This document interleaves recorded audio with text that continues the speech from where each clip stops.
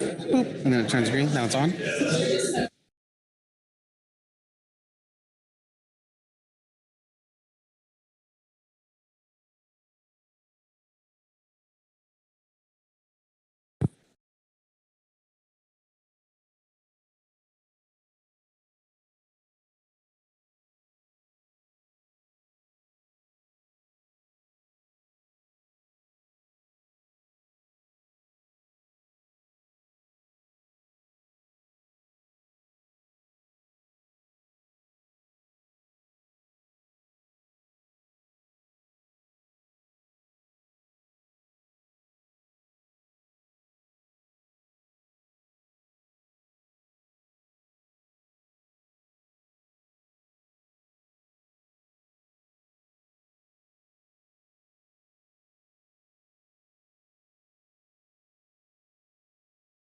Recording in progress.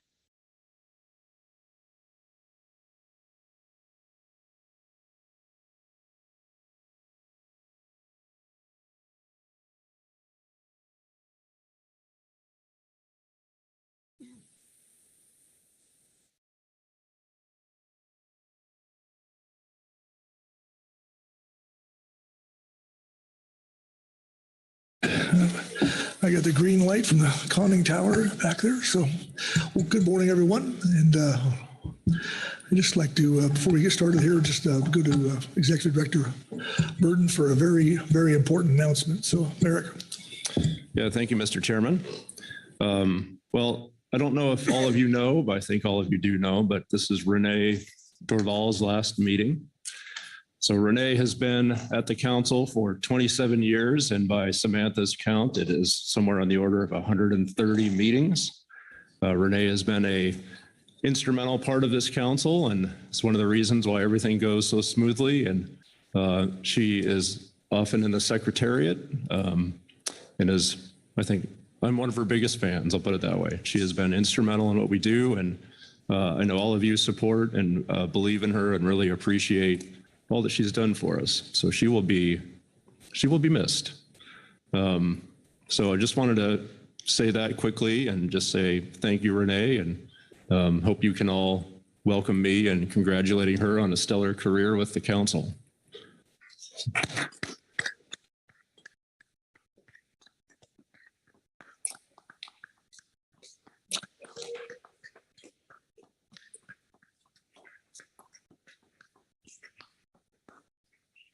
I've never spoken to the council. Can you hear me? Chairman, members of the council, for the record, my name is Renee Dorval. I wrote a couple notes of wisdom, so take these with a grain of salt. So first of all, it's humbling, so thank you for your gratitude, and it's been a pleasure for 27 years. I can't believe it's been 27 years. But these are not necessarily in order of importance, but I thought of a few things that I wanted to pass on. Consider going electronic all around, even though I love paper. I'm all about paper. And Samantha has to clean out a lot of file cabinets.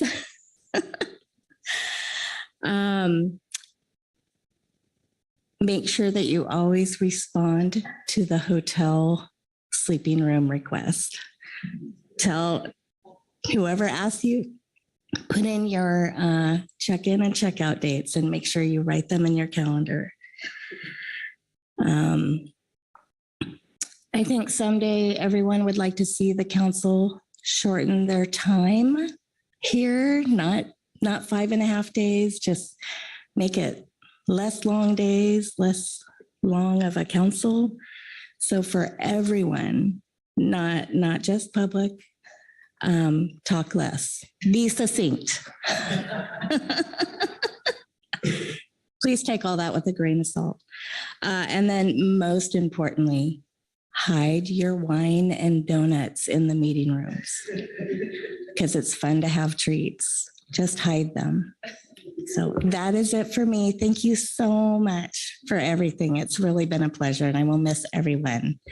And this has not hit me yet. So we'll see when I start to get teary-eyed in the next 2 weeks. So thank you.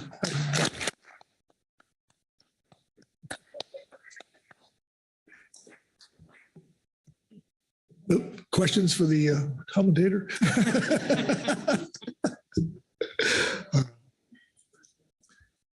All right. Well, thank you, Renee. And don't be a stranger. All right. Okay. With that, I'm turning the gavel over to Vice Chair Hasselberg to start us off. And Pete. Thank you, Chair Pettinger. Good morning, all. We're going to start with our first agenda item on cross fishery management plan, marine planning. I will turn it over to Carrie Griffin to give us an overview on this topic. Thank you, Mr. Vice Chair. Good morning, council members. This is agenda item H1, marine planning. The council's marine planning committee met in April, as they always do, about 5 or 6 weeks in advance of the meeting, and they put together a report that is in your advanced briefing book materials. I won't go through what all is in there because Mr. Conroy here, who is the co-chair of the MPC, will cover most of those materials. Let's see, I did want to make a correction or two. The situation summary has changed a little bit. We have some guests that are online with us. We'll get a presentation from Dr. Lisa Pfeiffer with NOAA after Mike goes through the MPC report and shares some PowerPoint slides. The SITSUM says that Bureau of Ocean Energy Management reps will give a presentation and update. They won't do that, but they are online. We have, I think, Rick Yard from BOEM, who's online to answer any questions that may arise in response to the MPC report. So just wanted to mention that. After the MPC report and the NMFS PowerPoint presentation, we'll turn to John Hansen from the West Coast Oceans Alliance, who is online to give an update on West Coast Ocean Alliance activities. And then I want to cover the other materials that are in your briefing book. And there's several attachments. Attachment 1 is a letter from Oregon Governor Tina Kotek to the Bureau of Ocean Energy Management about the offshore wind planning activities off of the Southern Oregon coast. And then attachment 2 is a letter from the Washington Governor's Office. It's an open letter that invites input into a potential engagement strategy from the state of Washington for a offshore wind planning process should that occur. And then attachment 3 is a 5-year leasing schedule from the Bureau of Ocean Energy Management. Every year they issue an updated 5-year leasing schedule. You'll hear a little bit more about that from Mr. Conroy. And then there are 2 draft comment letters that are in your briefing book materials. These are in response to Oregon offshore wind activities. One is a comment letter on the draft environmental assessment for site survey assessment and characterization activities, which would be initiated after leases are issued. And the other, that's attachment 4, supplemental revised attachment 4. And supplemental attachment 6 is a draft comment letter on a proposed sale notice for the 2 areas off of Southern Oregon. BOEM is intending to go to a public auction for those leases this fall. And so this proposed sale notice, which would become a final sale notice, outlines the conditions for those leases. So those 2 draft letters are for your consideration. They're on a short timeline. The deadlines, I think one is this Friday and one is this Saturday. So if you wanted to go ahead and endorse those, then we'd have to have a quick turnaround, but we're prepared to do that. And then there's one more attachment. Attachment 5 is a proposed offshore wind engagement framework for Washington State, written by a consulting company called Gridworks, and that's open for comment. There's one more. Well, I won't belabor this. We'll talk about it later. I'll let Mike cover it.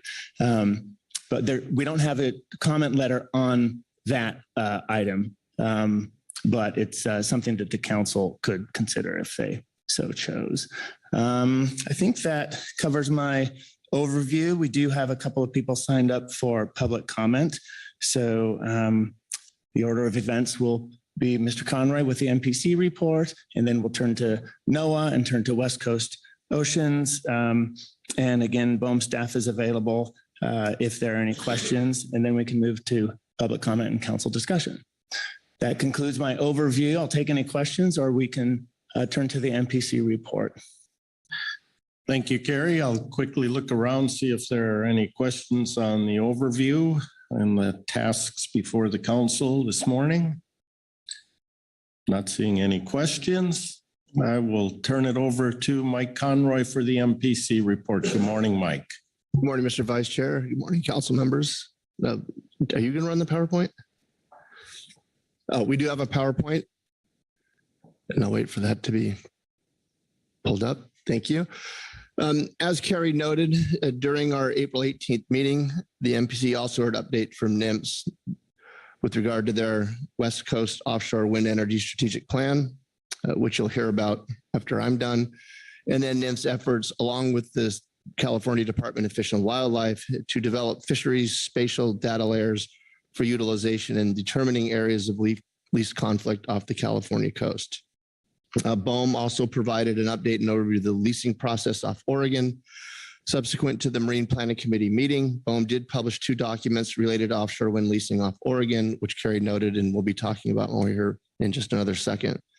And then, as we typically do when we give our presentation on the council floor, rather than go through each item or go through summarize each item that's in the briefing book, we're going to kind of take a state-by-state approach, starting with California and then working our way up. Some of the items that were not available to discuss during our Marine Planning Committee meeting because they happened after the MPC meeting will be highlighted as informational in nature. Next slide, please. So with regard to California, really 3 things that are of interest and upcoming. With regard to the AB 525 strategic plan and the Senate Bill 605 feasibility study, the California Energy Commission during its meeting later this week will be considering finalizing the strategic plan for offshore wind development in federal waters offshore California, as is required by Assembly Bill 525. During your March meeting, you tasked the Marine Planning Committee with drafting a comment letter utilizing the QR process on the draft strategic plan. SB 605, which was signed into law last October, tasked the Energy Commission with evaluating the feasibility, costs, and benefits of using wave and tidal energy as forms of clean energy in the state. It is expected that a draft of a report evaluating such will be available within the next couple of months. SB 605 also requires the Energy Commission and state agency partners to engage with industry, fishing communities, tribes, et cetera, to identify suitable sea space for offshore wave energy and tidal energy projects. Interesting, this is both in-state and federal waters. This work has not started yet, but this is something that will certainly be on our radar. With regard to site survey activities, one lessee, Equinor, has begun their site survey work off of Morro Bay. Their fisheries liaison officer, Elizabeth, is here and she has signed up for public comment, so you'll hear from her and another flow as well. RWE, which is the main operator of Canopy Wind off of Humboldt, is now planning on starting their survey work off Humboldt on or about the 20th of this month. On an aside, I do want to thank the fishery liaison officers, the 3 that are here today, and the other leaseholders off California for their willingness to engage with the Marine Planning Committee. This has allowed us to get out important information to interested fishing community members in a timely fashion. With regard to future leasing activities, and I fully appreciate that this is very difficult to read given the size of this slide on screen here, But in April, BOEM did publish a schedule of planned lease sale activities covering the next 5 years. I will note that this is on page 3 of attachment 3 of the material in the briefing book, which I may make it easier for you all to look at. But 2 items of interest are included in the offshore wind leasing schedule by BOEM. The Oregon lease sales are still currently planned for October of this year. And then I believe third up from the bottom, you will see that additional lease sales off California are planned for either late 2027 or 2028. Next slide, please. So moving north to Oregon, a couple of updates with regard to what's happening off of Oregon. We received an update from BOEM on the PacWave project. The PacWave hydrokinetic energy research lease is depicted in the map on the upper right-hand corner of the slide. Oregon State University hopes to install their marine transmission cables this summer for its PacWave South Marine Wave Energy Test Site and deploy some research equipment for PacWave North for a new 15-year term of year-round research pending final approval. On May 1, the Bureau of Ocean Energy Management published the proposed sale notice for commercial wind power development on the U.S. Outer Continental Shelf offshore Oregon. That comment period closes on July 1st. On that same date, BOEM also published a notice of availability of the draft EA for commercial wind lease issuance on the Pacific Outer Continental Shelf offshore Oregon. The comment period for that was extended to June 14th recently. The Marine Planning Committee and the Habitat Committees collaborated on a draft comment letter for both the PSN and the draft EA. Those are included in your briefing book and are up for consideration during this meeting. With regard to the Oregon Coastal Zone Management Act consistency process, BOEM recently submitted a request for a determination that the leasing activities planned for the wind energy areas offshore Oregon are consistent to the maximum extent practicable with the Oregon Coast Management Plan. The Oregon Department of Land Conservation and Development is the lead state agency for this federal consistency process. ODFW is a cooperating agency and will be involved in reviewing and responding to the consistency determination request. DLCD established a 45-day comment period that ends on June 15th.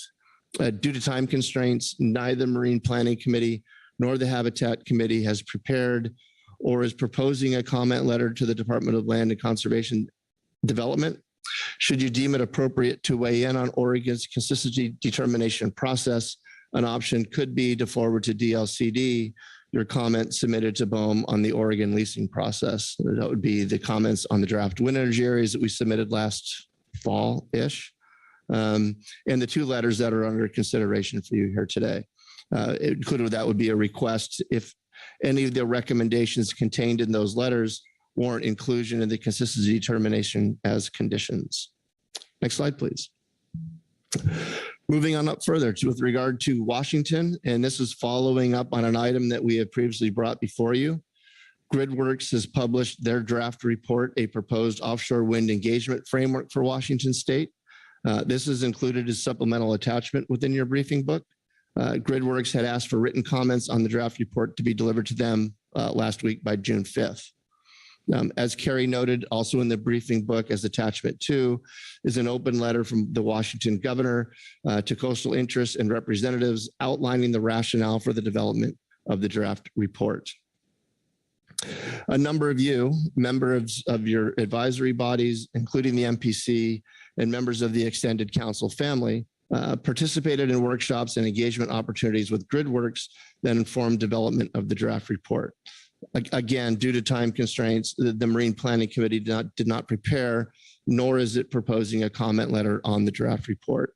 If, however, the council feels that commenting on the draft report is warranted, we would appreciate guidance on the content of that comment and who the intended recipient of that would be, whether it would be the Washington Coastal Marine Advisory Committee or Governor Inslee. Next slide, please. So this is our year-at-a-glance slide that you see with every presentation that we give before you. This represents what our best estimate is on when certain items may be coming. You'll notice that we did take out Q1 of 24 and did add in a Q1 of 2025. The items that are highlighted in yellow represent items that have been moved from prior versions of this document that you have seen. We have also added an item for NREL, PNNL transmission planning. This is based on recent conversations where DOE, NREL, and PNNL have all expressed an interest to engage with fishing communities as they begin to undertake their transmission planning efforts and exercises. It is not outside the realm of possibility that we may see draft call areas off of California before the end of the year, but it seems more likely that'll come to us earlier in 2025. So that's one that could hover between the last quarter of 24 and the first quarter of 25, but I'm not proficient enough in PowerPoint to know how to do that. Next slide, please. And this is our request on what we're seeking guidance from you on. These are the two draft letters that are included in the brief book. One is on the draft EA, one is on the proposed sale notice. And then during our overview here, we discussed two other potential opportunities that the council might want to weigh in. That would be to DLCD's consistency process off of Oregon, and then on the GridWorks draft report that is submitted and addresses engagement opportunities within the state of Washington should they decide to pursue offshore wind. And I believe that is our presentation. I think next slide just says questions. So thank you. Thank you. Questions for Mr. Conroy on the Marine Planning Committee report? Krista Svensson. Yeah, thank you, Mr. Vice Chair, and thank you for the report. I'm curious, you mentioned the Oregon DLCD and the fact that the timeline for submitting information to them is very, very truncated. I think you said 5 days. So I'm really wondering if the MPC had recommendations on how to make that happen logistically. And I'm not talking about like, hey, lumping the letters we currently have, which you commented to, but really more the mechanics of who and how, because that sounds like it's quicker than our QR response letter timeline.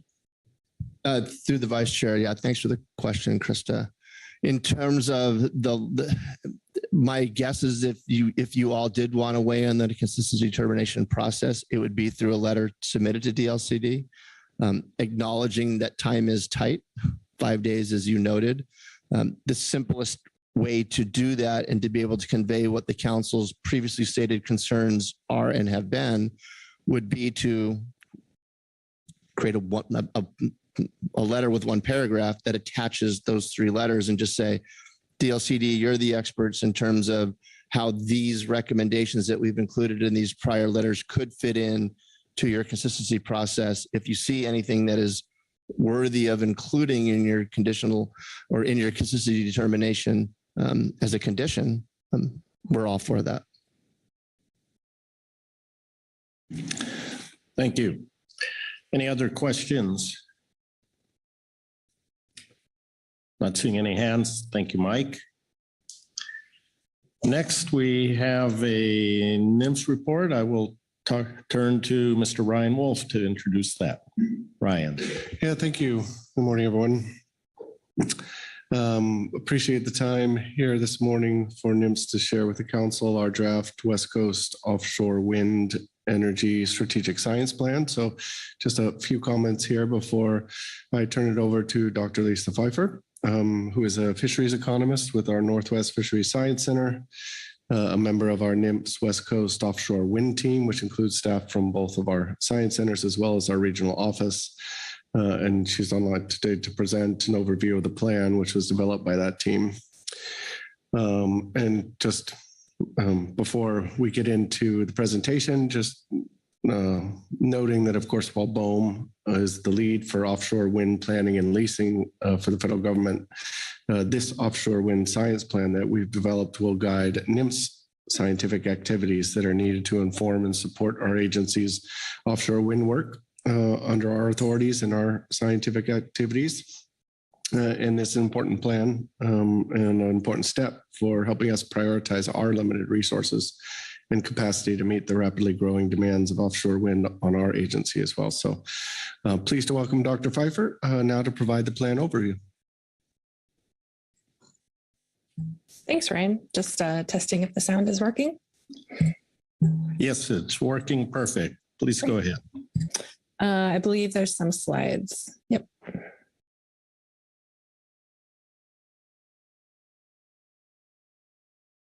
Okay, great. As Ryan mentioned, I'm presenting the West Coast Offshore Wind Energy Strategic Science Plan. Next slide. I'll start off by reminding you, as Ryan said, that the Bureau of Ocean Energy Management, or BOEM, is the lead agency for offshore wind leasing. NOAA Fisheries has a regulatory and scientific role in BOEM's process under our various authorities that are listed here.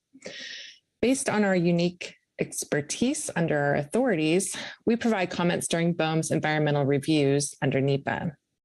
And throughout all our work across these mandates, we work to uphold our tribal treaty trust responsibilities. NMFS also provides scientific information to inform our regulatory work, and we'll be conducting scientific activities to understand the impacts of offshore wind energy on NOAA trust resources. Next slide, please. So scientists from the Northwest Fishery Science Center, Southwest Fishery Science Center, and West Coast region have collaboratively developed the strategic science plan to guide our research and investments over the next 5 to 10 years in this new area of scientific understanding for NOAA fisheries on the West Coast.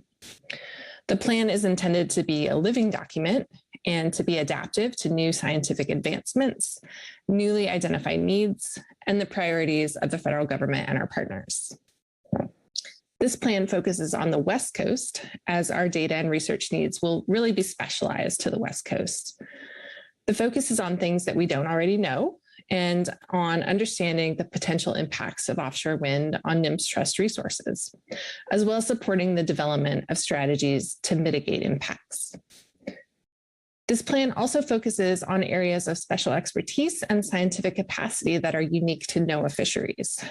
There are other agencies and other scientific organizations that have their own areas of comparative advantage. But NOAA Fisheries, with its many decades of experience providing science-based conservation and management for sustainable fisheries, marine mammals, endangered species, and their habitats, will be looked to as a leader in those areas. Next slide, please. We've really taken an ecosystem approach to the development of this plan, where we consider impacts from the sea to the shore, everything from the physical infrastructure, construction, operation, maintenance, and port activities, interactions among these activities, and many aspects of the marine ecosystem. Some of these are illustrated in this diagram from the Integrated Ecosystem Assessment Group. And this ecosystem approach really guides the development of our plan. Next slide. I'm going to give brief overviews of the research priorities in each of these 6 focus areas. The full science plan text is not quite ready for publication, but should be in the coming weeks. And that text will provide more detail on each of the areas. Next slide. The development of offshore wind energy will place new infrastructure in the ocean, and this can have different types of impacts on habitats, which we seek to understand. The priority research areas in this focus area for us are creating atlases of habitats important for NMFS trust resources that can be used in spatial planning and inform data collection needs. To understand the potential impacts on atmospheric wind fields and the related ecosystem processes, including upwelling, surface currents, mesoscale fronts and eddies formation, nutrient supply, temperature, and primary productivity. Quantifying the risk to biogenic habitats, that is corals and sponges, and determining whether the addition of artificial structure alters the suitability of pelagic or benthic habitats. Next slide. This new infrastructure in the ocean, as well as the needed vessel traffic, can create stressors that may have physiological and physical impacts on ocean organisms. And this is the second focus area.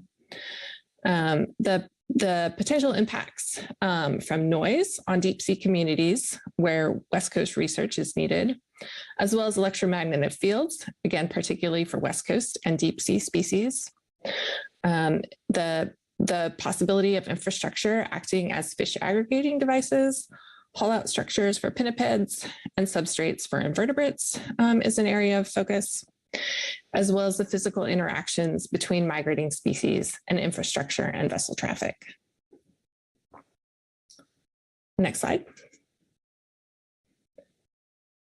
The two focus areas that I just talked about, habitat impacts and physiological and physical impacts, can have impacts on the abundance and distribution of different species. And the priorities in this area include evaluating the risk of direct and indirect entanglement mortality on protected species, evaluating migratory and movement patterns of marine mammals, seabirds, sea turtles, and fish species, evaluating impacts on the spatial distribution and population dynamics, including fish and shellfish larvae, habitat modification, species aggregation, predator-prey relationships, natural mortality, and productivity, the potential to alter the distribution, demographic structure, or abundance of fishing target populations, and assessing how these changes may affect population estimates and uncertainty calculated by NMFS stock assessments for fishery stocks and protected species. Next slide. Offshore wind energy development will likely have impacts on commercial, recreational, tribal, and subsistence fishing activities, as well as fishing communities for which ocean activities are part of their culture and economy. The fourth focus area are these socioeconomic impacts. Research priorities include creating fishing footprint atlases, assessing fishing effort redistribution, improving fisheries economic impact modeling tools and community vulnerability indices to be optimal for the needs related to offshore wind impact evaluation, understanding how port infrastructure development will affect different types of fishing activities, evaluating strategies that decrease impacts and assess the effectiveness of proposed mitigation efforts, evaluating the potential for offshore wind energy development to affect the cultural identity and fishing heritage of fishing communities, understanding how changes in stock assessment uncertainty may affect fisheries management decisions, and the valuation of non-market ecosystem services. Next slide. The fifth focus area is ecosystem and climate interactions, which includes research needed to synthesize those effects identified under the other focus areas, as well as understanding how impacts to individual ecosystem components might interact and resulting compounding effects across the ecosystem. Specific priorities include developing methods to identify ecosystem changes, conceptual models, and ecosystem indicators, identifying and filling gaps in understanding trophic interactions, developing frameworks for quantifying cumulative effects, and developing risk assessment tools that can quantify changes in ecosystem indicators and distinguish from effects due to offshore wind from effects of climate variability and climate change. Next slide. The final focus area is on impacts to NMFS scientific surveys. Our surveys are essential for managing our nation's fisheries, promoting the protection and recovery of marine mammals and endangered species, conserving coastal and marine habitats and ecosystems for future generations. These surveys overlap with areas that are being considered or have been leased for wind energy. Research priorities include evaluating and quantifying the impacts of wind development on survey operations and on scientific advice to management, the development of new statistical designs, sampling protocols and methods, to design and carry out calibrations to integrate data from different or from new sources, and to develop interim indices to bridge the gap in data availability while new approaches are being identified, tested, or calibrated. Next slide. I'd also like to preview that there are a set of overarching challenges and opportunities outlined in the plan. These challenges and opportunities intersect with each of the focus areas and with all of the priority topics of research. They include integrating regional data infrastructure, characterizing baseline conditions, disentangling effects of offshore wind energy development from changes due to climate variability and climate change, and developing research methods that can accommodate future scenarios of cumulative offshore wind energy development. The opportunities are also substantial. They include the co-use of platforms for fine resolution, long-term data collection to answer long-standing research questions, integration of novel monitoring schemes, and using offshore infrastructure to mitigate the loss of survey sampling stations, all while contributing to decarbonization of the energy sector. Next slide. So thanks for your attention. Again, this plan focuses on data and research needs for the West Coast in areas of scientific expertise unique to NOAA fisheries. We intend this plan to be the start of the conversation about our science needs and to put forward the questions that we need to ask in order to develop the science needed to better understand the impacts. And so we welcome your thoughts and hearing your research priorities. We expect to share the document of the plan in the sort of coming weeks. And this will be a living document that NOAA Fisheries will revisit periodically. If you have questions after this meeting, I'll open it for questions here, but if you'd like to send input, the NOAA Fisheries West Coast Offshore Wind Energy Coordinator is Lila Issei, and so she can help coordinate any questions or comments, and her email is listed on this slide. Thanks, that's it for me. Thank you. Are there any questions for Dr. Pfeiffer on the NMFS report? Corey Niles. Thanks, Mr. Vice Chair. Thanks, Lisa. I think this we saw a version of this presentation at the last Marine Planning Committee meeting, but it looks like you've developed it even more. And so, yeah, really appreciate you you all breaking down the science side and which we ultimately need to understand the impacts of offshore wind better. So yeah, really impressed here. My question, I think I asked a similar question at the Marine Planning Committee, but on your mention of you know, on the social and economic impact side, on the improving tools to measure economic impact, I was wondering, do you have any kind of, can you elaborate on what that entails? And does it include additional data collection on how the fishing economy works? And yeah, just wondering if you had anything you could elaborate on that piece. Yeah, sure, Mr. Niles. Right now, the tools that NOAA Fishery uses in their regulatory evaluations are really focused on fisheries and how changes in fisheries management may affect different sectors of the fishing economy. And so I think what's needed is to really work with BOEM and a wider set of you know, expanding the economic footprint to understand, to use fisheries economics modeling in a way that incorporates wider changes in the economy that can be attributed to offshore wind. And so the fisheries tools are very specific for fisheries management, but they can be broadened.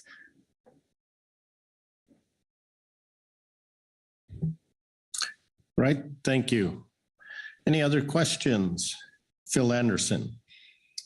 Thanks, Mr. Vice Chair, and thanks very much for the presentation. So really well thought out plan. On slide number 2, it lists the environmental review and regulatory processes, and I was wondering about the Migratory Bird Treaty Act and whether or not that act is an additional regulatory issue that should be considered in the evaluation of offshore wind. I think I'll pass that to Ryan or Lila that's online. Ryan or anyone want to take that on? Thanks for the question. It's probably is something to be considered, although I think that might be more of a Fish and Wildlife Service related question, but I can try and look into it a little further and get some additional information maybe by the time we get to discussion. Sure, thank you. Other questions? Joe Oatman. Thank you, Mr. Vice Chair, and thank you for the presentation. Since we're on this slide, I do want to thank you for also acknowledging the treaty and trust responsibilities that NOAA Fisheries has to tribes, particularly those that are part of the council process. Relative to the science plan, can you provide a little bit more information on what funding might be available to implement this plan? Sure, thank you for the question. At the moment, most of this work is essentially unfunded. A lot of it intersects with work that we do in general. So we can build upon resources and projects that we have that are ongoing to answer questions that are related to offshore wind. But in general, we're in need of resources to do this work. So hopefully it's something that that can change in the near future. Thank you. Follow up, Joe? Yes, thank you, Mr. Vice Chair, and thank you for the response.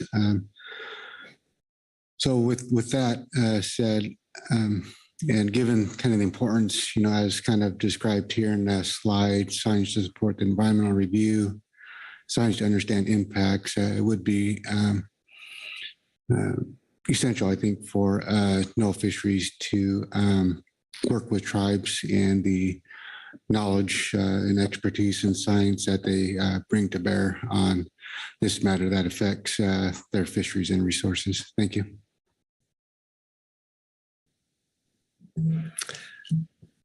Thank you. Look around and see if there are any other questions. I'm not seeing any hands, so thank you very much, Lisa. Thank you for the opportunity. Next, we have a report from the West Coast Ocean Alliance. John Hansen is online to deliver that. John, can you hear us? I can hear you loud and clear. I hope I'm coming through as well. Yes, excellent. Please go ahead.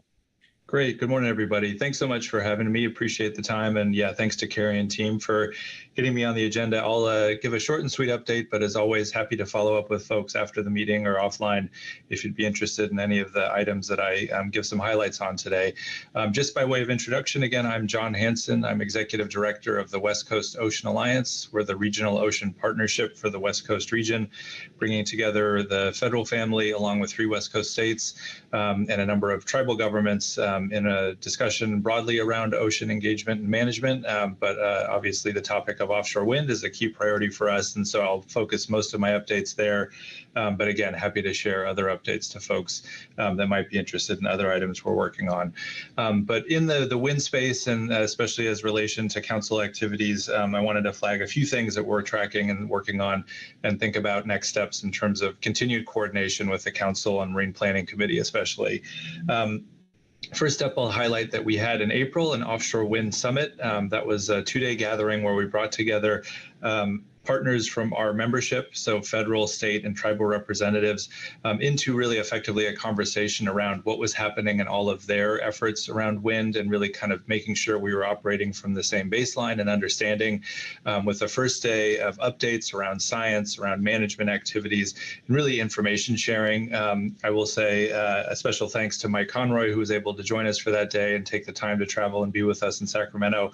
He was on a panel, and again, happy to chat with Mike and others about some of his takeaways from the meeting. But we do have a summary that we're starting to circulate that highlights some of the key themes, and I won't go through that in detail, but that's something we've sent out, and I think are also trying to make available on our website. So just want to highlight that as something that gets to some of the key items there. The second day of that meeting was really more internal conversations between federal, state, and tribal government representatives, both within caucuses, so that they could sort of explore regionally what their efforts and needs were. And then we culminated that with really highlighting some of the regional priorities, again, in a government management space, between kind of governments, and thinking about what we can do as a regional convener that's not regulatory, has no decision-making authority, but does have some capacity to connect and try to bring partners together around wind and find what our sort of supporting role could be. That, again, ultimately, I think top line for us is trying not to reinvent any wheels or duplicate efforts, of which there are many. And already on this call this morning, I've seen a number of those things that are very active and busy. So we're trying to just find a fit that we can be supportive of.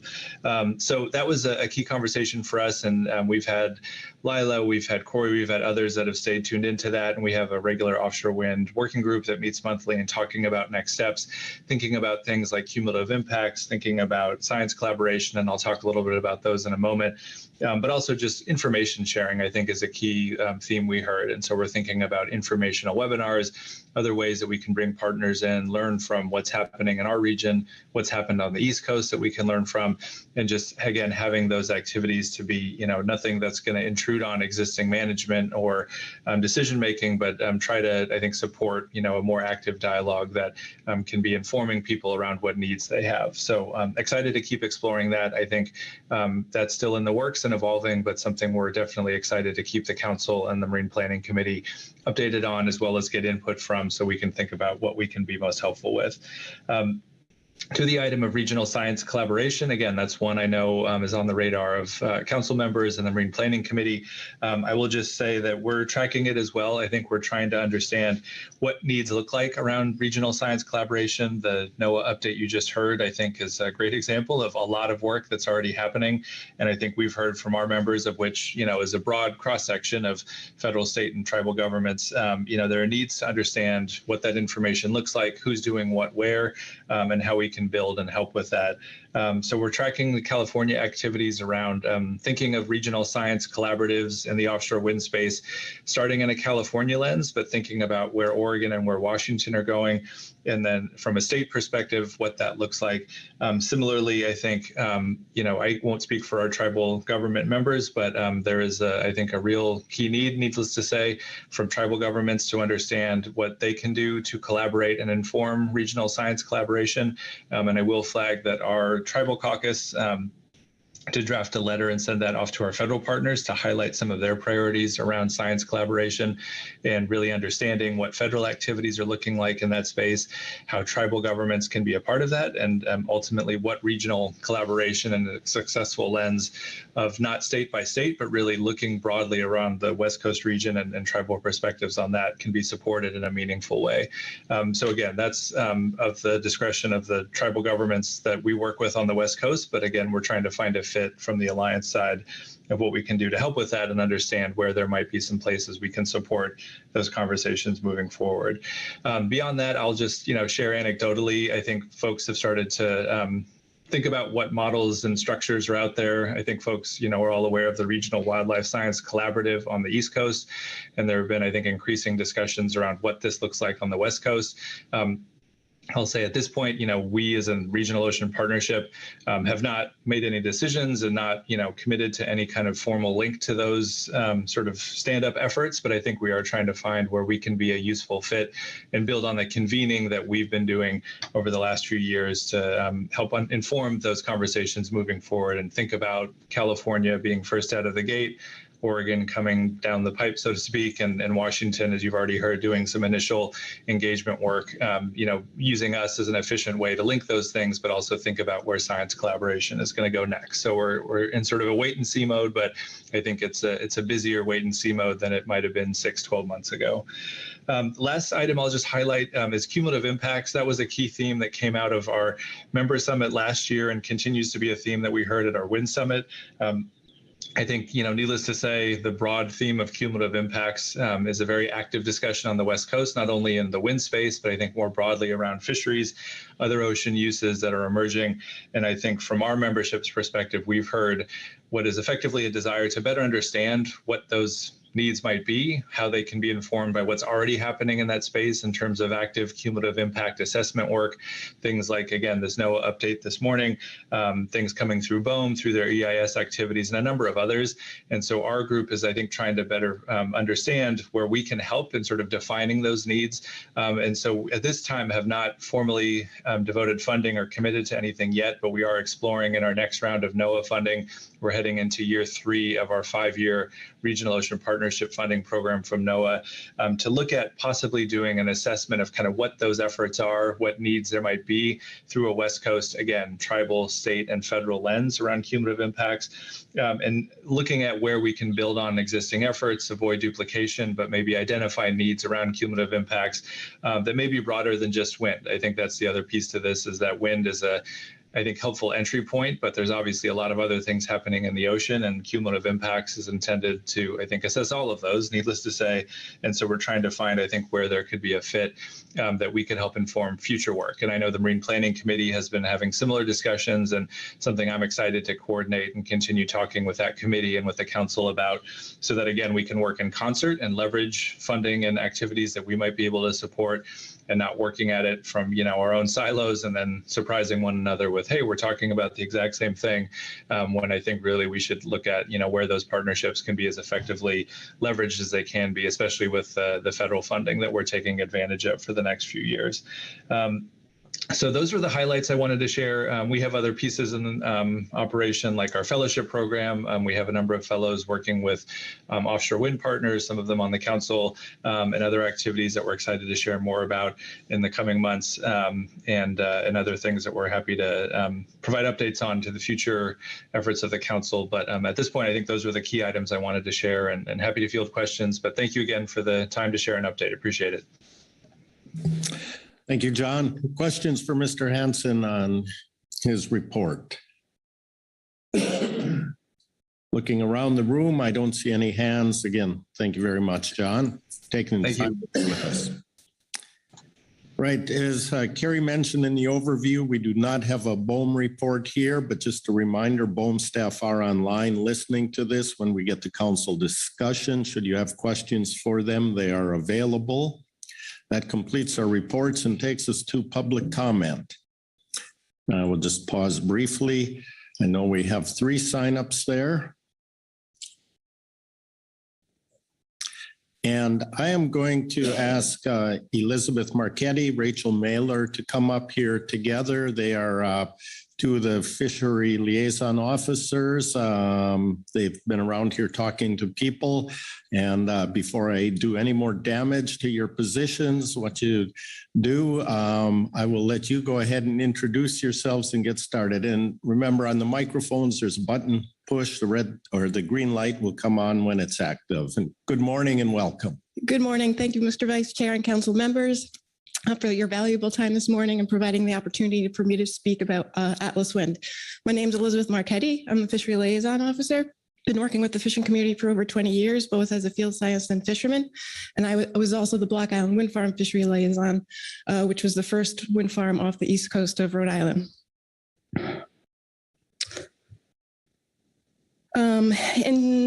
In June 2023, Equinor acquired the BOEM lease 563, which is now Atlas Wind, which is off the central coast of Morro Bay, 60 miles from the Morro Bay harbor entrance and 26 miles off the coast of California.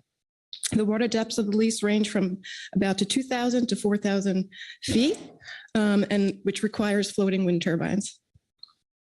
Equinor is in the early stages of site assessment. We've been surveying since late April 2024 and will take about 9 to 12 months for completion. Currently, the MV Island Pride, she's about 340 feet, is conducting high-resolution geophysical surveys, or HRG, which includes non-extractive techniques in the offshore lease and potential export cable routes. She's working in federal out-of-state waters only, using autonomous underwater vehicles and remotely operated vehicles. Equinor is committed to responsible surveying and prioritizing environmental stewardship and marine resources, and collaborating with conservation groups, fisheries, frontline, and tribal communities, among others. I'm in regular contact and constant contact with the fishing industry via email updates, phone calls, texts, and the 7C working group. We have an offshore fishery liaison representative on board the Island Pride, who also communicates with the fishing industry out there, and also looks for gear so we could avoid any gear conflicts. I am working on a scout vessel off of Morro Bay to help with export cable route monitoring to ensure we can avoid all gear conflicts on the export cable route. Atlas Wind survey updates and survey information can be viewed on the atlaswind.com, in which you could view the Island Pride's location in the survey area via an AAS live feed. I have a couple of quick light reading fact sheets here I'll leave on the side if you guys would like some lunch reading. And again, I thank you for your time this morning.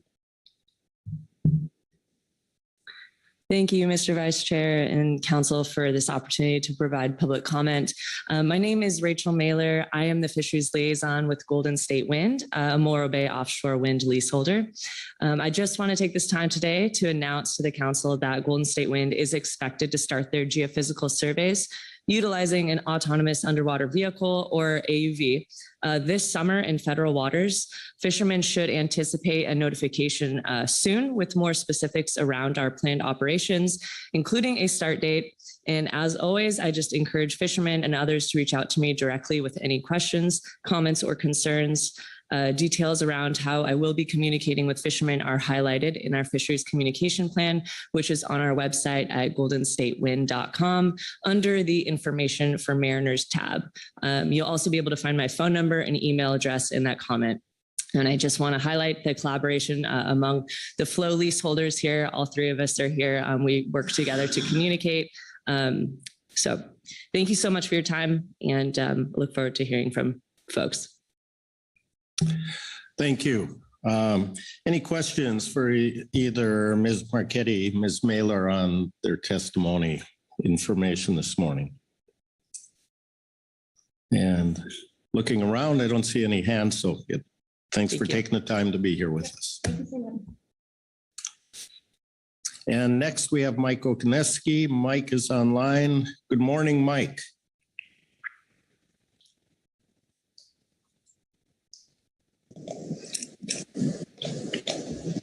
Sorry, unmute was a little late flashing on there. Thank you, Mr. Chair and council members. For the record, I am Mike Okneski. I will be testifying on behalf of the West Coast Pelagic Conservation Group. Our testimony is brief. We'd like to acknowledge and thank the Marine Planning Committee, MPC, and the Habitat Committee, the council, and their support staff for the long hours they have dedicated to produce these two excellent draft letters under H2, attachments 4 and 6. They were directed at BOEM. A special thanks to Mike Conroy and Susan Chambers, the Marine Planning Committee co-chairs. Floating offshore wind is a nascent technology. These letters encapsulate the present angst the fishing industry has with the abbreviated process that BOEM has used to promote floating offshore wind development. This truncated process bypasses many environmental safeguards, ecological and biological protections, and socioeconomic considerations. The impacts this may have on our California current marine large ecosystem and coastal communities are simply unknown. To say the impacts are not significant is unwarranted at best and irresponsible at worst. Full environmental review should be required at every level of the floating offshore wind energy process before call areas are selected until final construction is completed. We highly recommend the council send the MPC letters to BOEM. And if that concludes it, then thank you.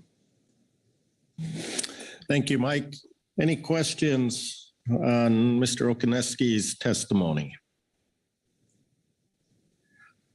Not seeing any hands here. Again, thank you very much, Mike.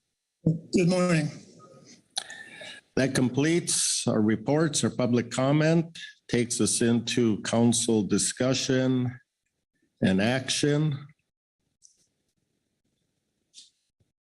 And there it is, guidance is appropriate. A reminder that there are the 2 draft letters that have been provided for the council to consider and other possible comment opportunities. So with that pause, I will look around to see if there are any hands to initiate discussion here.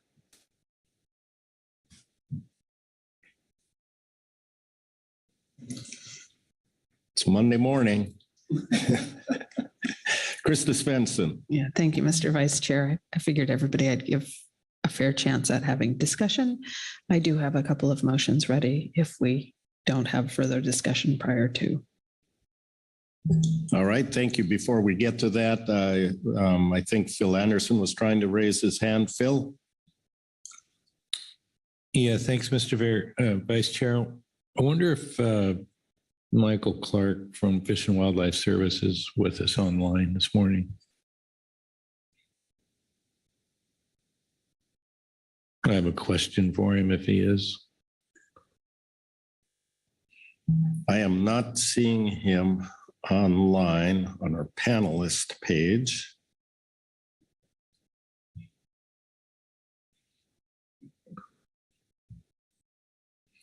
And I do not see any hands raised virtually here, so no, I'm sorry. Oh, if I may,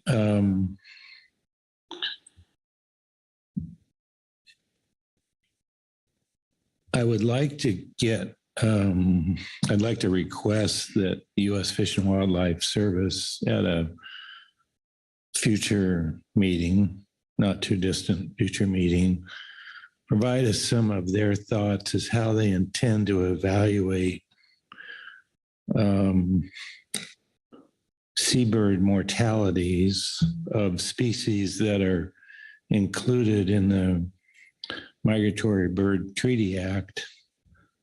There are 4 countries, 4 or 5, but they do include Canada, Mexico, and the United States, and Russia, I believe.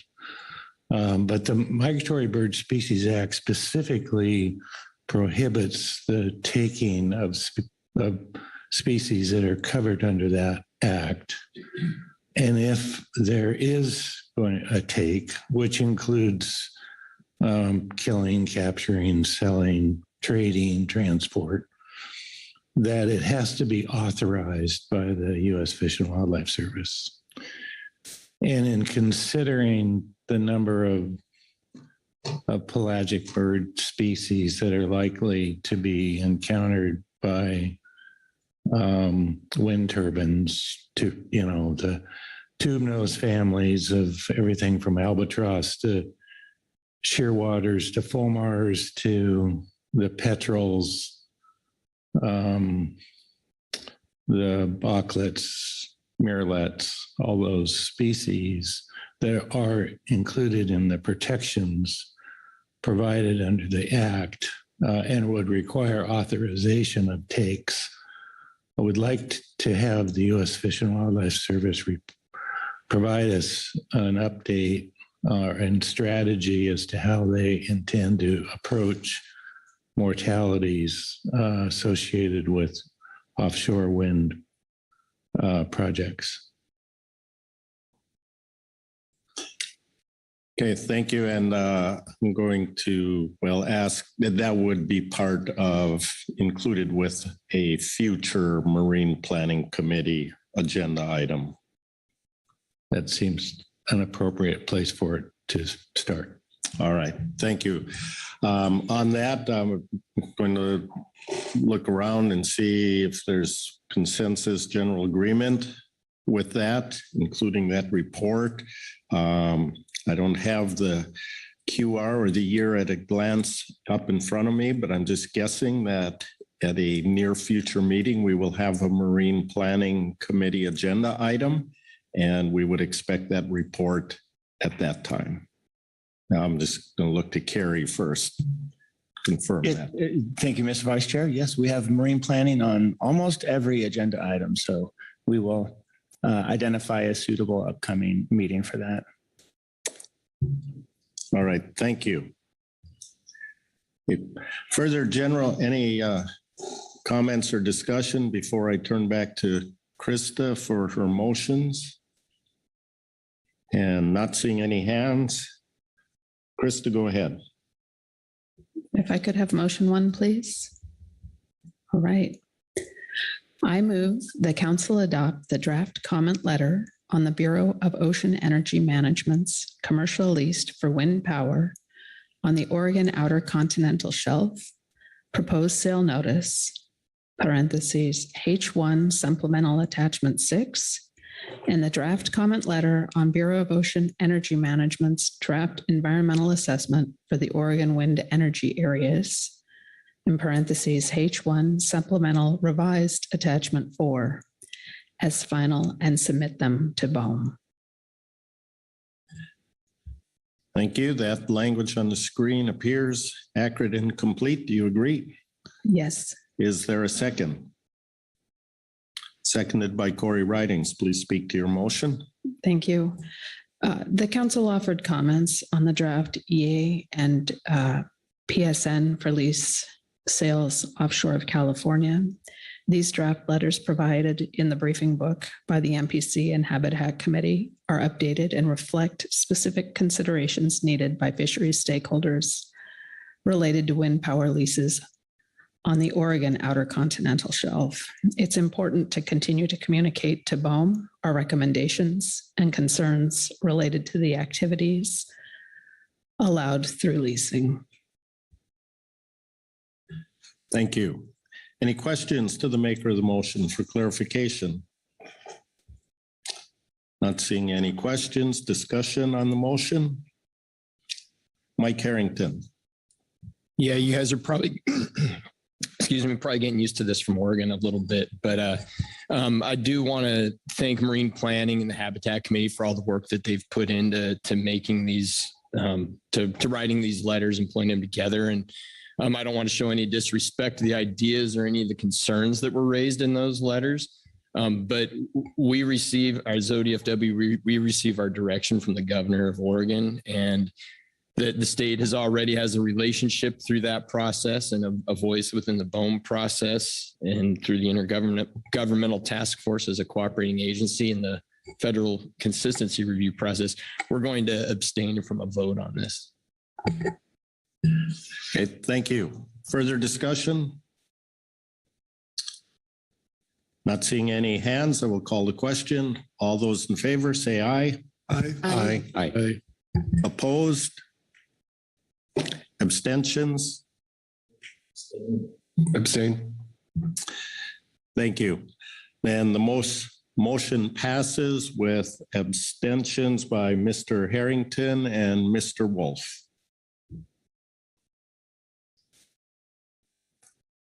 Okay.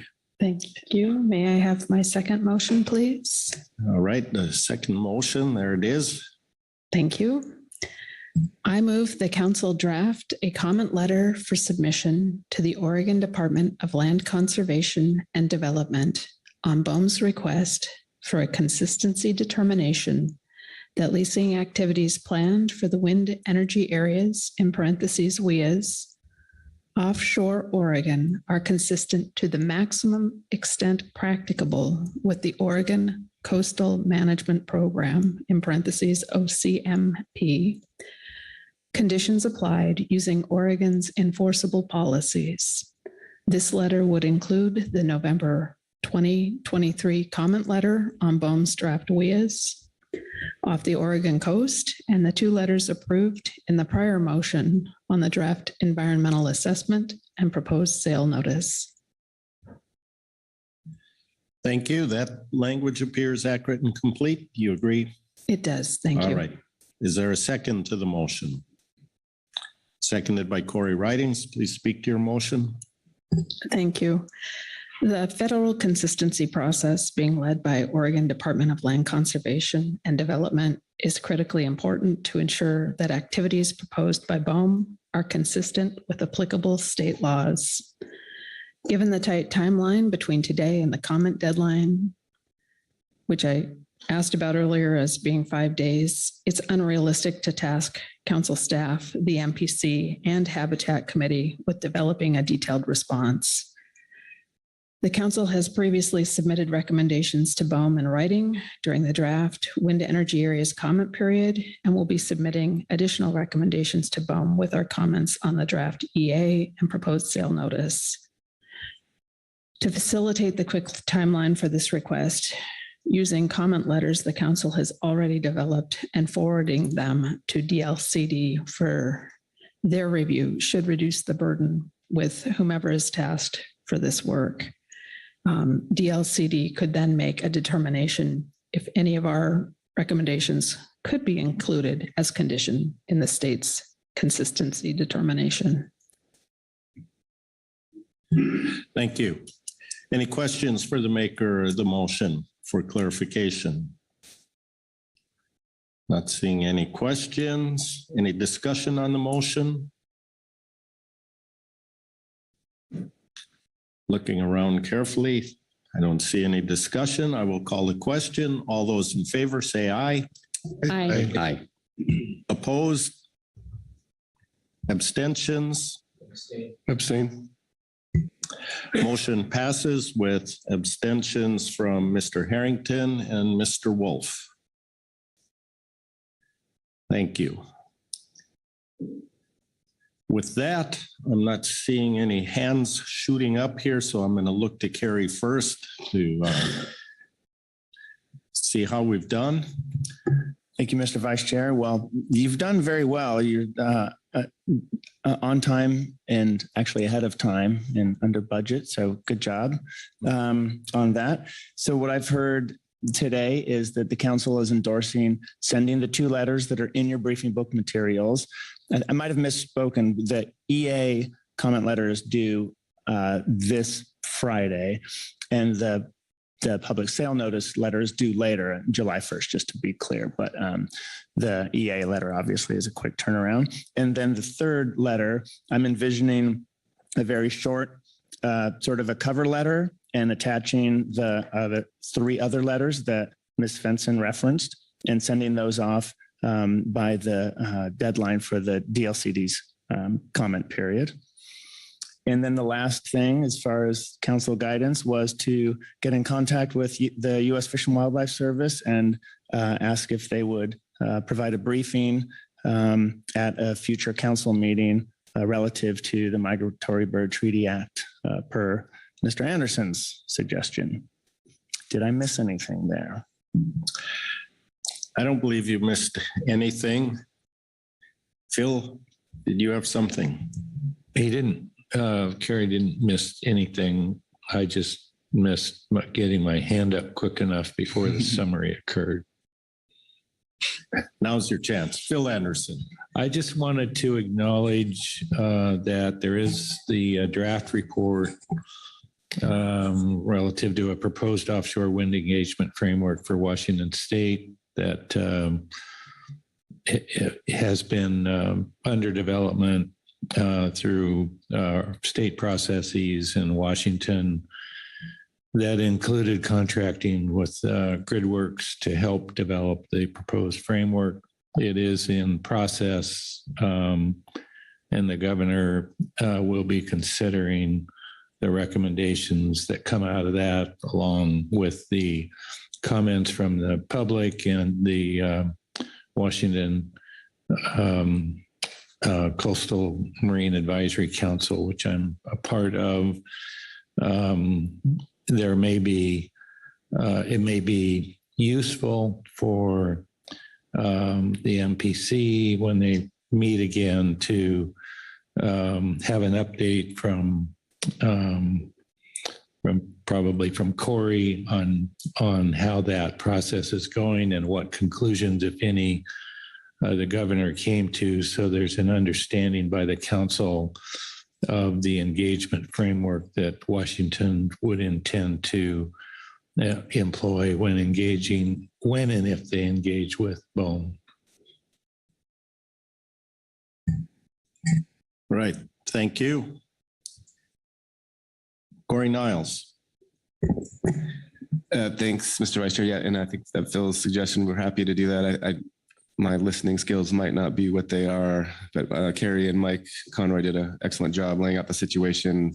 And I might have dismissed it when Phil said, but then one of the next steps for the public, just to emphasize it, will be the Washington Coastal Marine Advisory Council that Phil just mentioned meeting on July 10th to specifically and solely to consider the final report. So that will be broadcast on online TVW, and just wanted to emphasize that opportunity will be there for folks, and happy to point folks to the right websites, et cetera, if they're interested in engaging there.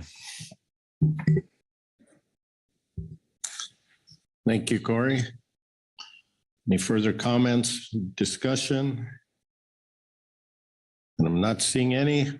We'll close out this agenda item. And before moving on to our next one, let's take a 10-minute break.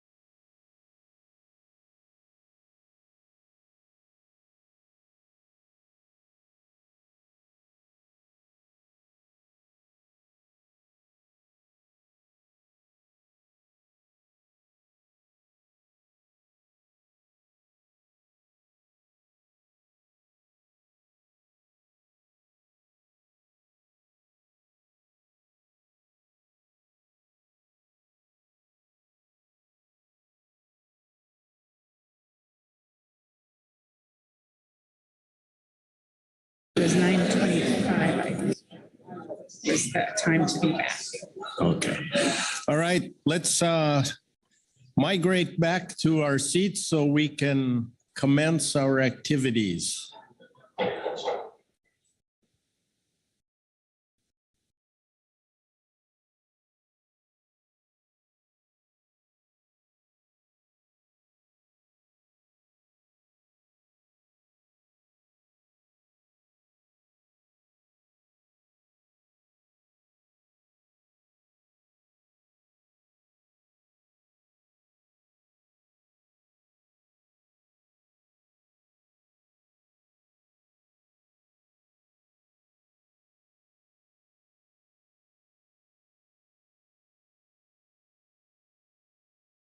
All right, thank you. Come back in the session here on agenda item H2, and I will turn it over to Angela Forrestal to give us an overview. Angela.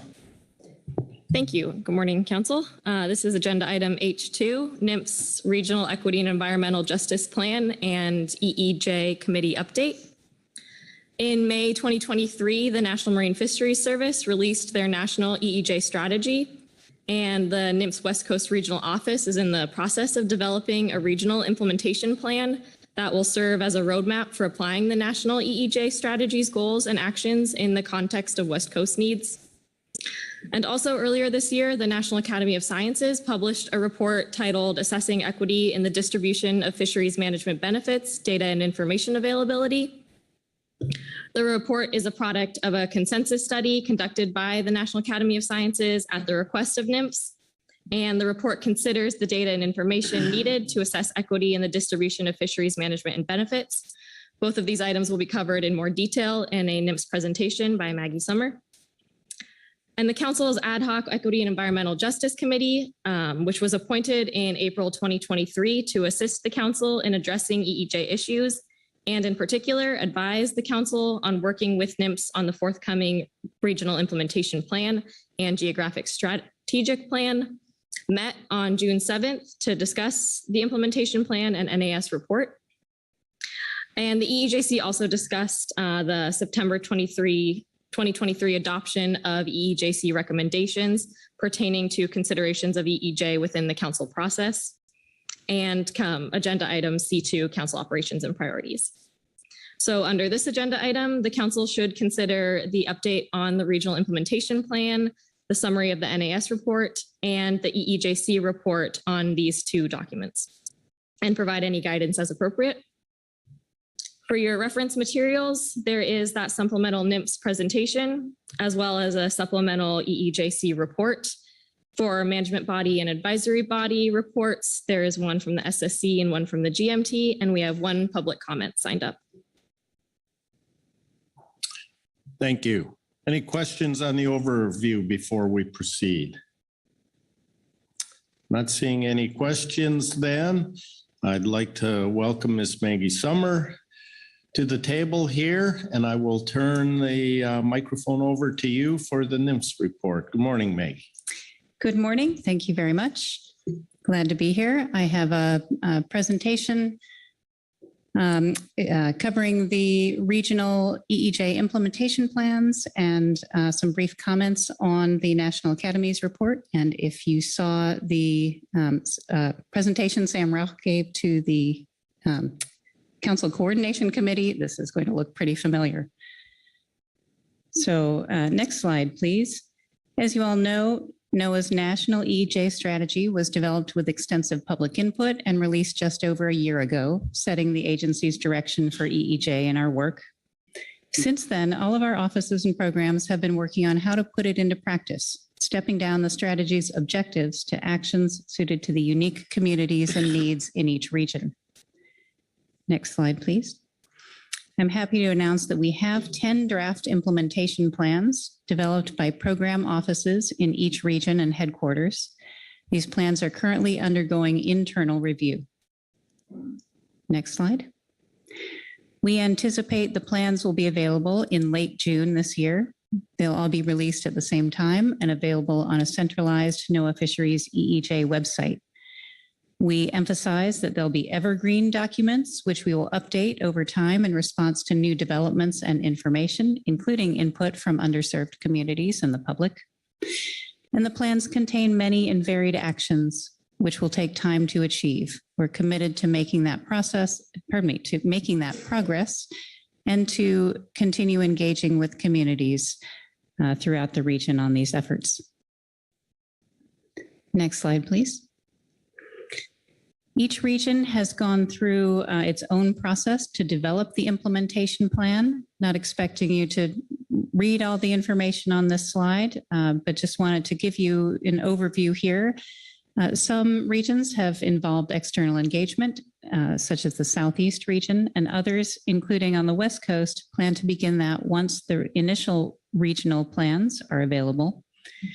Our West Coast plan was developed by an internal team of representatives from each NOAA Fisheries program on the West Coast, including the region, as well as the Northwest and Southwest Fishery Science Centers, the Office of Law Enforcement, and the Restoration Center.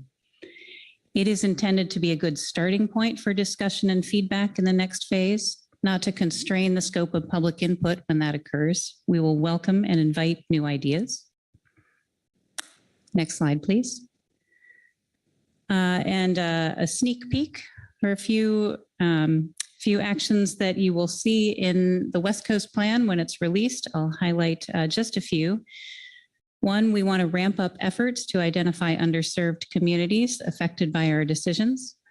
We will want to coordinate with the council to try to understand how fisheries management in our area has and does affect underserved communities, and partner with the council to pursue EEJ-related goals and objectives.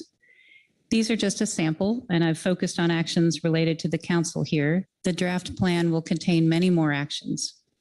Some are inward-facing, such as staff training and capacity building, and others involve external work with partners and underserved communities. There'll be a mix of things that we can do now with existing resources, or at least get started on now. But many actions in the plan will take additional time, funding, and/or expertise that we currently don't have to develop, begin, or really see through thoroughly. We'll be exploring opportunities for partnerships and ways to begin and make progress on these actions. Next slide, please. I'm going to transition into the second part of the presentation, which is also brief, and then welcome comments afterwards on both. This is just to provide some highlights and comments on the recently released report from the National Academies of Sciences, Engineering, and Math on assessing equity in the distribution of fisheries management benefits. Next slide, please. One of the actions in the EEJ strategy is to incorporate EEJ considerations into decision-making about resource allocations to the extent consistent with applicable law. And it notes that considerations could include assessment of impacts and benefits to underserved communities and prioritization of actions that benefit or correct a disparity among communities. In order to get started on that, NMFS requested that the National Academies provide an independent third-party review of whether fisheries management benefits, and by which we mean the allocation of permits and quota, are equitably distributed. We felt an outside perspective would be valuable and add credibility to the conclusions. Next slide, please. To evaluate equity in the allocation of permits and quota, we first need to know what data would be necessary to do that, what data we have or are currently existing, and how to go about collecting what we don't have.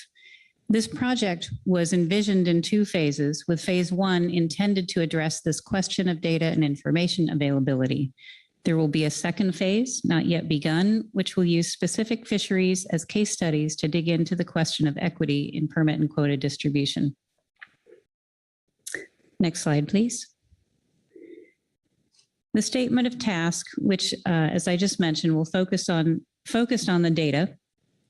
I'll note that the committee took a very broad view of this and also explored a much wider context of data of equity and distribution of fishery management benefits. and a broad view of the concepts of equity, benefits, and beneficiaries, in addition to the statement of task. One more, next slide, please. The committee highlighted that equity is not a simple concept, and the multiple dimensions of equity, recognizing distributional, recognitional, procedural, and contextual dimensions. We feel their discussion of the dimensions of equity highlights the difficulty and complexity of understanding and addressing equity in fisheries management. We appreciate the committee's acknowledgement of the efforts of NMFS and the councils through the EEJ strategy, and applauded NMFS for proactively approaching the national academies to seek feedback. I want to note that we asked the committee to focus on the distributional equity of permits and quota, because that's one area we have a direct ability to address. We know well that there are multiple aspects of equity, and there are multiple areas in which we are focusing our efforts and beginning to make progress. It's simply that this project, this request to the National Academies, focused on this particular task. And, you know, along with that, the national EEJ strategy, while not using the exact terms for the dimensions of equity that the National Academies report does, also recognizes those various dimensions. And we recognize that some of those dimensions are areas where we work and where the council works, and where partnerships can help make progress. Overall, we feel the report will serve as a useful resource as we work to meet the goals and objectives of the EEJ strategy. Next slide, please. I'll call attention to Chapter 3 for those of you who read through the report, and I do recommend it. It is relatively lengthy, but it contains some very good information and very thoughtful discussion. Chapter 3 is where the majority of the committee's response to the statement of task is found. The report doesn't include specific recommendations, but it does provide some general recommendations on making data on the distribution of benefits more widely available, the need for more social science expertise, and more. There are many good ideas in the report. Again, I'll acknowledge the reality of time and funding limitations. To help address that, we know that some work might need to be done with partners, some by partners, and there's a lot of space for this work to be done.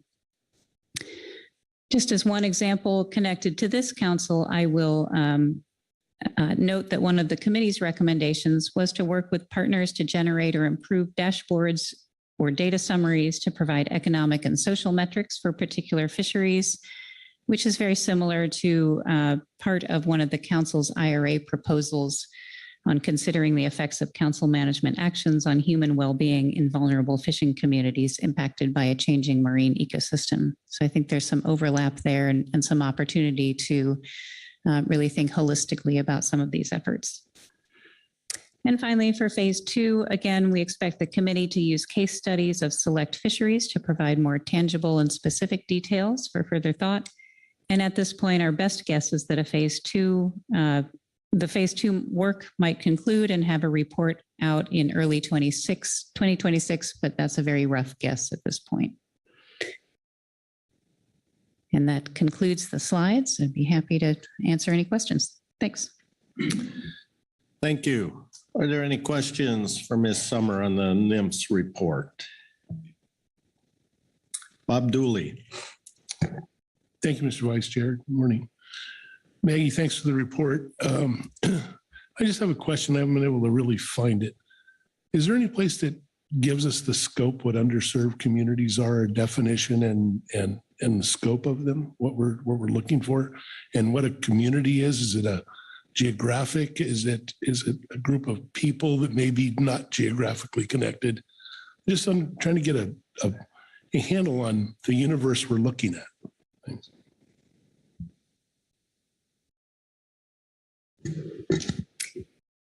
Thank you very much, Vice Chair. Thank you, Mr. Dooley. That's a great question. There is in the definitions section of the National EEJ strategy on page 5. I'm not expecting you to go to it now, but there is a definition of underserved communities there.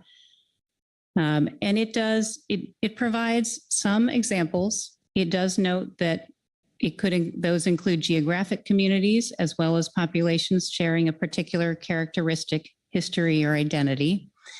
And then there's some examples, but there's really a lot of room to, I think, focus the definition. And that's part of the work that we will be doing as we work through implementation of the plan, is determining what underserved communities are on the West Coast related to our fisheries and other NOAA fisheries activities on the West Coast. And one of the parts of that is we want to hear from communities themselves, right? There's an element of certainly self-identification in here, and we think that's very important to hear from them. So that's part of the reason why there is no prescriptive definition of underserved communities, but there's some general guidance, and then we'll be working to further refine that. Thanks. Follow up, Bob. Thank you, Maggie. I appreciate that. It just seems we need to narrow it down to understand where to focus our efforts, and it can be pretty wide. Are we talking about people in Kansas, or are we just talking about coastal communities? Are we talking about particular fisheries? So if we don't have a definition, any road will get us there. But if we kind of can focus, we can maybe have more efficiency. So I appreciate it. Thank you. Thanks. I'm going to look. Corey Writings, I thought I saw your hand going up. Please go ahead. Thanks, Vice Chair. Thanks, Ms. Summer, for that overview. I'm looking at page 4 and looking at the bullet that says, we know that it will take time to achieve these plans and are committed to making that progress. You went on to talk a little bit about a few maybe benchmarks that are coming up, but I'm wondering if you can provide a more general sense or overview of what is that time and what does that commitment actually look like? Maggie. Thanks, Mr. Vice Chair. Thanks, Ms. Ridings. I'll start with a commitment. That's a little easier than the time, I think, right? Certainly our national EEJ strategy and the efforts we've been going through to develop the regional plans are part of the commitment. And, we will be working to implement those plans. The time is the challenging part. As I mentioned, you will see when the plans are available, there's a pretty wide range, certainly in the West Coast plan, since I'm familiar with the draft.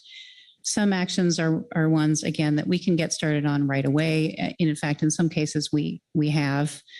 In some cases, they reflect practices we have already been doing as an agency or as a council through our efforts to be inclusive and be a model of good governance.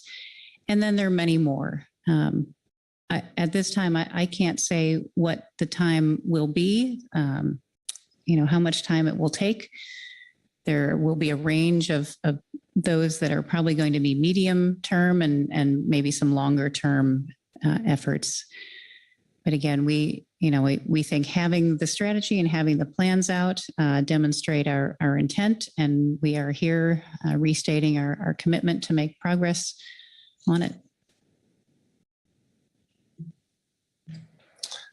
Thank you. Any further questions on the NMFS report? Seeing no hands, thank you, Maggie. Next, we have a report from the EEJ committee, and I will turn it over to Joe Oatman for that report. Joe. Thank you, Mr. Vice Chair. I will be going over for the council the supplemental EEJC report 1. So this deals with the Equity and Environmental Justice Committee report on National Marine Fisheries Service Regional Equity and Environmental Justice Implementation Plan. The Equity and Environmental Justice Committee met on Friday, June 7th, and received a summary of the National Academy Sciences report assessing equity in the distribution of fisheries management benefits, data and information availability for 2024. This is document agenda item H2 attachment 1, and a progress report on the development of the West Coast EEJ Regional Implementation Plan or Regional Plan from Ms. Maggie Summer from National Marine Fisheries Service. The EEJC expresses appreciation for NMFS requesting the NAS conduct the consensus study. The report includes tools and recommendations that could be leveraged by the council as well as by NMFS. For example, figure S-1 in the report depicts the 4 dimensions of equity, those being distributional, procedural, recognitional, and contextual, and is a simple but effective framework the council could consider during deliberations. The EEJC also noted the council process already includes applications of procedural and recognitional equity, and the council strives to consider distributional equity in its decision-making process for its fishery management plans or FMPs. The EEJC also notes the framework depicted in the figure could be utilized as part of the gap analysis discussed in September 2023 that would review council processes and products and identify where there might be improvements that would address EEJ considerations. That report is HB5, Supplemental EEJC Report 1, and reiterates the importance of conducting this analysis. A case study on a recent council action could be conducted to see if each of the elements of equity were considered. The EEJC appreciates the update on the regional plan and looks forward to reviewing the completed document when it becomes available. The EEJC noted there will likely be themes that bridge the 2 documents, and both individually and together, the National Academy Science Report and Regional Plan can help guide the council in future discussions on the integration of EEJ in the council process. The EEJC hopes to further discuss these documents prior to the September 2024 council meeting and in person at the November meeting. Thank you. Are there any questions on the committee report? And not seeing any questions. Thank you very much, Joe. Next, we have a report from the Scientific and Statistical Committee. Dr. Jason Schaffler is online. Dr. Schaffler, you're up. Thank you, Mr. Vice Chair. I am Jason Schaffler, and I will be reading agenda item H2C Supplemental SSC Report 1, Scientific and Statistical Committee Report on NMFS Regional Equity and Environmental Justice Plan and EEJ Committee Update. The Scientific and Statistical Committee discussed the National Academies of Sciences, Engineering, and Medicine report on data and information availability regarding the distribution of fisheries management benefits in the U.S. The SSC emphasizes the need for continued collection of social, economic, and demographic data on fisheries participants. The Economic Data Collection Program and the West Coast Fisheries Participation Survey provide data that could support the kinds of equity analyses described in the National Academy of Sciences report. Data on quota prices, quota transfers, and permit prices also could inform equity analyses. Available data provide useful information on vessel and permit owners, but do not include information about other groups dependent on fisheries, such as crew members or fish processors. There is also a clear need to identify groups that are underrepresented in the council process and fisheries more broadly. Once the Equity and Environmental Justice Implementation Plan for the West Coast region becomes available and equity goals become more developed, there will be a need for additional social data. The SSC recommends inclusion of equity and environmental justice experts in council-related processes. These may involve transitioning the EEJ committee from ad hoc to standing status and focusing on recruitment efforts accordingly. Broadening the areas of expertise and demographic diversity of EEJ committee membership would improve the identification and implementation of EEJ initiatives. Designating a social scientist position with expertise in EEJ on the SSC would also support effective scientific review of EEJ. Broader participation in EEJ committee discussions would be possible if meetings did not overlap with those of other advisory bodies. And that concludes the SSC report. Thank you. Are there any questions on the SSC report for Dr. Schaffler? Corey Ridings. Thanks, Vice Chair. Thanks, Dr. Schaffler, for this report. My question is regarding your recommendation to designate a social scientist position with expertise in EEJ on the SSC that would support effective scientific review of EEJ. Could you share a little bit more with us about the discussion and where that need is coming from and what such a person might provide? Thank you, Ms. Ridings. The SSC currently has more than 2 economists on the SSC as a part of COP4. And while they have significant expertise in economic analyses of fisheries data, there's no one really that has that real expertise that relate to EEJ type topics. So we're all scientists and we can use best practices to get at this, but there's just not really anyone there that has the real expertise in identifying and addressing some of these EEJ needs that the council may desire to bring in. Thank you. Krista Svensson. Yeah, thank you, Mr. Vice Chair. Just a follow-up question to that from the same paragraph. Curious about ideas that the SSC might have had around broadening areas of expertise and demographic diversity for EEJ committee membership, what that might look like, or items we should be considering. Yeah, the discussion that, thank you, Ms. Svensson. The discussion that the SSC had around this related to that oftentimes the EEJ committee or those that are doing the bulk of the work on the EEJ are members of more underrepresented groups on the council. So further broadening that out, and identifying exactly who is underrepresented to make sure that we get a real holistic view would certainly be beneficial for advice to the council for consideration.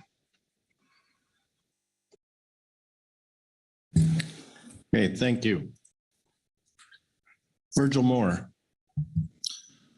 Thank you for the report, Dr. Schaffler. I guess I'm going to refer to the same paragraph, and there's a lot packed into that. And I guess the question I've got is, did you guys have any discussion about whether or not the kind of diversity you're talking about could be part of all of the rest of our committee processes instead of building a permanent, instead of ad hoc committee structure that we have now? Thank you, Mr. Moore. We have, and the SSC has had those discussions, not well developed, but we've certainly had that when the EEJ has come up previously in last September and last April. And that is certainly an idea that would be supportable. Thank you. Any further questions? Not seeing any hands here. Thank you, Dr. Schaffler. Next, we have a report from the Groundfish management team. Dr. Kate Richardson is here in person to deliver that. Good morning. Give you time to get settled there.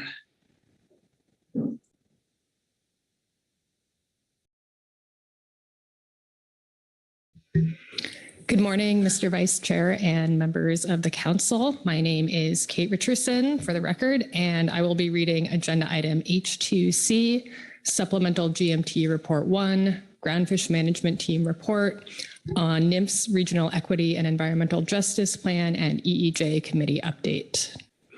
As public servants and stewards of marine resources, it is vital for the Pacific Fishery Management Council process to meaningfully incorporate equity and environmental justice into its work. Not only is this a mandate under the Magnuson-Stevens Act, but something that will improve our ability to effectively and fairly serve our diverse constituents in a challenging and changing world. The GMT appreciates the work that the National Marine Fisheries Service and Equity and Environmental Justice Committee have been doing to further EEJ work the Council. However, we are concerned that the GMT and the Council as a whole do not currently have sufficient time, resources, or expertise to effectively incorporate EEJ as a fundamental part of our process. The GMT is particularly concerned about remedying the gap in capacity over the long term, given suggested revisions to the meeting structures and workload prioritization discussed in agenda item C2, attachment 1. We agree that EEJ deserves to be a council priority and should be addressed with investments of time, resources, and expertise that are in addition to existing resources allocated to core advisory body responsibilities. The National Academy of Sciences, Engineering, and Medicine report notes that if NMFS is to meet a legislative mandate for equity within MSA and recent executive orders, work on equity must transition to operational data collection and assessment programs supported and analyzed by increased social science capacity. And we believe this also applies to the council. We further note that to date, work on this effort has largely been siloed across advisory bodies, the EEJC, and other affiliated groups. The GMT agrees that collaboration is essential for the council to integrate EEJ in our process. The GMT suggests that the council consider the following actions. 1, document the capital needed to fulfill the EEJ mandate, recognizing that many council ABs currently lack expertise, time, and/or resources to effectively implement EEJ into our work. 2, bring in experts and practitioners in the field of EEJ, as well as a diverse suite of fishermen, community members, tribes, and other relevant and interested parties. Strive to bring in experts and practitioners that can serve as long-term resources to the council in lieu of or in addition to short-term contracted support. 3, convene a workshop or a series of workshops that bring together other agencies, EEJ staff, non-governmental organizations, and other organizations that are currently doing this work, ABs, tribes, constituents, and other relevant parties, to develop an actionable plan to move this work forward. 4, develop an action plan for change specifically within the council process that complements the NMFS Regional Action Plan. This concludes my statement. Thank you. Thank you. Are there any questions for Dr. Richardson on the Groundfish Management Team report? Corey Ridings. Thanks, Vice Chair. Thanks, Dr. Richardson, for this report. I'm looking at your third recommended action, and it talks about convening a workshop or a series of workshops. And then it goes on to talk about NMFS's EEJ staff, NGOs, others doing this work, tribe, constituents, et cetera. So thinking in the context of that recommendation to bring in a wide group that is currently described as a pretty council-centric group, can you talk a little bit more about what you hope or what the group hopes that those workshops would be able to accomplish? Through the Vice Chair, thank you, Ms. Ridings, for the question. I think one phrase that came up a lot in our discussion is, we don't know what we don't know. I think a lot of us lack expertise in this area. And I think we were hoping that we could start off by sharing knowledge across all of these groups and developing relationships. I do think that relationship building is a really important part of this process. It's a little bit hard to be specific, again, because we lack so much knowledge and background, I think, in this area. It's a pretty complex area with a lot of nuance and, a large body of literature and theory and practice. So I think what we were hoping is that, we could kind of pool our knowledge and resources, and that would help us identify both gaps and areas where we can move forward. That's a little bit vague, but I hope that was helpful. Thank you. Any other questions? Not seeing any. Thank you. That completes all of our reports. Will take us to public comment. We have one sign up, Michelle Conrad. Michelle is here in person. Good morning, Michelle.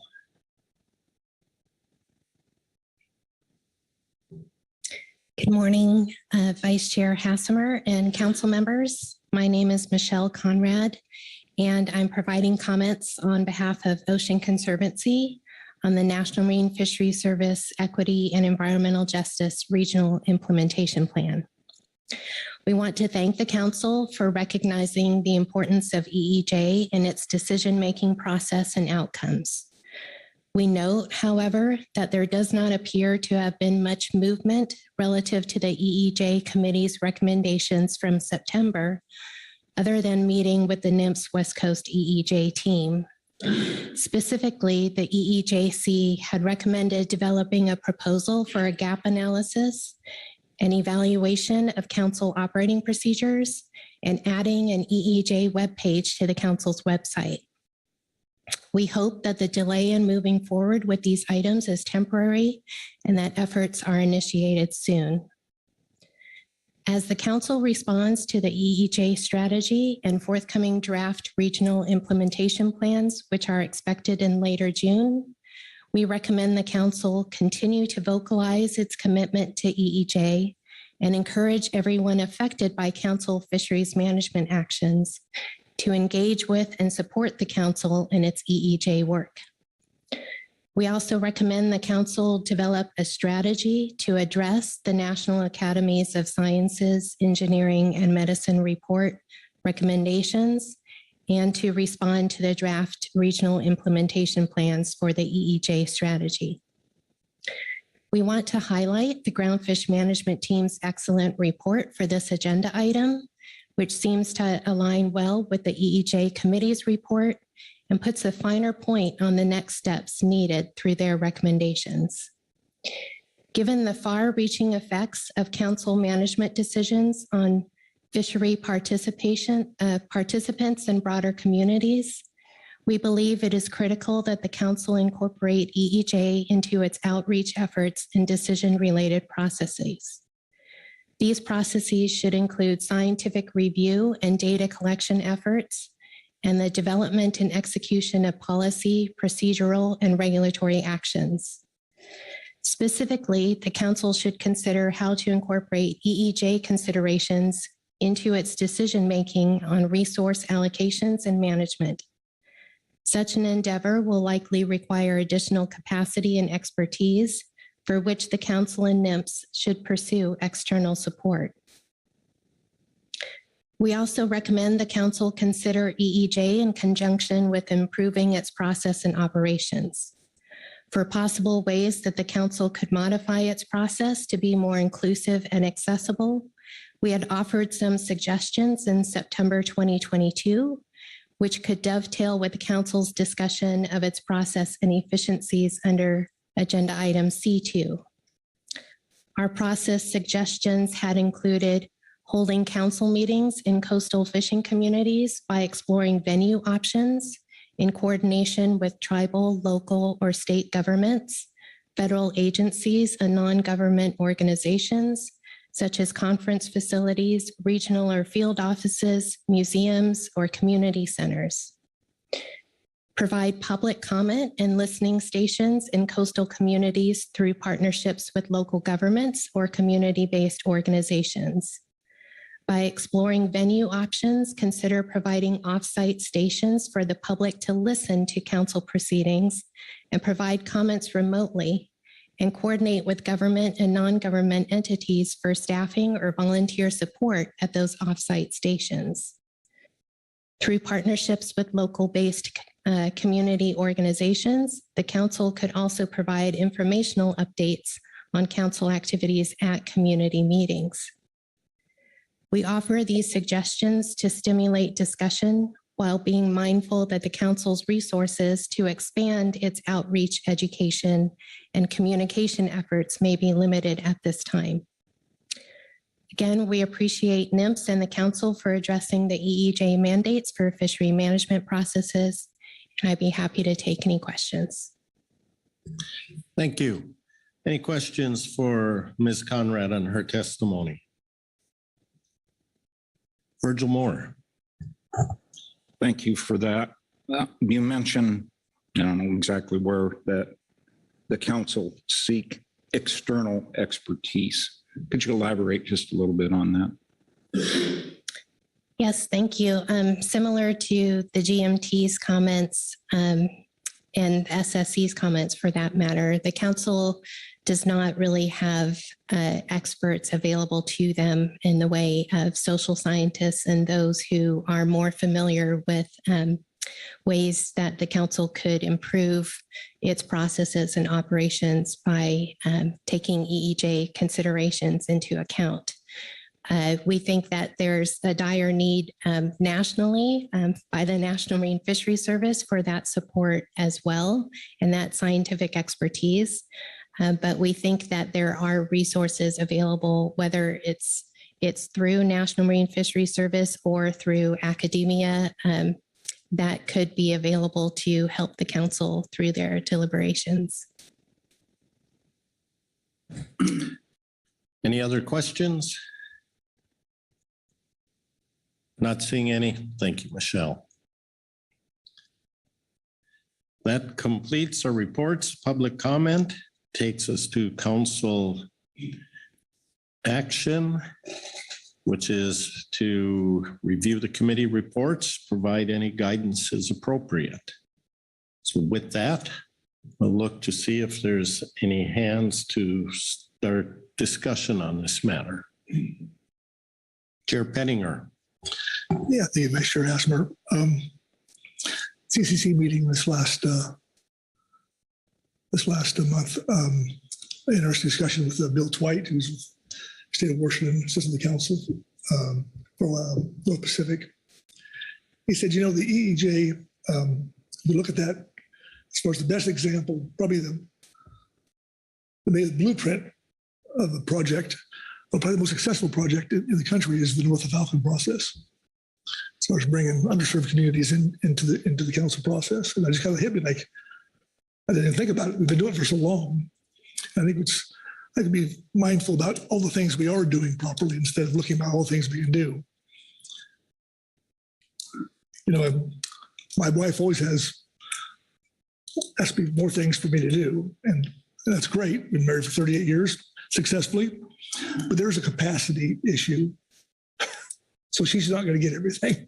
So be mindful about that. I point out all the things I'm doing, right? But and with that, all besides the North of Falcon process, which is a great example. You know, yesterday we heard from the Vietnamese community about the National Marine Fisheries Service sanctuaries request to close areas that impacted them, and we tried to get them involved in the MREP program, and for 2 or 3 years at least, trying to get them. They didn't want nothing to do with this. And something came up, and they got involved. They wrote a letter expressing their issues. We heard them, and this council narrowly supported them. And so I think we heard them, and we acted upon that. And I think we need to follow up with them to make sure we can get them more involved in that. But I think this council, I mean, we heard, well, we want to cut the council meetings down to less than 5 days, right? We're flatlined. We have big budget issues that we need to be aware. We're all aware of.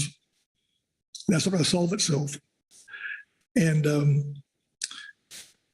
I don't know necessarily the environmental justice. I'm not sure exactly what that is, but I know what environmental injustice is when we can't do the basic things we need to do under Magnuson to manage fisheries properly. We all heard the Science Center report yesterday from Jim Hasty. We've got some changes. We have, this is not going to be an easy road before us, so we don't need to be adding more stuff. But we need to be aware that there are communities out there we need to address. And so it seems like we're trying to locate a problem more than we have a solution before we have a problem identified in my mind. I'm not saying we shouldn't be doing that. Make sure we need to keep doing what we're doing and be open and transparent. And I think this is the most open and transparent public process in the country. And if you have a better one, I'd like to know what it is. Because anybody can come in here and give us their take on whatever their issue is, and we can act on it or not, depending on the merits of it. And this all sounds good, and we ought to do more, but sort of the administration is not helping us out to do more. And so we ought to be basically take that as a hint on about how much more we can do. And I'll stop there. Corey Ridings. Thanks, Vice Chair, and thanks, Mr. Chair, for those notes. I'm wondering if I can ask you a little bit more about that success of the North of Falcon process. As someone who's not engaged in that, I'm not familiar with what Mr. Twite was speaking to. I'm wondering if you could highlight some of those successes for us. Well, I'm not involved in the council in the North of Falcon process. As you know, it brings all the treaty tribes together.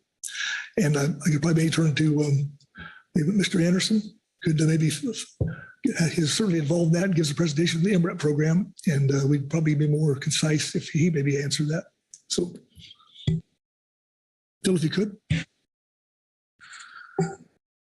Phil, would you like to respond?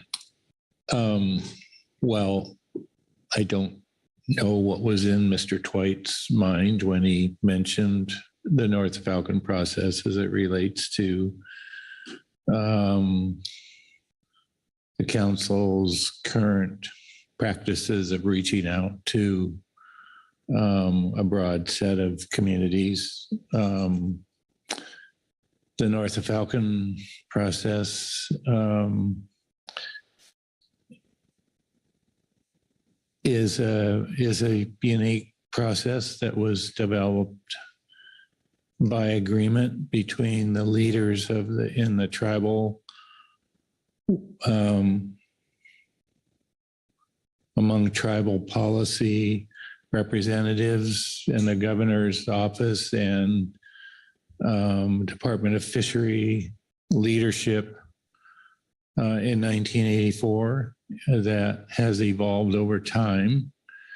It includes participation from all 24 treaty tribes. It includes participation from a wide variety of interests in the recreational communities, spanning interests from Lower South Puget Sound through Central Sound, the Straits, the ocean, and the Columbia River. It includes participation from both recreational and commercial interests throughout those areas. It includes participation from various gear types within those sectors, sport, charter, gillnet, purseine, and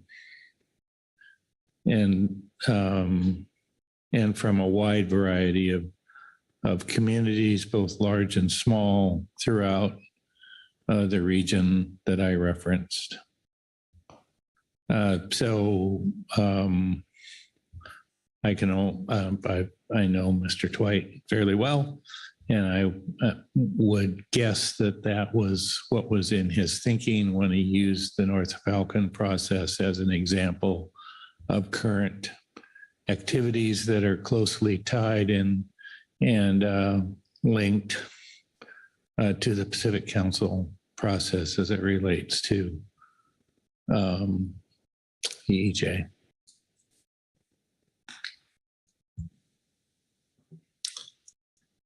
Thank you. Further discussion, Virgil Moore. So I guess I just want to add in here as a member of the committee, the ad hoc committee. we are really not ready at this point to bring forward strong recommendations. We're waiting for NOAA Fisheries to provide us their operational plan from the work that the National Academy of Sciences has done. I mean, they're building a foundation. I certainly appreciate the input we got about expertise needed on this subject. To address the chair's comments about, yeah, we're doing pretty good. I don't disagree with you. I think the council does a very good job of seeking and getting input from a large diversity of communities, thinking, however you want to classify that. At the same time, we can be better at it, just like a winning football team can be better with good practice and the addition of expertise in their training. We can do the same. Now, can we do that without additional resources, given the realities that our executive director and that National Marine Fisheries Service is up against? That is a discussion I believe we're going to have with National Marine Fisheries Service and how much resources they're going to be given to develop some of that within their own shop that they can share with us as we try to do the job that we see. The next, we'll likely have some interim discussions here this summer and work on that. That was the nature of some of the discussions we had in our meeting. And so while I appreciate all the insight, I don't think at least this committee member would be ready to endorse infrastructure increases at this point, given the realities of the council. We've still got some work to do as an ad hoc committee and bringing forward recommendations based on the kind of input we're getting. And I certainly appreciate the input we got from the advisory group. Created some thinking I hadn't had before, certainly. And that's what part of this is. But I really am anxious to get National Marine Fisheries Services operational plan and then have some discussion with them on how they intend to implement that and then what aspects of that flow to the council in terms of resources that could be available to get at this outside expertise or whatever it is that we need to do our job just that much better. Thank you. John Ugoretz. Yeah, thanks, Mr. Vice Chair. And thanks, Virgil. You just said exactly what I wanted to say, that we're not at a point where we can make concrete decisions. And very importantly, we need that regional plan from National Marine Fisheries Service that is coming later this month.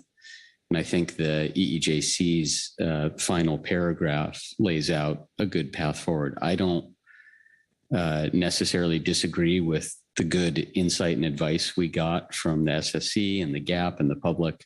I just don't want to take a ready, fire, aim approach here. We've got to aim, and we can't aim until we have the guidelines and guidance to help us. So I could see us having additional EEJ staff or consultants or support at some point, but I don't know what that looks like, and I won't know until we have more information. So hopefully in November, we can have a more concrete discussion. Thank you. Joe Oatman. Yeah, thank you, Mr. Vice Chair. This is one of the members to the EEJC. I want to provide some perspective. So we did some work September 2023, and we're able to meet here this week and try and help provide a path forward on how we might be able to address EEJ in the council process.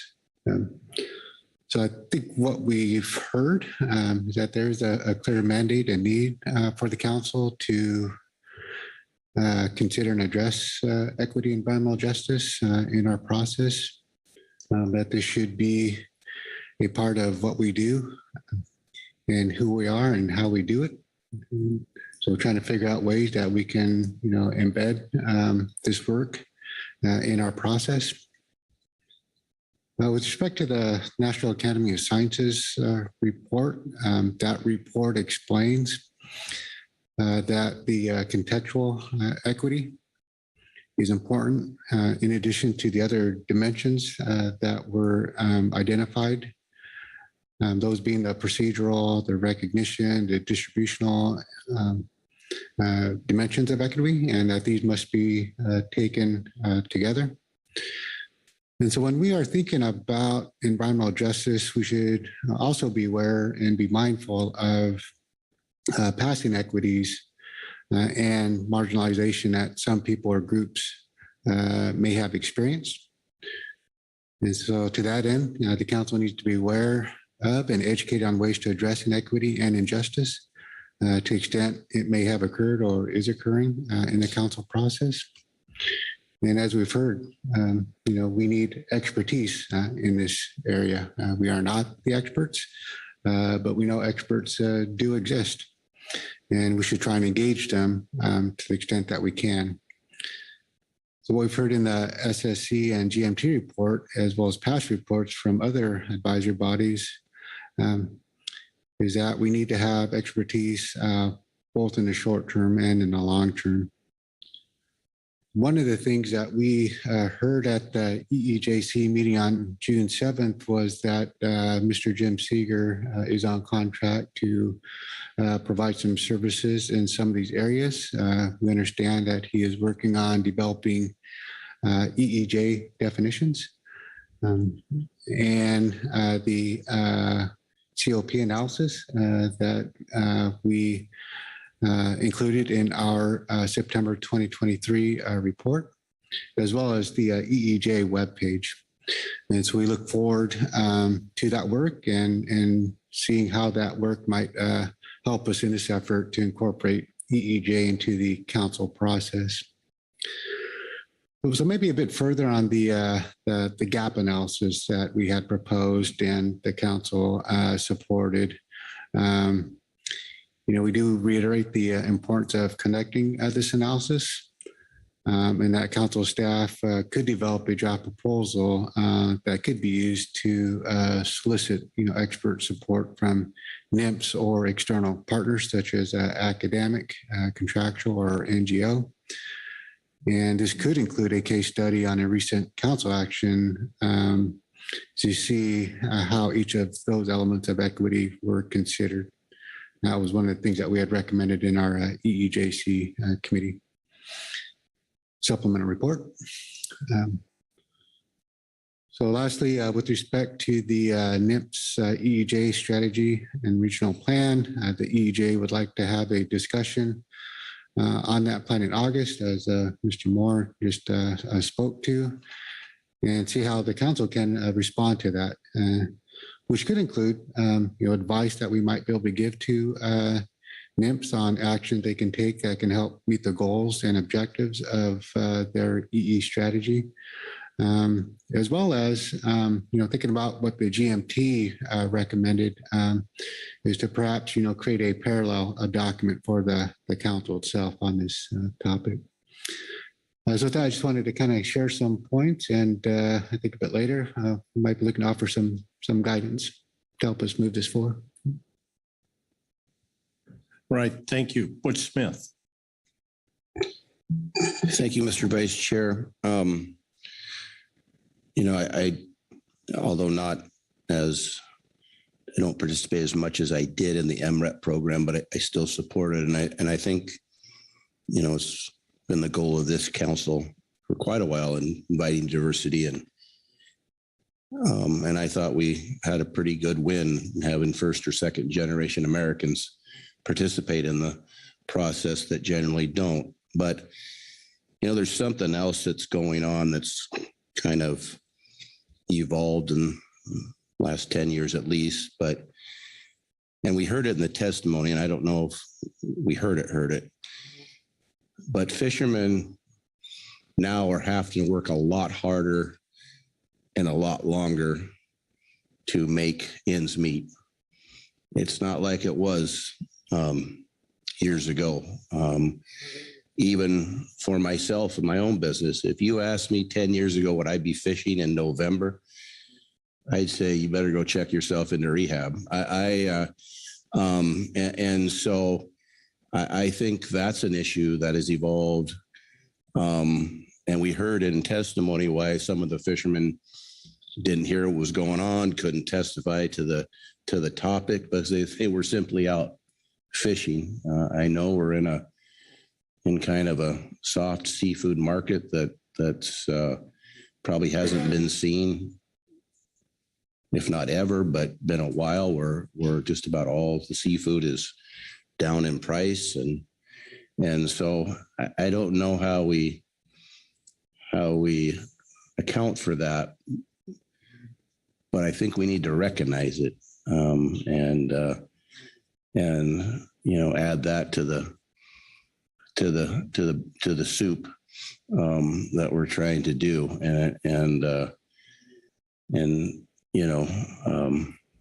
if we can't get them off the boat, we can't get them here. Now we've offered Zoom and all that stuff, and there's times that you can Zoom and chime in while you're fishing, but it is difficult. So I just thought I'd point that out, that I think we had a pretty good victory yesterday that we can continue and build on and should build on, but just recognize our West Coast fishermen, and probably United States fishermen, but I know the West Coast fishermen for sure are working a lot harder and a lot longer with a lot more expense, and their bottom line is a lot smaller. So anyway, I just thought I'd point that out, of what I'm kind of seeing, that,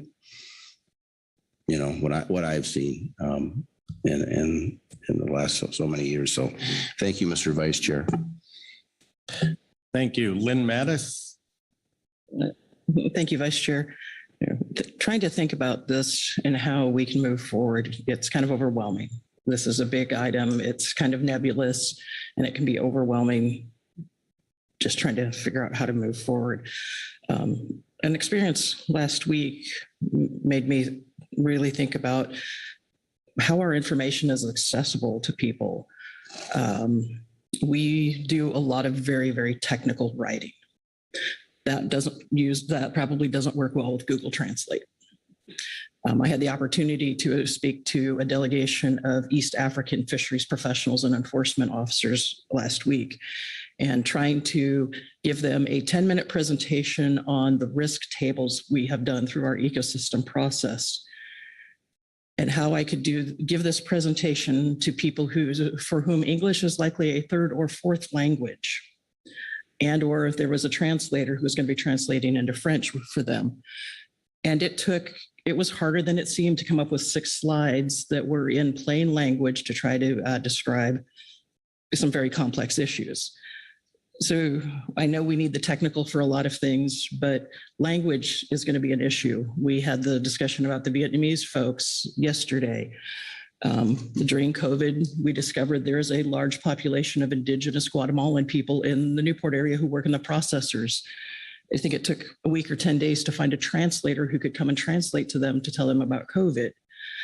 We have a lot of Ukrainian people who participate in our fisheries, not to mention the Hispanic and the native languages. So having our information available in such a manner that people for whom technical English maybe isn't their first language or something they speak would be helpful. I joke with some of my colleagues when they start talking salmon, I don't speak salmon. I don't understand those acronyms. I know it's part of the way we do business, but just language and the accessibility of the information we provide. Maybe the Vietnamese folks in the Monterey Bay area heard about the meeting, but because of the way it was written, they didn't understand the concepts and how they needed to be involved. So that is maybe someplace we can think about how we move forward, is with the language and possible translation services, et cetera, as we move forward as a step to that's maybe a little less nebulous or less overwhelming. Thank you. Thank you. Maggie Summer. Sure. Thank you very much, Vice Chair. I just wanted to overall convey our appreciation for the council's time and attention to this and the great thought by this. That comes out in the discussion we are having right now around this table, but also in the committee reports. And I had the opportunity to sit in and listen to the Groundfish Advisory Subpanel's discussion on this agenda item yesterday, and they had some good concrete ideas as well. I'll just maybe respond to a couple things that have come up. Another sneak peek, you will certainly see continuing support for the MREP program as one of the actions in our West Coast plan. And then in general, I know that there are efforts underway right now across the agency nationwide to work on some of those translation issues, both languages, but also the technical terminology that you just brought up, Lynn. And that was, again, something that came up in the gap yesterday and seems like a very important starting point to me. If we need to be able to communicate what we're doing to everyone to even be able to provide opportunities for them. But again, thank you all very much for your involvement in this and continuing ideas going forward. Thank you. Bob Dooley. Thank you, Mr. Vice Chair. I just wanted to comment and expand a little bit on both Butch's and Lynn's and Maggie's comments and related to MREP. We are struggling at MREP. I mean, you all know that I'm one of the principals in the West Coast, and I'm also involved in the National Steering Committee in the development of the North Pacific and development of the Western Pacific programs. And one of the problems is, MREP is primarily a neutral educational program. People that have been there know that. We don't solve problems, we educate people and fishermen and industry folks, and not just fishermen particularly. We try to focus on fishermen, for fishermen, by fishermen. But when we are talking in the context of the Caribbean, we're talking in the context of the Western Pacific. One of the goals and probably one of the primary products of MREP is we build relationships, we build unity, we build people understanding each other. And when the language barrier is there, it's very, very difficult. So the concept was, well, we'll do independent MREPs for people that speak different languages. And I've been adamantly against that since day one. That is just contrary to what MREP is trying to do. So we're getting into an area now that, and having the discussions that we need to bring people to a common place, which we do at MREP on the West Coast for sure. Many have experienced that. But we also need to bring interpreting tools, and there are many, and things are getting better all the time in that aspect. And so I think we could learn from each other. I think that's some of the things we need to reach out for. And you spoke about the Vietnamese community and Vietnamese American community in Monterey area, and we've been trying for years to get them involved, at least 5 years at least. And really, a lot of it's language barrier, a lot of it's cultural barrier. But as you begin talking and have common interests and common concerns, we've seen now that they've come forward. And I think you got to get through the language, and then you have to show them the benefit of being involved. And I think we're seeing the edge of that now. So hopefully we get some inroads. But that's common, and it isn't just language. It's when I was Maggie's question about underserved communities that I asked and what that is.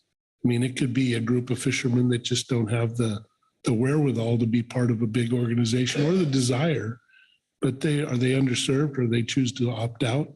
But we know in different cases they need to be involved. So it's a big chore, a big task, and to get it into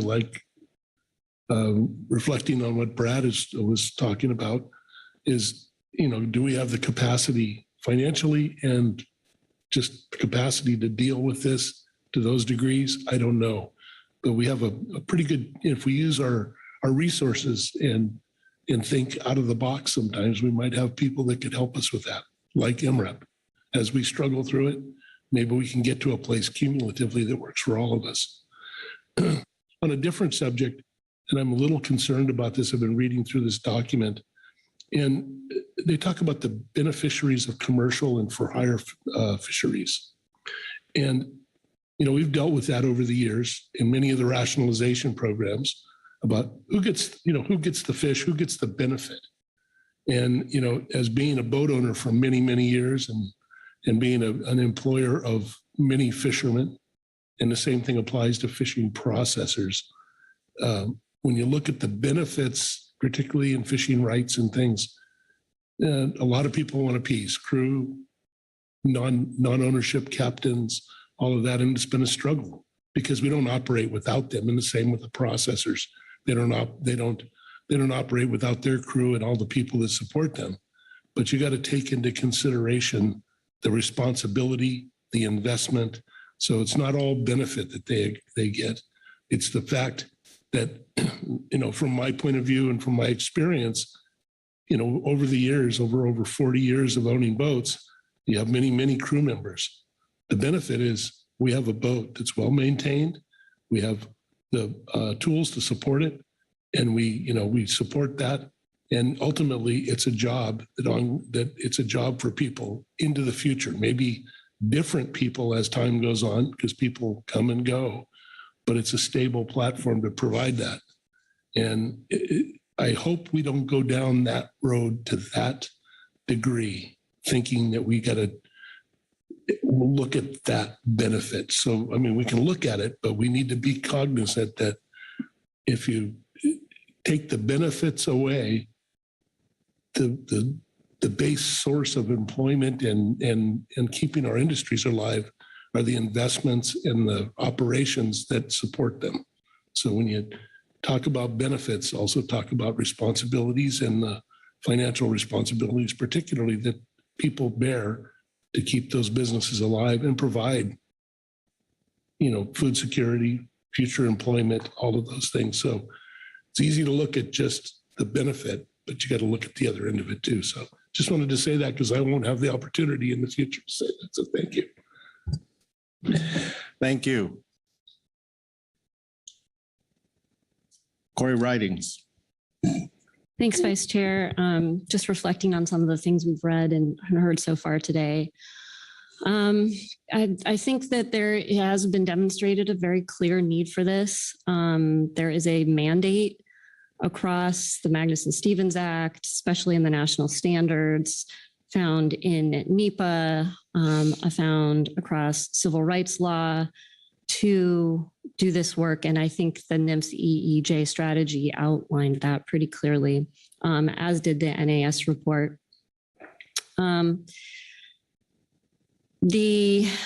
I wanted to quote a couple things from the NAS report. As I read through the report, I thought it was quite good and helped me understand a lot of things that I hadn't understood before in terms of the connection between equity and environmental justice and how our U.S. fisheries operates.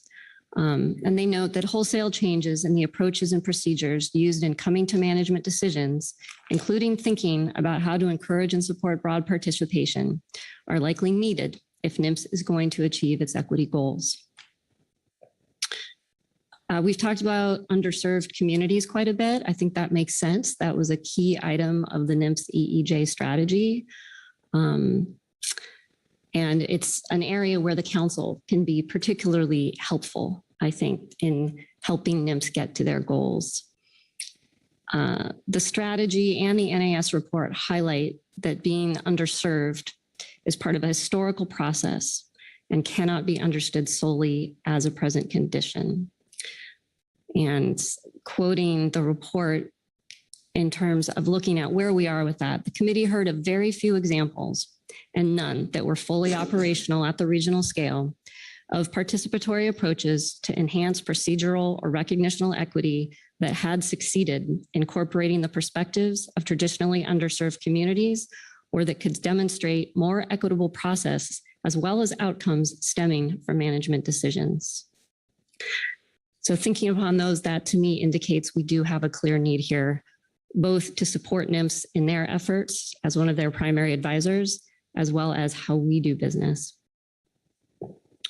I think it's difficult to think about equity and environmental justice without thinking about some of the foundations, especially around environmental justice, which is very much rooted in our country and is rooted in struggles that Black people have faced and theories that are rooted in traditions and histories of Indigenous peoples in our country. So I think it's hard to talk about that. So I wanted to, again, read something from the NAS report that I found valuable. This is on page 29. It's around tribal nations and Indigenous peoples. The importance of procedural equity via Indigenous peoples is highlighted not only as members of underserved communities, but also as members of sovereign tribal nations and with particular political status in the United States that may have been greatly harmed by various historical and ongoing processes of assimilation and suppression. And apologies, I misread that. May is not in there. It is that have been greatly harmed. In addition to the NMFS EEJ strategy, several recent executive orders, presidential memos, and related policy directives reaffirmed the federal government's trust responsibility to federally recognized tribes to address past harms and make clear that the impacts of federal fisheries policy on tribes requires additional and explicit consideration beyond NEPA, social and environmental impact analysis, and MSA requirements. We heard across our advisors a need for expertise. This has been a theme since we started talking about this item last year. We are not experts.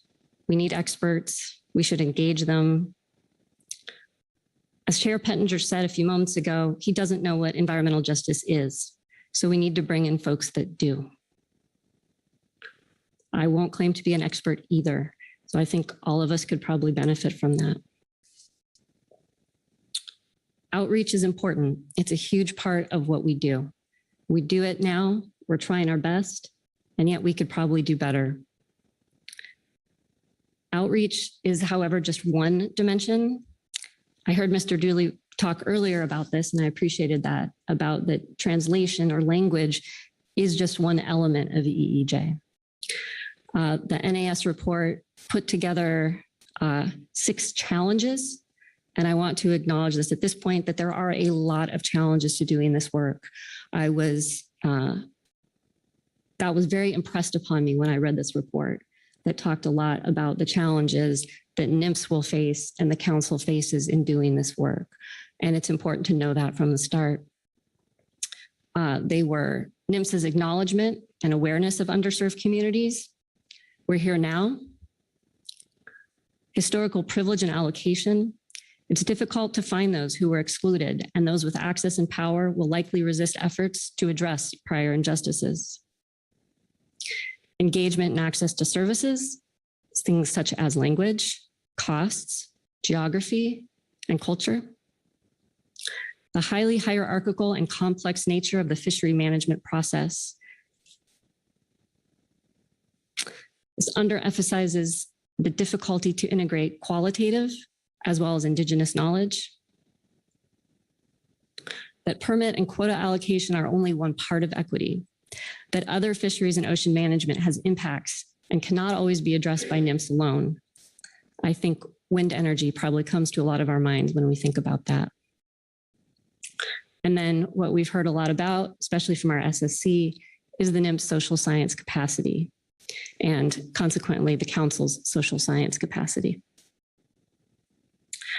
I just wanted to finish with a subquote that came out of the report. They quote Campbell et al. 2011 and notes that poorly designed or intended efforts to encourage participation can increase inequity. To me, that's a reminder that any institution that moves forward trying to address inequity risks doing and perpetuating harm. So in any efforts that we do, I want to make sure that we as a group think about that and are cautious in how we do this work. Thank you. John Ugoretz.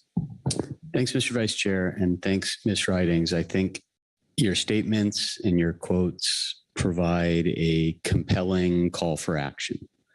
I think that the need is clear, and I don't think anybody around this table disagrees with that. What I didn't hear was any recommendation on how to address that need. And that is what I am hoping we will get from the NMFS plan and from the EEJC's work around that plan and recommendations in November. So again, I'm looking forward to hearing some concrete recommendations on what this council can do in that timeframe.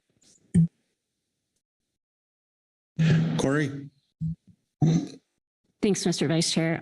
Thanks, Mr. Ugratz. I think Mr. Oatman had mentioned earlier that he may have some guidance for us. So I didn't want to jump ahead of that and would certainly give him the microphone if he chooses to do that. Okay. Let me make sure. Is there anything else others want to say before we get, assuming you have some guidance, Joe? I did want to take this opportunity to weigh in a little bit. I've had the gavel, give everybody a chance to speak, and I'll put the guidance off so I don't have the last word here, that you do. The council does. I agree with what's been said around the table, the need for action, the importance of it. I think Mr. Moore, Mr. Ugratz, Joe, and referencing the EEJC report, there's a plan forward. There's more work that needs to be done, the pace of doing that, waiting for the regional plan. My concern very specifically is the language we use when we talk about the issue that very often leaves the perception or the implication that the council has erred in its process, that we've created problems. And I don't believe that's the case. We talked about it a little bit. You know, there was reference to the North of Falcon process, how that's a good example, and what happened yesterday on the sanctuary issue. But as I look through the reports, I will point out a couple of things that in the SSC report, they use the language, there is also a clear need to identify groups that are underrepresented in the council process. And so what's the metric that says they're underrepresented and indicates that the groups are out there? If there is a problem, we'll address it, but the implication is they're there. At the end of the GMT report, it says develop an action plan for change, specifically within the council process. Well, and they do add that it should complement the NMFS regional action plan, but I'm not convinced we need to change yet. We need to look at our process. If there are intrinsic flaws or biases, they need to be corrected. But as an example, I'm going to look back to yesterday's action on the sanctuaries. And the bottom line, I'm going to be frank, is we've characterized this fishing community that had concerns, and part of our decision was based on that, is underserved or underrepresented. And I'm trying to figure out what the metric is that put them in that box. Just heard from Mr. Dooley that they've been working for at least 5 years, reaching out to that community, that some of it is they're choosing on their own to opt out.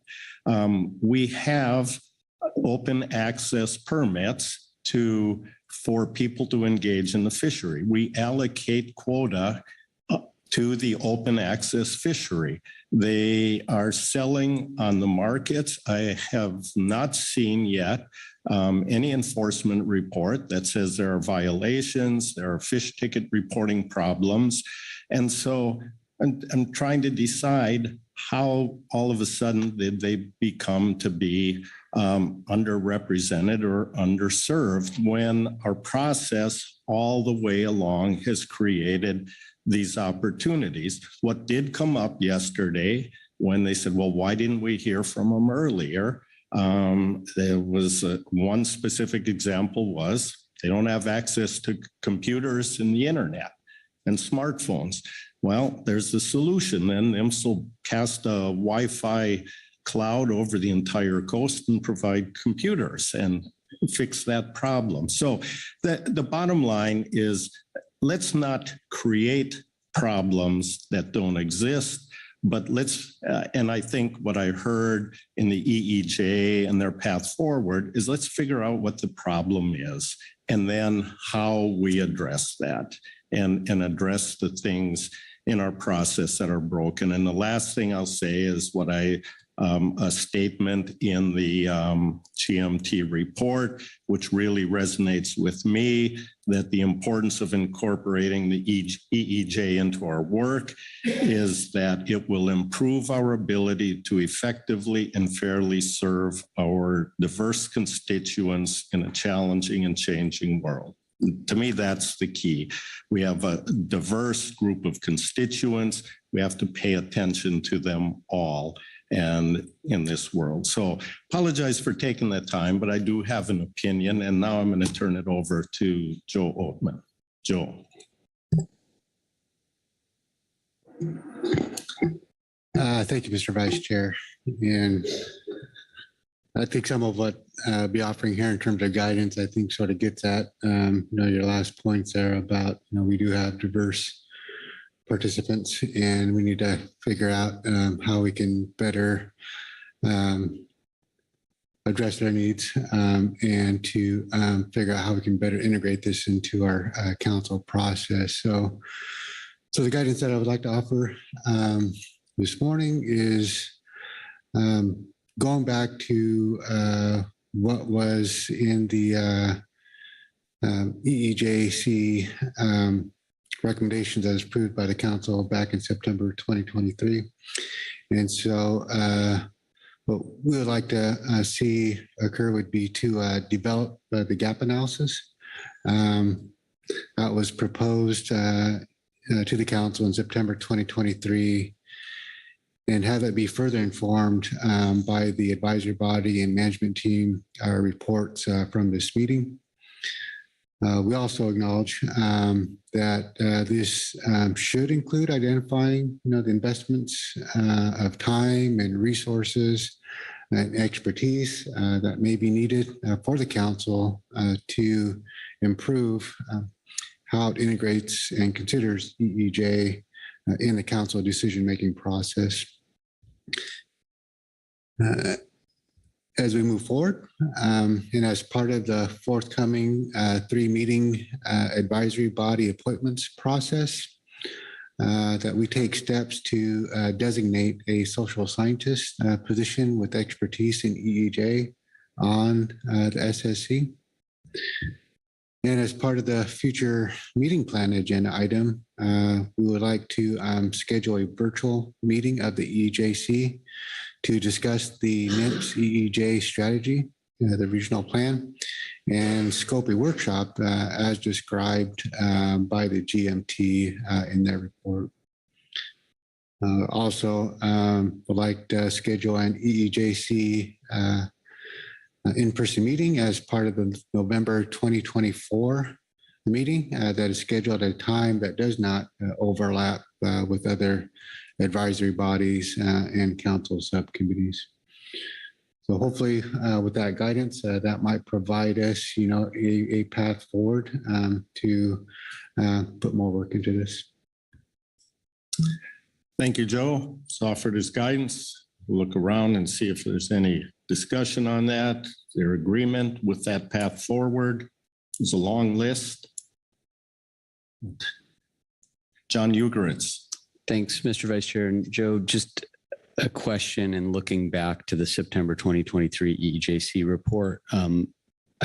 What would the gap analysis be looking for gaps in?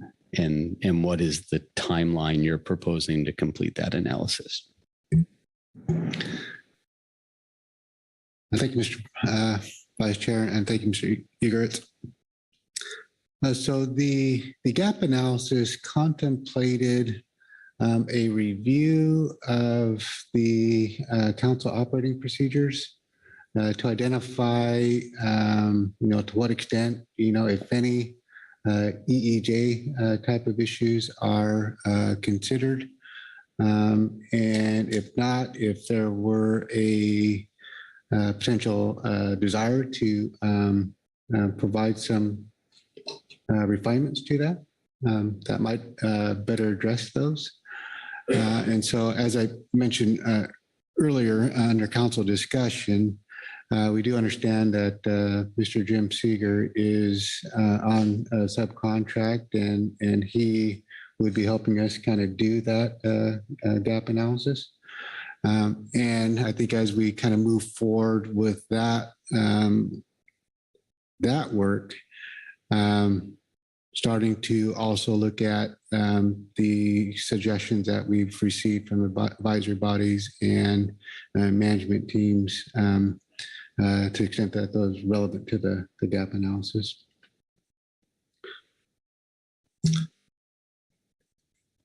Thank you. Anyone else comments on that? I suspect, Angela, I hope we have a list tracking that. But Krista, did you want to offer something? I'll just say I'm supportive. I'm on the committee. I haven't said much. I think the council does a very solid job at doing our best to work at all of these issues. But it is very hard to identify things within yourself that if you got, say, a 360 review, others might be able to help you with. That doesn't mean that they are bad. That just means you may need a little bit of help. And as a number of us have said, we don't necessarily know all of how things are defined, whether that's what an underserved community is, what environmental justice might be. I by no means am an expert on either of those topics, and I really am appreciative of the SSC and others weighing in and saying getting some help from social scientists or outside opinions could be beneficial. I realize there may be a financial cost to that, and I'm certainly not advocating or asking for that now, but I do think that the work is important. I think we have seen this week people beginning to come into the process who we may not have heard from before, and that continuing to do outreach, not just to those communities, but to others that we may be aware of, will be increasingly important as our fisheries potentially diversify, but also as demographically we diversify over time. So with that, I think the one piece in terms of language I would also like to comment on is not just about translation in terms of language, but really hitting home the translation in terms of educational level. And the level that many of our documents are written at is decidedly over probably 12th grade. Typically when you're writing for the general public, you target somewhere around 8th grade. Some publications target around 6th grade. I'm working on things like the grievance mechanism for my own company. It became very apparent very quickly that using terminology that was common and understandable was critical. And I think that is something that we need to recognize and continue to work towards. And that's something that we can start right now that really wouldn't hopefully cost much of anything. That's being mindful in our own writing and our own comments. Thank you. Look around, see if there's any further discussion on this. Chair Pettinger. Thank you, Vice Chair Hasselmer. No, I like what Joe's laid out, particularly the gap analysis. I mean, it is good to be introspective, but especially given the National Academy of Sciences a review of looking at the national scale, right? So I think be careful to paint a broad brush here, right? We're not all regions are alike, all councils are alike. And I think it'd be good to see what that would turn up. So I welcome that. So thank you. Thank you. Any other hands? Not seeing any. Our Deputy Director, Kelly Ames. Thank you, Vice Chair, and thank you, council members, for this really thoughtful discussion this morning. Merrick and I and staff will reflect on the priorities you've laid out here and come back to you under workload planning with our plans to accomplish your objectives. Thank you. Thank you. And that was going to be my closing comment. Some of that guidance will have very near-term implementation and day last discussion. So Angela, what else do we need to do here? Thank you. The council had a very engaged discussion under this agenda item. You heard from the EEJC, the SSC, and the GMT. And the council acknowledged that a lot of work is already being done in taking into account EJ considerations, but that we can continue to identify where we can improve as a council. And the council also noted that once the regional plan from NOAA Fisheries is available, we look forward to having more discussions on how to proceed, taking into account what is in that document. And we also received guidance to continue looking at that gap analysis and also taking into account in that what we've heard here today. So I think if that accurately summarizes what we discussed, then we are concluded with this agenda item. All right. I think that captures it very good. And we've finished our work here. So I'll close out this agenda item and send the gavel back to our chair. Hey, great work, everyone. We're a little ahead. We've been here for a little while, so let's take a 10-minute break and get back here at 11:15. So start off on F4. Yeah.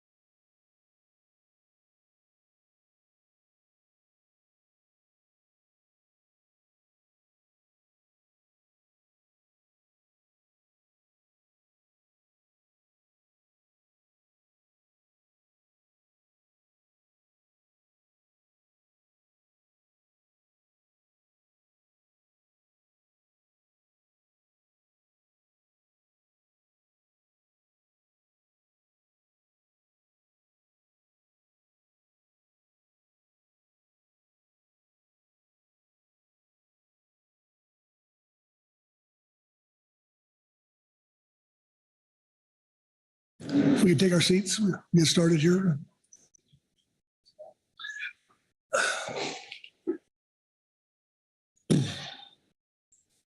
How you doing? My own.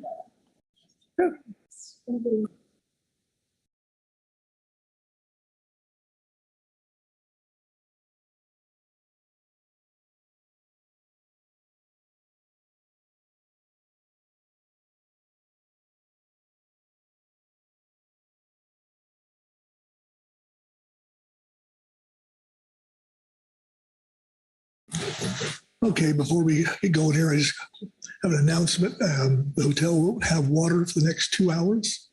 So we'll take a shower at lunchtime. You're out of luck. So just an FYI.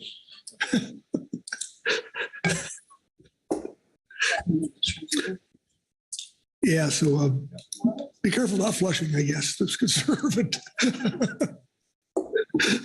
Okay.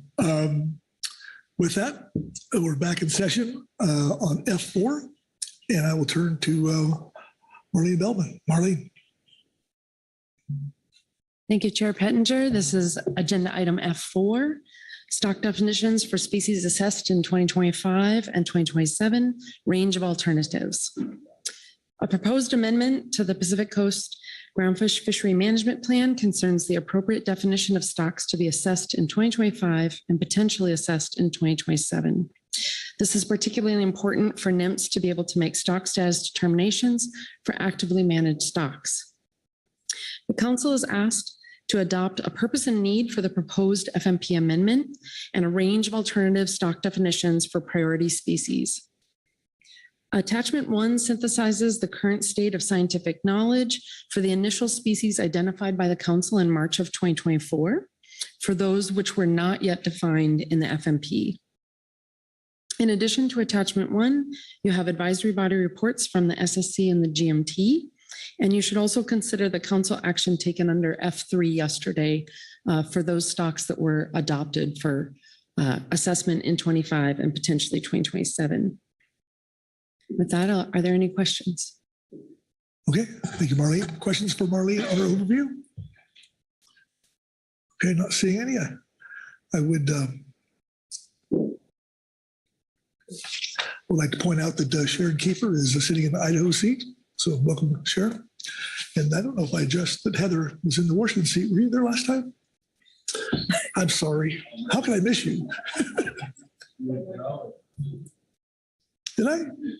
Wow. Good old stuff sucks. All right. Okay. I think the first up would be the SSC report and Dr. Jason Schaffler. Jason, are you there? Yes, Mr. Chair. Thank you very much. I am Jason Schaffler, and I will be reading agenda item F4A, Supplemental SSC Report 1, Scientific and Statistical Committee Report on Stock Definitions for Species Assessed in 2025 and 2027, Range of Alternatives. The Scientific and Statistical Committee reviewed a report entitled Stock Definitions for a Range of Alternatives and Associated Management Implications for Stocks to be Assessed in 2025 and 2027. The report outlines a range of alternative stock definitions and includes a literature review of the groundfish species under consideration.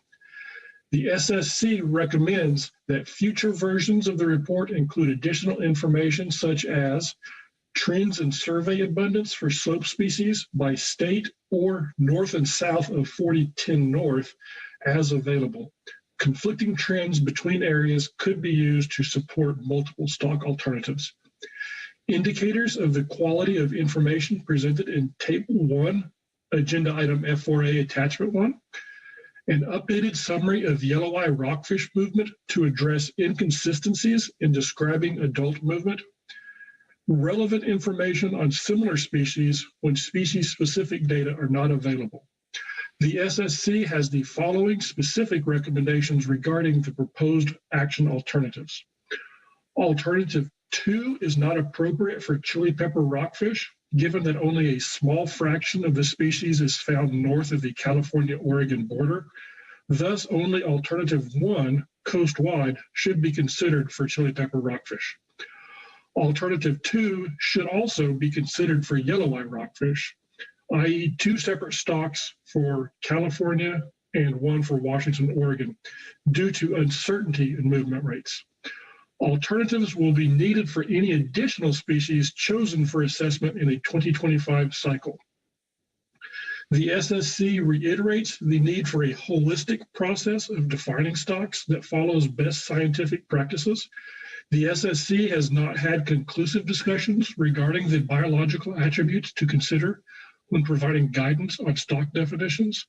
The SSC continues to support the establishment of a working group to align the council process for defining stocks with processes recommended by other expert working groups, such as the ICES Stock Identification Methods Working Group.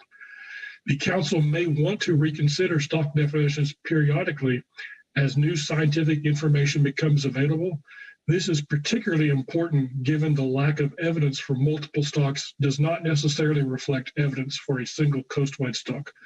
The council should consider adopting FMP language so that it is relatively straightforward to change stock definitions as new information becomes available. And that concludes the SSC report. Okay, thank you. Questions for Dr. Schaffer on the SSC report? I'm not seeing any. Okay. Thank you, Jason. Okay. Next up will be the GMT report and Whitney Roberts. So, Whitney, welcome.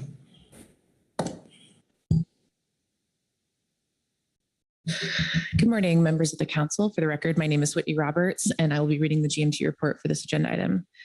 The Groundfish Management Team recommends adoption of the purpose and need proposed in Agenda Item F4 Attachment 1 for this stock definition amendment with appropriate revisions. Further, the GMT recommends adding red-banded rockfish to the list of species to be considered for stock assessment in 2025, as noted in the F3 Supplemental GMT Report 1. If the council agrees that red-banded rockfish should be assessed in 2025, then it would also need to be added to the list of priority species for stock definitions under this agenda item. English sole is currently among the species listed for stock definitions, and although the GMT is not recommending English sole be assessed either in 2025 or 2027, we see no need to remove it from the list of priority species. With the addition of red-banded rockfish, which we are proposing alternative 1 coastwide, to the range provided in Attachment 1, the GMT recommends the range of alternatives shown in Table 1 below. This range is well informed by the scientific literature and other information referenced in the briefing book materials. Agenda Item F4 Attachment 1 does not include information to inform stock boundaries of red-banded rockfish, but the species is caught coastwide, and it is the GMT's understanding that a coastwide categorization would be most appropriate for the species. If evidence is brought to the council that suggests another alternative should be considered, the GMT can reevaluate our recommended range of alternatives. The list of species in Table 1 is subject to council action under Agenda Item F3 of this meeting, and any changes to the final preferred alternatives of species to be assessed in 2025. And with the table, that concludes the GMT's report. Okay, thank you, Whitney. Questions for Whitney on the GMT report? I'm not seeing any. Thank you. That takes us to public comment, and we've got a goose egg. Okay. Which brings us to council action, which is before you on the screen. So with that, I'll open the floor for discussion. Lynn Mattis. Thank you, Vice Chair. Under F4, F3 yesterday, we did add red-banded rockfish to the list of species for benchmark assessments in 2025. Therefore, I think we need to consider red-banded rockfish for this list. Also, the table in Attachment 1 that's got the categories and the information will need to be updated to include red-banded rockfish if we move forward with that.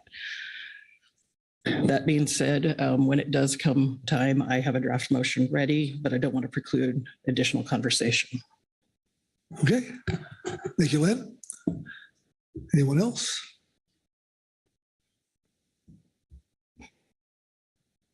I'm not seeing anything. Unless Kitty wants to give us something. Okay. All righty. Thank you, Chair Pettinger. the motions at pcouncil.org has my statement, my motion up on there. So I move the council adopt the following purpose and need statement. With an amendment, the number to be determined, to the Pacific Fishery Management Council's Groundfish FMP, the council intends to identify stocks in need of conservation and management in the FMP, which will enhance the ability to attain sustainability objectives, especially those outlined in National Standard 1 of the Magnuson-Stevens Act, as guided by National Standard 3 and informed by National Standard 2. Appropriate specification of stocks in need of conservation and management is a foundational aspect of sustainability and instrumental in the council's ability to maintain optimum yield objectives. With this amendment, the council intends to identify a subset of species, those to be assessed soon within the Groundfish FMP, to define stock boundaries for status determination based on key biological, ecological, social, and economic information currently available. And adopt the species and alternatives in table below as a range of alternatives for stock definitions for stocks being assessed in 2025 and preliminary identified for assessments in 2027. For chili pepper rockfish, alternative 1, coast-wide only. English sole, alternative 1, coast-wide. Red-banded rockfish, coast-wide. Rough-eye black-spotted rockfish, coast-wide. Widow rockfish, coast-wide. Yellowtail rockfish, alternative 3, north and south of 4010. And yellow-eye rockfish, alternative 1, coast-wide, and alternative 2, state regional. Okay, thank you. Is the language on the screen accurate? Yes, sir, it is. Thank you. Thank you. For a second. Second by Marcy Yaremko. Thank you, Marcy. Please speak to your motion. Thank you, Chair. The purpose and need statement is very similar to the one we adopted for Amendment 31, just cleaned up a little bit thanks to some guidance from Keeley and some others. So it's pretty similar to what we've adopted previously. The species in the table are the species that we adopted yesterday for benchmark or update assessments. This does not include any species that were a catch-only update, as that is not used for, generally isn't used for stock status determination. We did remove alternative 2, state region, from chili pepper rockfish as recommended by the SSC. Additionally, added alternative 2, state region for yellow eye as recommended by the SSC. I believe this table also incorporates the GMT recommendations. And as I noted in discussion, red-banded rockfish was added to what is in attachment 1, and we'll need to have some data updated. And I think that speaks enough to it. Okay, thank you, Lynn. Questions for the motion maker? Discussion on the motion? Marcy Yaremko. Thank you, Mr. Chair. I just wanted to thank Lynn for the motion and to thank Keeley and the states for some discussion on this topic and sidebar about what we need to put on this list for this particular action, and thinking about the timeline ahead for additional actions where we'll be considering stock definitions. You'll note that cowcod is not on this list, and that was one of the species that we preliminarily adopted for 2027. And we expect that we will consider stock definitions for that species or anything else that may change with the 2027 list in a future action. So just appreciate the dialogue and the opportunity to take a number of different bites at the same apple in different agenda items over several spec cycles. Thank you. Thank you, Marcy. Heather Hall.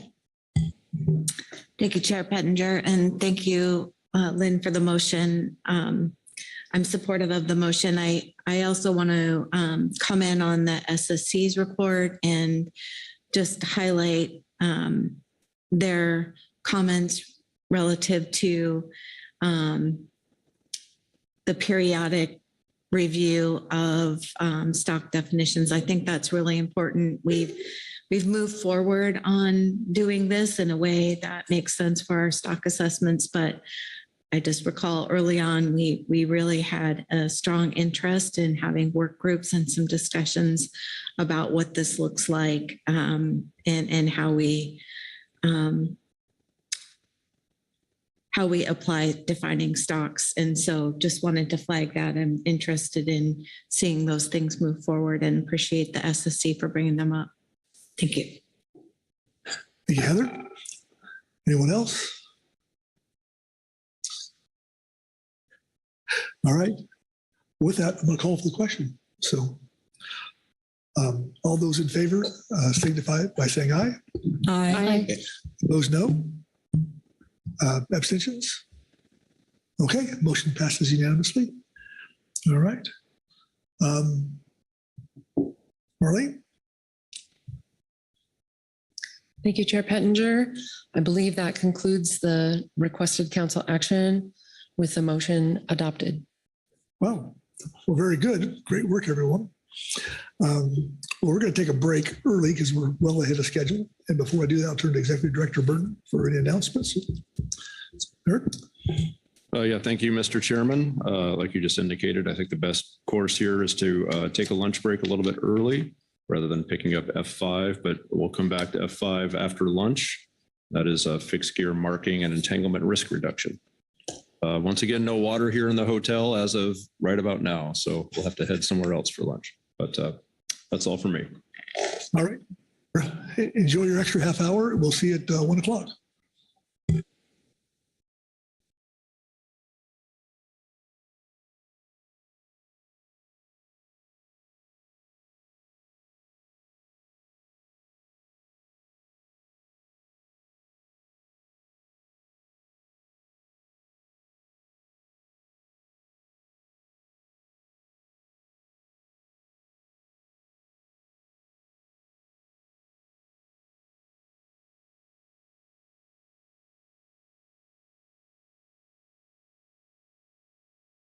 Recording stopped.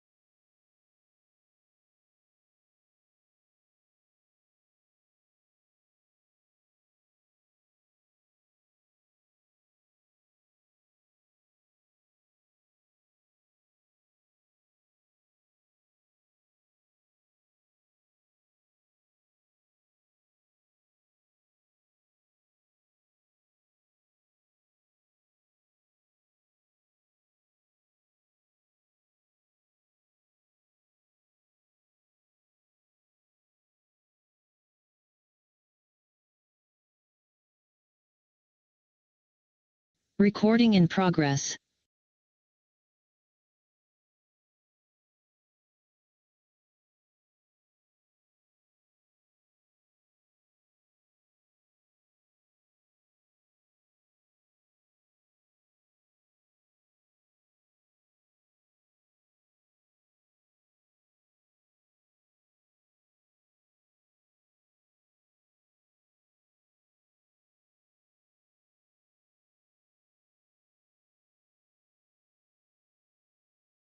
If we could take our seats, we'll get started.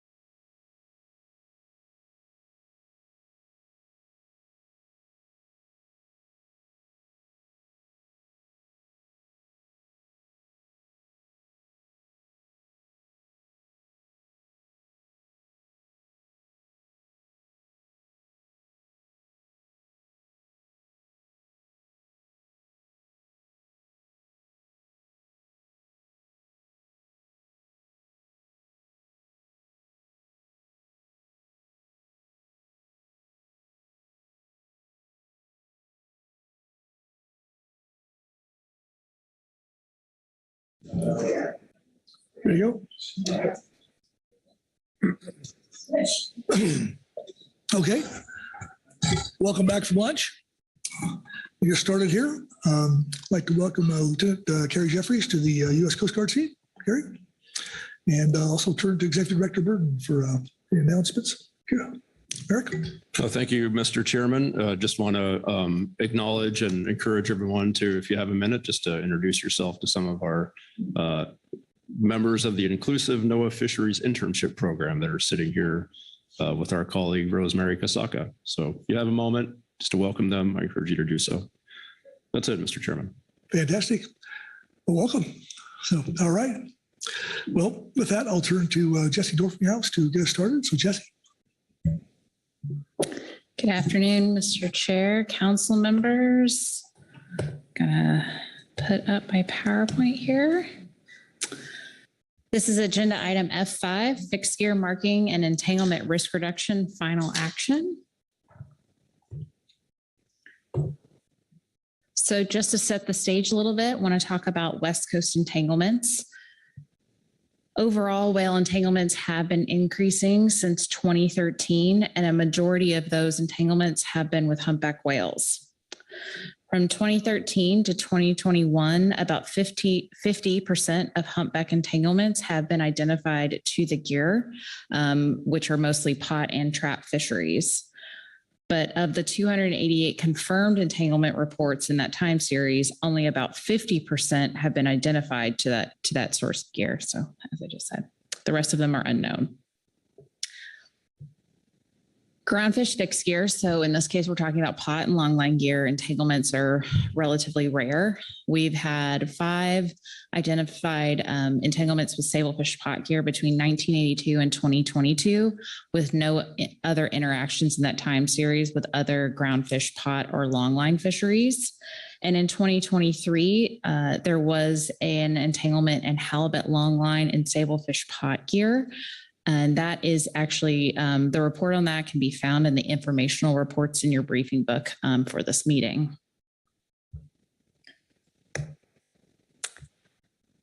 So how we got here, In 2020, the biological opinion related to humpbacks in the groundfish fishery was released.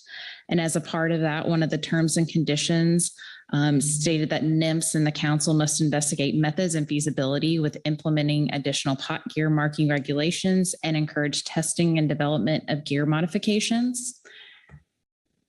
And with that term and condition, there was a gear marking workshop held with Oregon Sea Grant in November of 2022.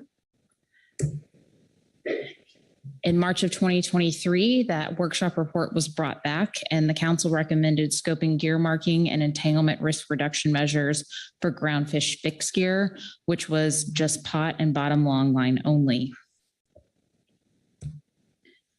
In June, we scoped a series of measures, which then in September, we brought forward a purpose and need and a range of alternatives was adopted. In March, you adopted a preliminary preferred alternative, which has led us to our council action for today, which includes adopting a final preferred alternative for gear marking, including buoy and line marking alternatives, provide guidance relative to outstanding issues as described in attachment 1, adopt an FPA for entanglement risk reduction measures of surface gear requirements and surface line limitation, adopt an FPA for escape panel regulations, and provide guidance relative to the development of a best practices guide. In terms of materials, attachment 1 in your briefing book is a kind of short list of the gear marking alternatives, as well as some diagrams of the gear and some terminology that were provided by Oregon Sea Grant. Attachment 2 is the analytical document that was updated from March. You have supplemental GAP and EC reports, as well as public comment.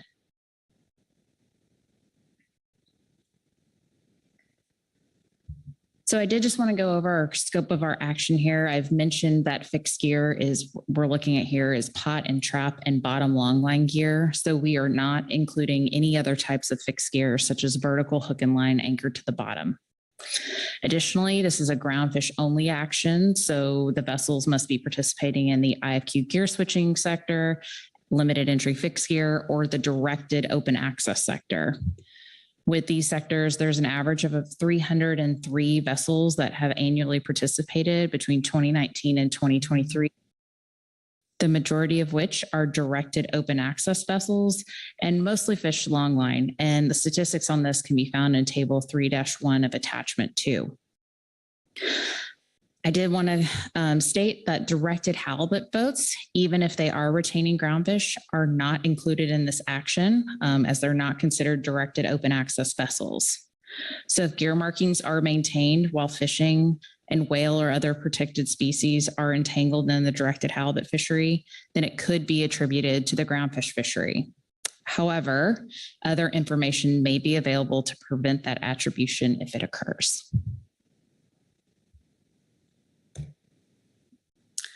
So first up, I'm going to talk about our gear marking alternatives. So the purpose of the gear marking alternatives is designed to improve NMFS's ability to identify the gear involved in an entanglement. And with 50% of unknown entanglements, being able to prove that entanglements are occurring with groundfish gear or not with groundfish gear would be overall beneficial. There are no immediate direct impacts on entanglement risk, but it is likely to help in the long run. For positive attributions, we'd be able to improve our ability to target management measures more effectively. As an example, maybe it's on pot and versus all fixed gears.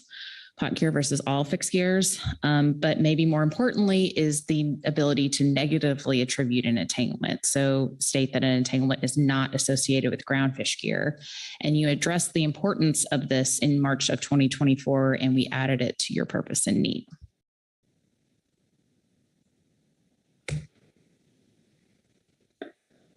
So I showed this slide in March, but I really think it helps help you think about how and where we want to mark gear. We want to consider what is typically seen on documented entanglements and what might be needed to attribute or not attribute an entanglement to the groundfish fishery. So the graphics I have here are from a document that NMFS produced for the gear marking workshop, and it's also figure 3.1 and 3.2 in attachment 2. So in terms of the amount of line available to identify an entanglement, we have estimates from 2013 to 2020 that were attributed to the pot and trap fishery that are shown in the blue bars here, or that were unidentified in the orange. And the majority of lines shown in this orange square rectangle had less than 20 feet of line available, or about 3 fathoms. But likely more interest to our marking alternatives is the part of the gear or line seen in the entanglements.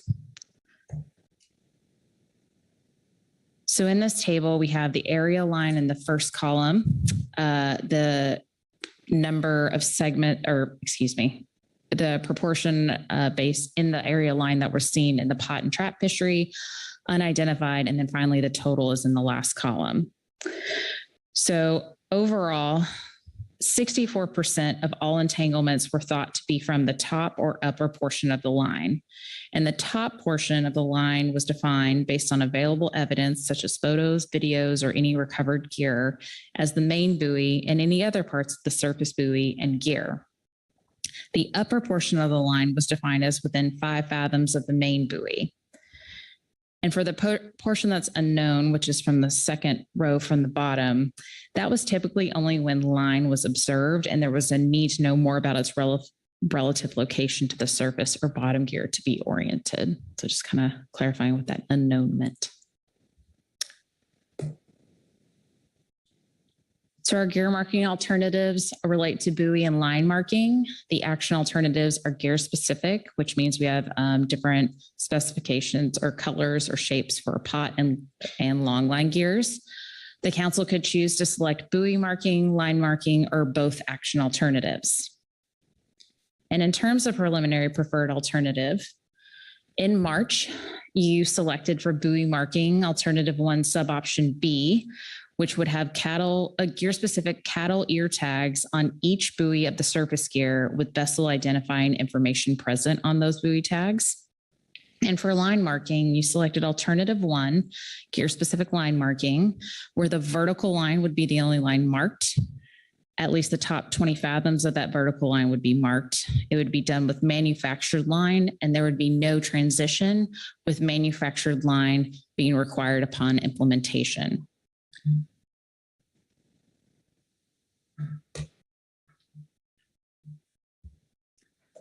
In terms of impacts of buoy marking in the PPA, so for some background information, from 2013 to 2020, buoys were documented on about 2/3 of those entanglement reports we had, but only about 1/3 of the current markings were legible and could actually be used to identify the gear. There is evidence that buoy tags have helped with identification of entanglements and gear in the state Dungeness crab fishery.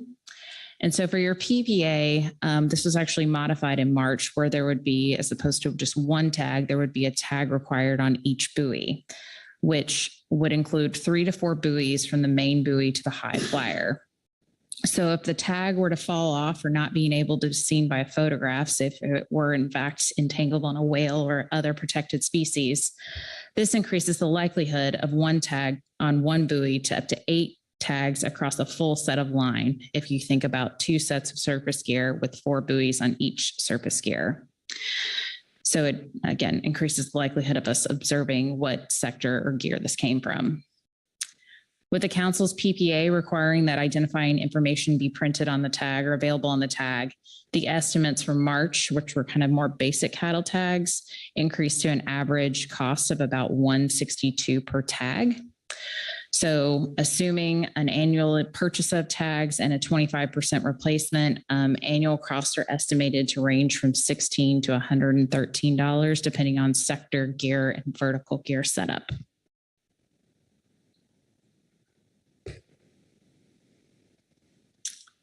So for line marking in your PPA, the buoy tag PPA limited our need to mark surface line. Vessels could maintain the same set of surface gear, but could swap out the vertical line segments. With those buoy tags, it allows that identification without the need to change out that line. And this is really key for operational savings. And the GAP spoke to this when they brought forward this option in March.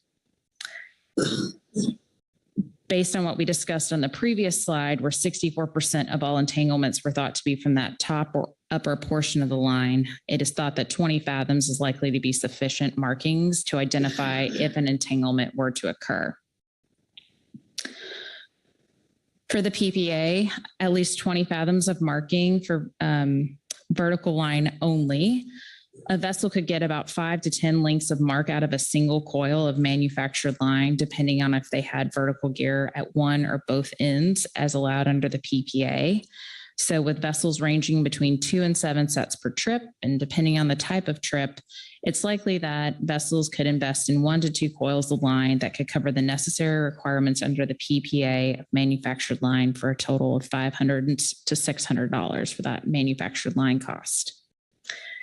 And finally, under the PPA, you said no transition. There would likely be time to coordinate and order those multicolored lines that was specified in the PPA, but industry did say it would be quick to implement once they became available. I did want to flag that if you were to change your PPA from no transition to allow for some temporary markings during a transition period, you would need to specify the temporary method elements as outlined in component C on attachment 1. And note that you did revise the range of alternatives for the frequency of temporary marks as well in March, which is discussed in attachment 2.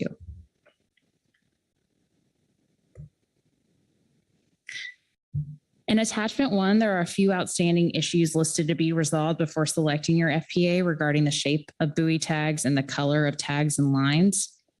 However, based on some further conversations with National Marine Fisheries Service staff, if the council didn't wish to weigh in on these questions, you could still take final action specifying the other key necessary elements that you specified in your PPA. And I might pause there and see if there are any questions before moving on to the other elements of the presentation. Okay, questions for Jesse on our presentation? I think this is very clear, so proceed. Great. So next we'll move on to entanglement risk reduction measures. The first one is the surface gear limitation. So currently, fixed gear vessels are required to use surface gear, which is the set of buoys and flagpoles attached to each terminal end of the ground line. However, under alternative 1, fixed gear vessels may choose, so this is a voluntary action, to use surface gear on only one terminal end of the ground line, which is shown in this figure here on the screen. And you did select that as your preliminary preferred alternative. In terms of benefits of the surface gear limitation, it would likely reduce the number of vertical lines in the water, but the degree to which is uncertain. It would ultimately depend on how many vessels change from using surface gear at both ends to only one end of the ground line. And based on talking with industry, it's likely to see this measure utilized by pot vessels rather than longline vessels. We did an analysis that looked estimated a 10 to 30% reduction annually, depending on that change in behavior, using a retrospective analysis of 2019 through 2023. And you can see that in table 3-6 of attachment 1. Overall, we do see there might be some potential cost savings to vessels by having fewer vertical lines to operate and replace.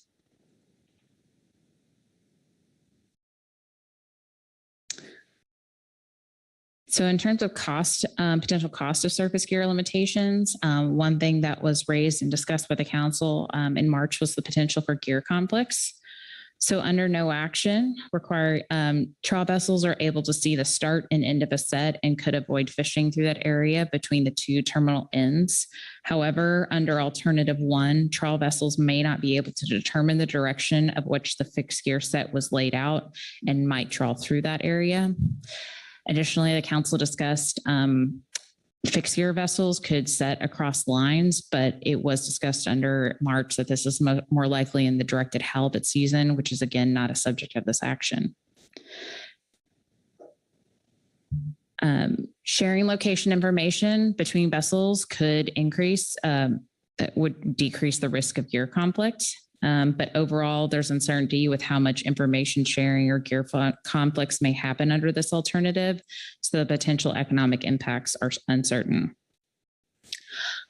Ghost fishing was also raised as a concern by the council in March.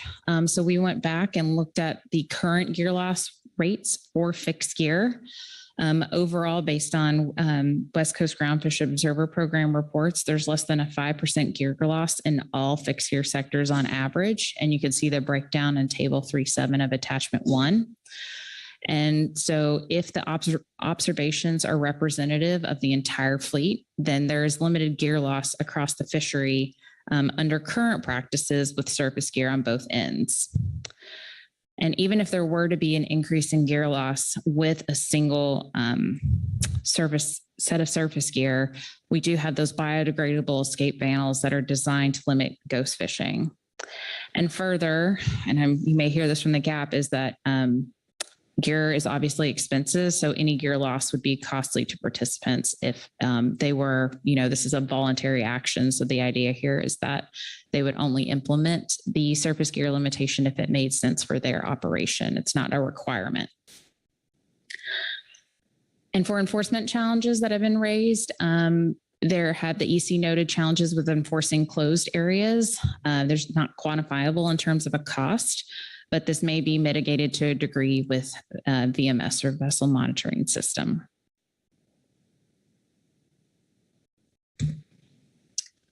Next up is surface line length restriction. So under no action, there's no limitation on the length of surface line for fixed gears. Under alternative 1,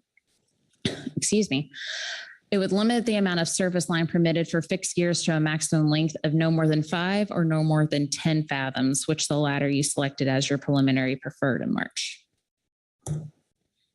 In terms of impacts, there's negligible cost to industry under either option. There may be some economic benefit over the long term by reducing the cost to maintain and replace fixed gear surface line. But the PPA was really selected to cover operational needs when conditions would actually pull down the surface gear. So it was thought that 10 fathoms over 5 fathoms made more sense for operational reasons. Alternative 1 overall would likely be beneficial to protected species, with the top or upper portion of that line being entangled. Although notes that 5 fathoms would likely be more beneficial than 10 fathoms just because there'd be less line to be entangled in. And finally, are a couple of other items.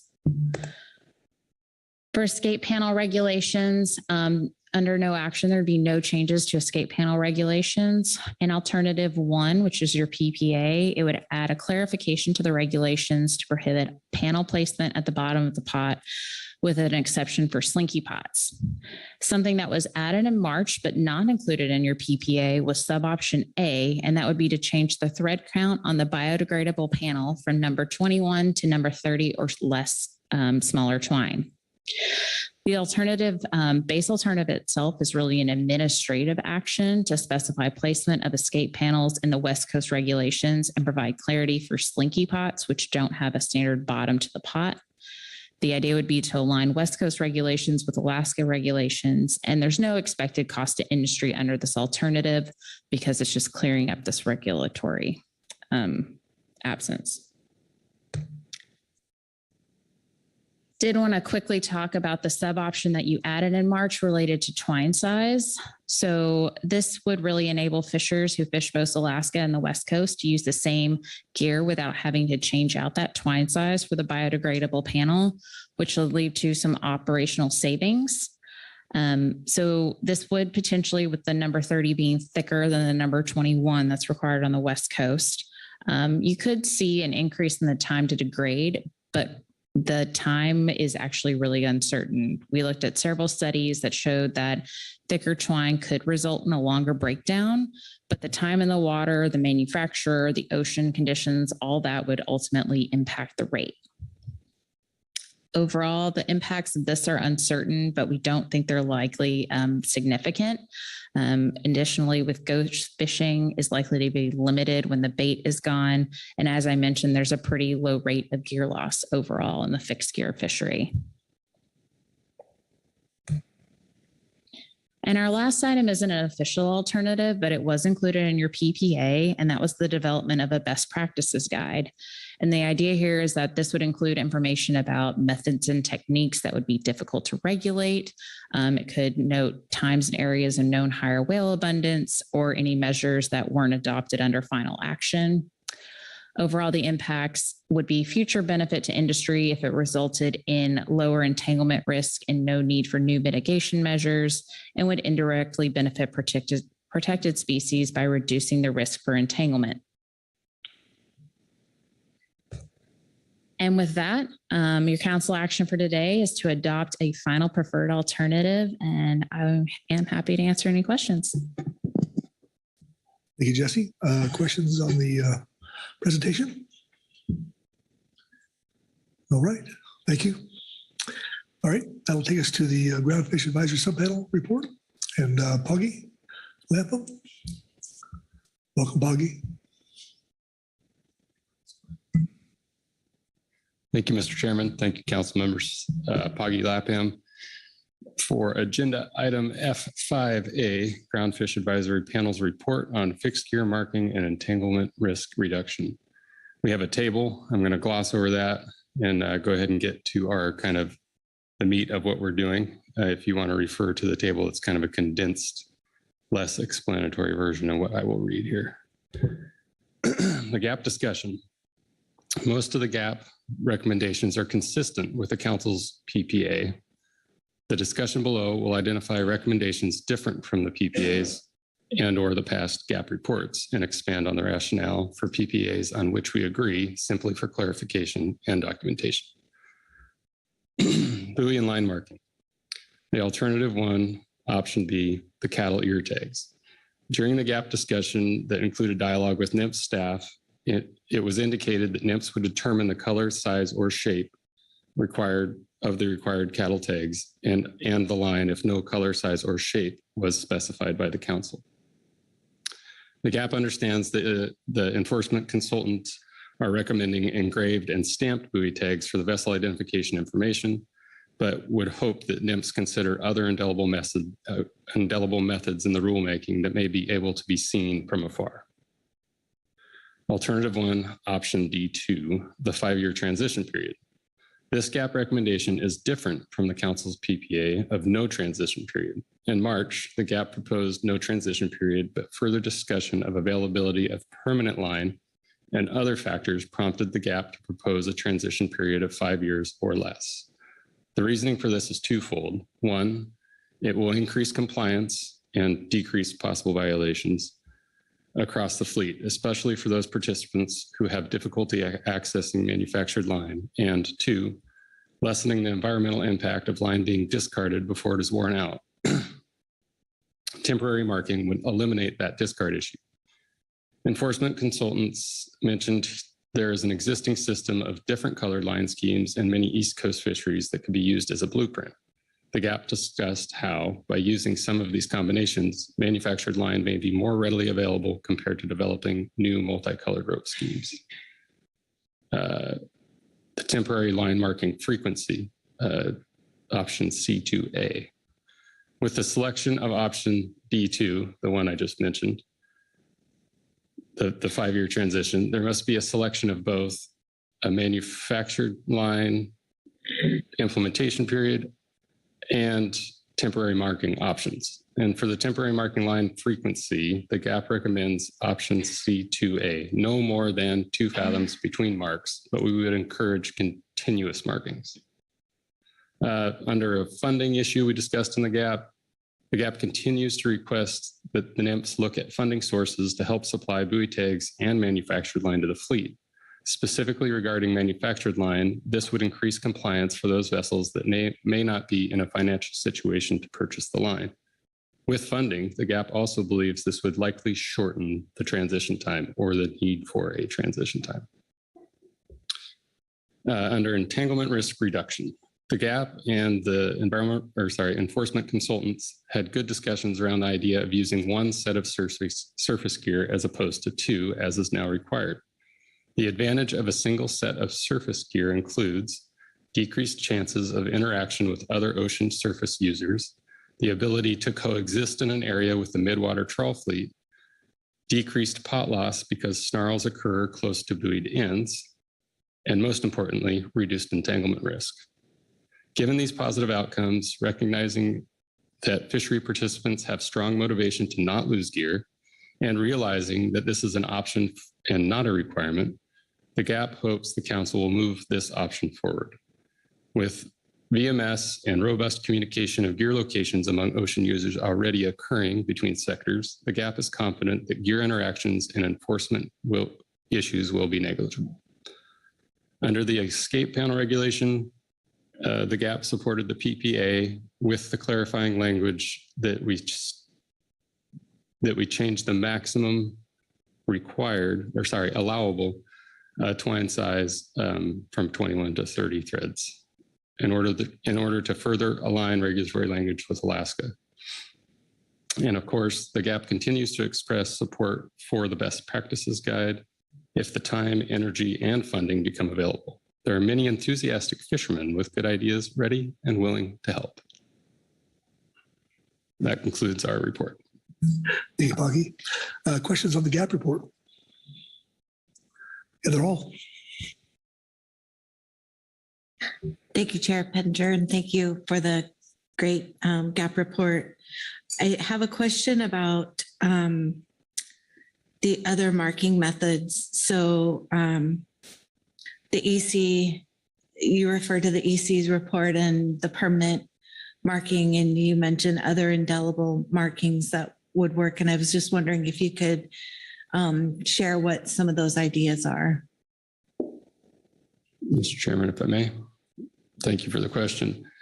Actually, this morning, we had a little bit more of a discussion with the EC, and it was a good clarification because we envisioned it as having to get a cattle tag with a printed and stamped number on it, as you can do, but sometimes the number of digits is limited to less than what we're required to have on the tag. And he was like, if we can somehow engrave it or brand it on our own, that is sufficient. The goal being, if every other identifying mark on the buoys or the cattle tag is worn off, at least there's some braille we can read, when we get to it. Mm-hmm. Okay, thank you. That's really helpful. I do have one other question, please, if I may. And this is on the transition from temporary markings to manufactured line, and really appreciate the GAP's ongoing discussion around this. I brought it up in March, and so I'm interested to hear if you talked about the time frame for the transition or anything less than 5 years. Did you talk about that, or did you just stick to the 5 or 10-year transition options? If I may.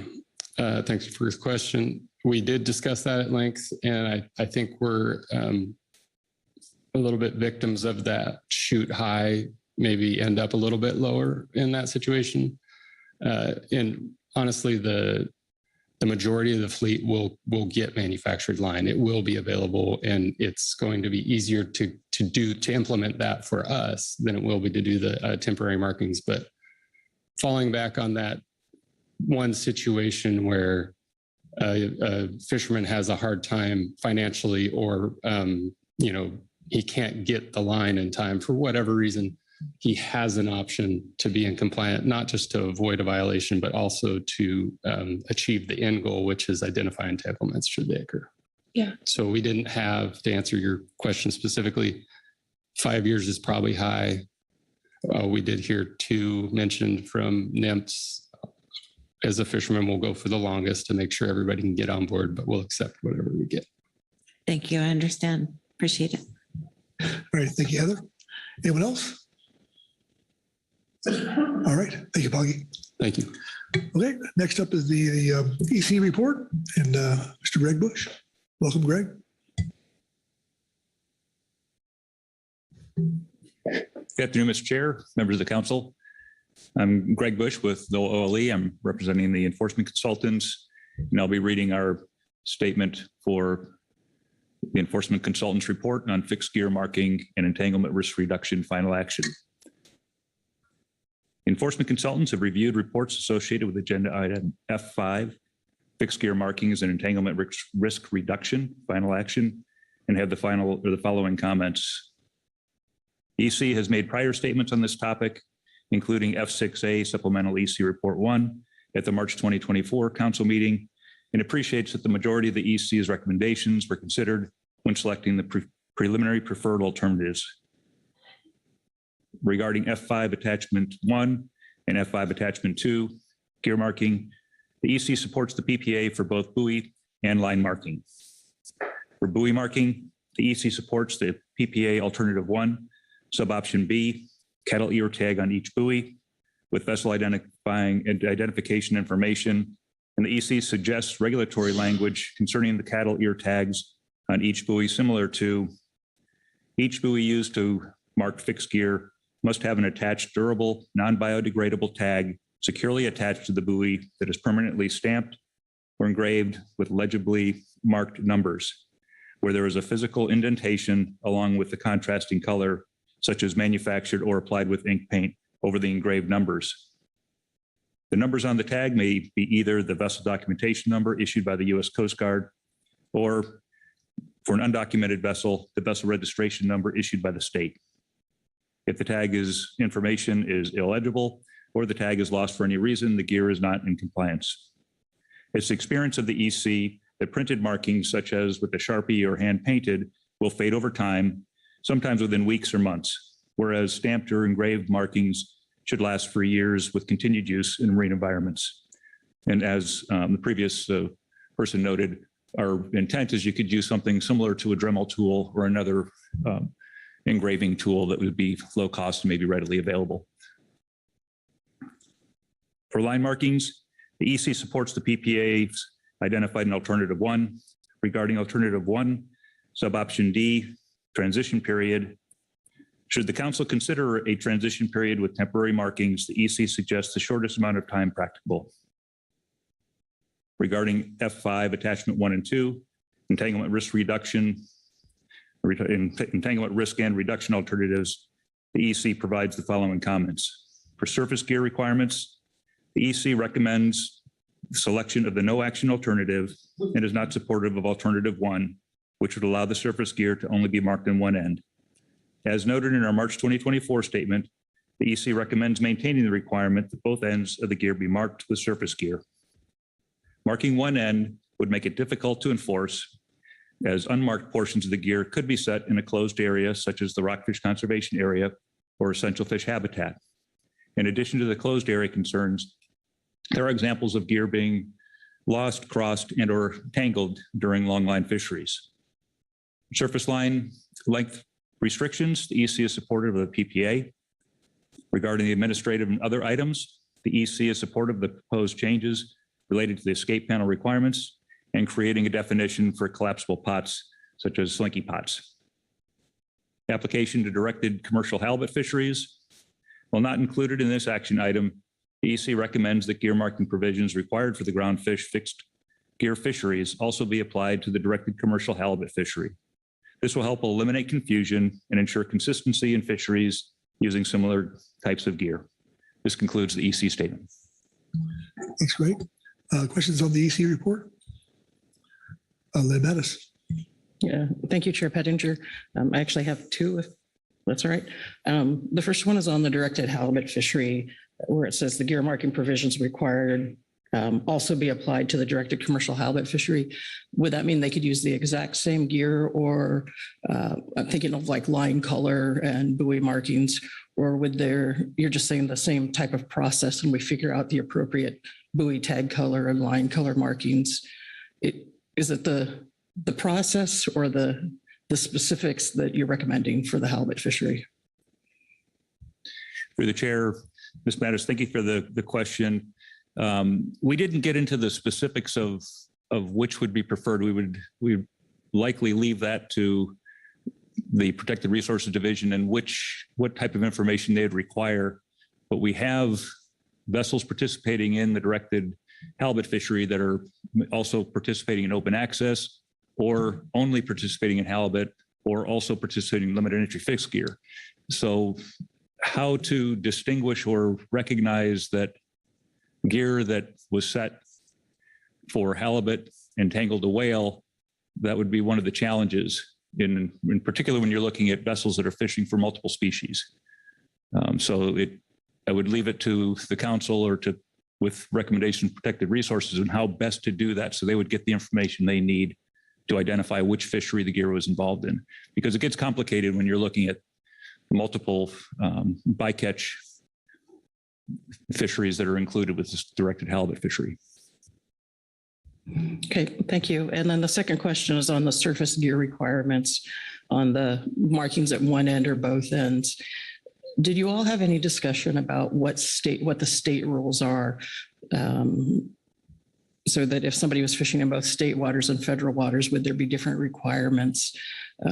Just thinking as an example, in the state of Oregon, it's required you have buoys on both ends. Was there any more discussion about that, how that might interplay going forward? Through the chair, thank you for the question. We had some discussion about that, and that was also one of our concerns, is having differences between state and federal waters, particularly if they're both involved in the same groundfish fishery and they're allowed to fish both inside and outside. They would then, of course, have to meet the more stringent requirements if they're fishing offshore. It's just it'd be a challenge for us. Our bigger concern is just our ability to monitor vessels that are operating close to closed areas and relying only on vessel monitoring systems and my staff's ability to detect and monitor that activity, and us to be able to effectively enforce the closed area was more of our concern and more of the issues. Thank you. Thank you, Lynn. Further questions for the EC report?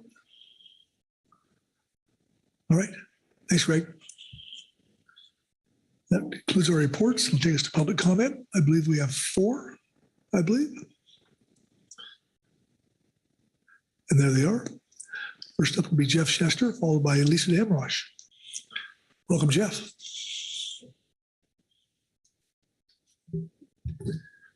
Good afternoon, Chair Pettinger, members of the council. My name is Jeff Chester, representing the conservation organization Oceana. I've been privileged to serve on California's Dungeness Crab Fishing Gear Working Group, addressing the whale entanglement issue since 2015. And have been participating pretty heavily in the upcoming revisions to the risk assessment and mitigation, or RAMP program in terms of state regulations, which include new line marking and risk reduction measures. Our organization's been participating in the California Fish and Game Commission's draft regulatory package, which they're currently engaged in now, that includes gear marking of set gill nets that are used to target California halibut and white sea bass in the state managed fishery. Whale entanglements are a significant concern, in particular from a biological standpoint. The Central American stock of humpback whales is currently, the cumulative human impact exceeds the potential biological removal under the Marine Mammal Protection Act. And the evidence out there on entanglements does suggest that most entanglements are never observed or documented. So there's a lot more than just what is in the confirmed NMFS reports. The general public, in addition, really does not want to see whales entangled in West Coast fishing gear. And the Marine Mammal Protection Act, as you know, has the 0 mortality rate goal. So we wanted to start by commending the council and the GAP in particular for recommending proactive measures to address this issue prior to the upcoming take reduction team that's being established next year. Risk reduction is certainly critical to reducing and preventing entanglements and getting those numbers down. So on that front, on the risk reduction, we support the option to use 1, not 2 vertical lines. This would reduce the number of vertical lines in the water and reduce entanglement risk associated with the same amount of gear. We suggest, based on our experience looking at recently with pop-up gear that is being used where there's no vertical lines and they have long lines, that are fairly long. They're using new virtual gear marking apps through tablets that basically other fishermen and enforcement can see. So even if you can't see where the buoy is on each end of the line, on the surface of the water, you can actually see on the water on a chart plotter where the full line is. And that's being used for both for enforcement purposes and to prevent gear conflicts across fishermen. So we would encourage fishermen to use that technology. We're not suggesting that be required here, but that could address some of the concerns that have been raised with using only 1 vertical line on these long lines traps or long line hooks. We also, in the meantime, we actually have seen quite some success, particularly this last year, as 20 fishermen are now using pop-up gear, using long lines in the Dungeness crab fishery under an experimental fishing permit. The success rate has been very good, and we're looking forward to seeing the final results from that. But we would certainly encourage testing. This could be done in sablefish. There's lots of good ideas for how to modify this method for deep water fishing. And this could really benefit the fishery to get ahead of this and really try to explore the potential of this new technology proactively. This could be done without an EFP. If there's still a vertical line at one end and there's no vertical line at the other end, you could actually put pop-up gear on the other end and see if that works. So there are ways that this could be done and tested that could be pretty straightforward. And I know that some fishermen have been interested in looking at that, and that certainly the gear manufacturers could assist in that process. But it's obviously going to be very different than Dungeness crab because of the water depth with sablefish. With respect to gear marking, our overarching comments are that gear marking it's really critical for all, given just the variety of fixed gear fisheries off the West Coast. It's important, and the different management entities associated with this, that gear marking is coordinated and consistent with other fisheries. Most confirmed entanglements from the NMFS database, even now, are still labeled as unknown gear. And so we support the goal that was articulated here to ensure both the ability to negatively or positively attribute the gear involved in entanglements to the groundfish federal fishery. We also we do support, this is different than what's in the PPA. We do support the marking of the surface line as well as the vertical line. Right now, the PPA only includes the vertical line, but not the surface line. So we think this is really important. It should be marked. This is consistent with the proposed Dungeness crab regulations in California I mentioned before. And surface gear is extremely common and visible in entanglements. So relying just on buoy tags, we don't see that as going far enough, and would like to see that in the surface line as well. And the surface line length should also be minimized. We do support the PPA for the buoy tags, and we support the PPA that includes only allowing manufactured line and not a transition. However, if there is a phase-in option is being discussed by the GAP now for using temporary markings, we would ask that the time limit for that be as short as possible, given the various enforcement concerns, and certainly no longer than 3 years, consistent with the 3-year phase-in of the vertical line manufactured only requirements that are going to apply to the Dungeness crab fishery. We also support the EC recommendation that all of these gear marking requirements also apply to the commercial directed halibut fishery as well, as per the question that Ms. Mattis raised. And certainly depending on whether there is a need to distinguish that from sablefish and other gears or not, I guess we'll leave that to protected resources in the council, but it would be a missed opportunity to not include that fishery in this action. And lastly, we support the best practices guide development and note that there's been a lot of work to do this for the Dungeness crab fishery. There are already several best practices guides out there for other types of fixed gear, and it could be fairly straightforward to try to modify that for the sablefish fishery and other groundfish fisheries. So thank you again for being proactive on this, and we really appreciate the council's efforts to try to ensure that this fishery can comply with the federal laws regarding whale entanglements and ultimately continue in a sustainable way while reducing risk to whales and sea turtles. Thank you very much.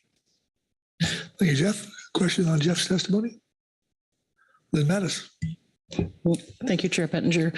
Thank you, Mr. Chester. On the ropeless or pop-up gear, do you happen to know, is that still in the testing phase, or is it in production and commercially available? And if they are available, about how much they would cost? Thank you through the chair, Ms. Mattis. Yeah, that's a great question. And I think something that I've learned is when people say testing phase, that can actually mean very different things. So there's actually several stages of testing that have happened, from sort of initially trying the gear out to making modifications to see if it can work. And now it's actually being done at a commercial scale. The Dungeness crab fishery experimental fishing permit currently allows up to 150 traps using 15 different units at up to 10 traps per line.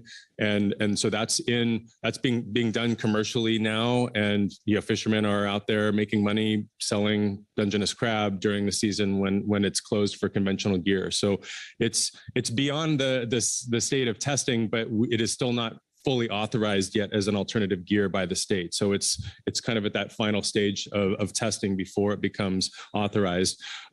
What we have understood is that the basic costs for that setup range from around 8 to 15,000, depending on how much extra line is used, and that's basically for the deck units, transducers, as well as the individual pop-up units themselves.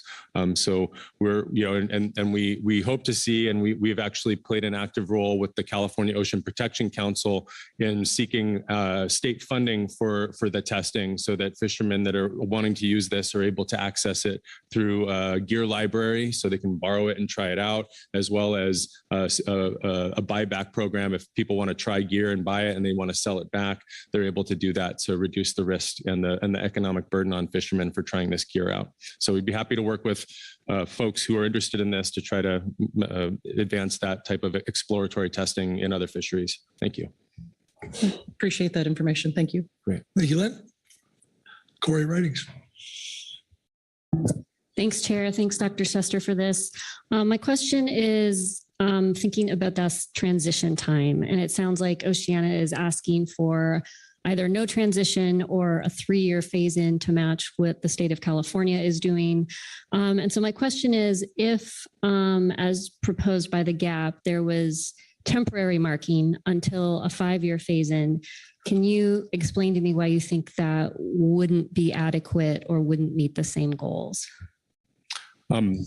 Thank you through the chair, Ms. Ridings. Yeah, if in the enforcement consultant report, there's actually quite a bit of discussion on that. I think the GAP had a lot of discussions thoroughly that, just going to manufactured line is much more straightforward and simple. Having each fisherman kind of make their own temporary markings is not necessarily going to be as consistent and leaves a lot of kind of wiggle room that may make it a little bit more difficult, because ideally with line marking, you want to know exactly what the line looks like for any given fishery. And if there are temporary marks, I guess we're saying that could be an acceptable solution if there is a phase in. And so we would support that if there is a phase in, but would want to see the phase in period be shortened to no more than 3 years to be consistent with the phase in period for that manufactured line only in Dungeness crab. So 3 years seems to be, I think, reasonable.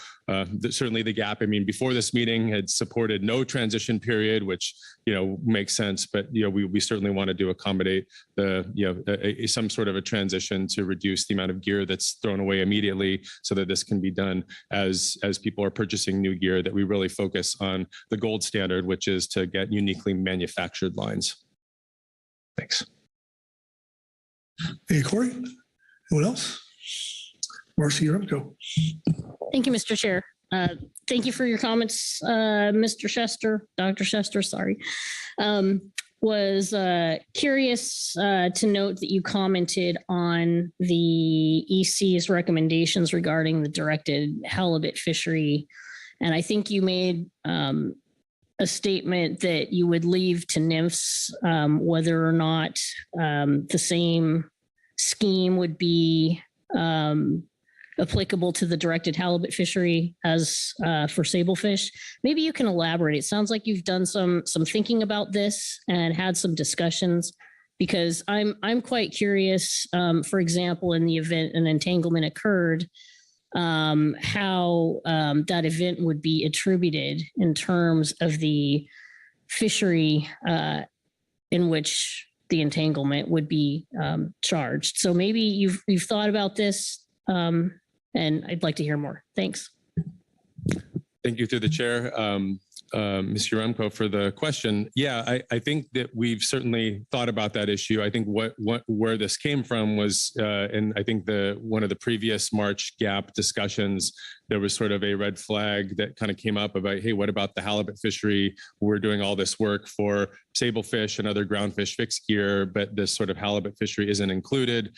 There was some consideration, well, really, it's not a whole lot of vessels.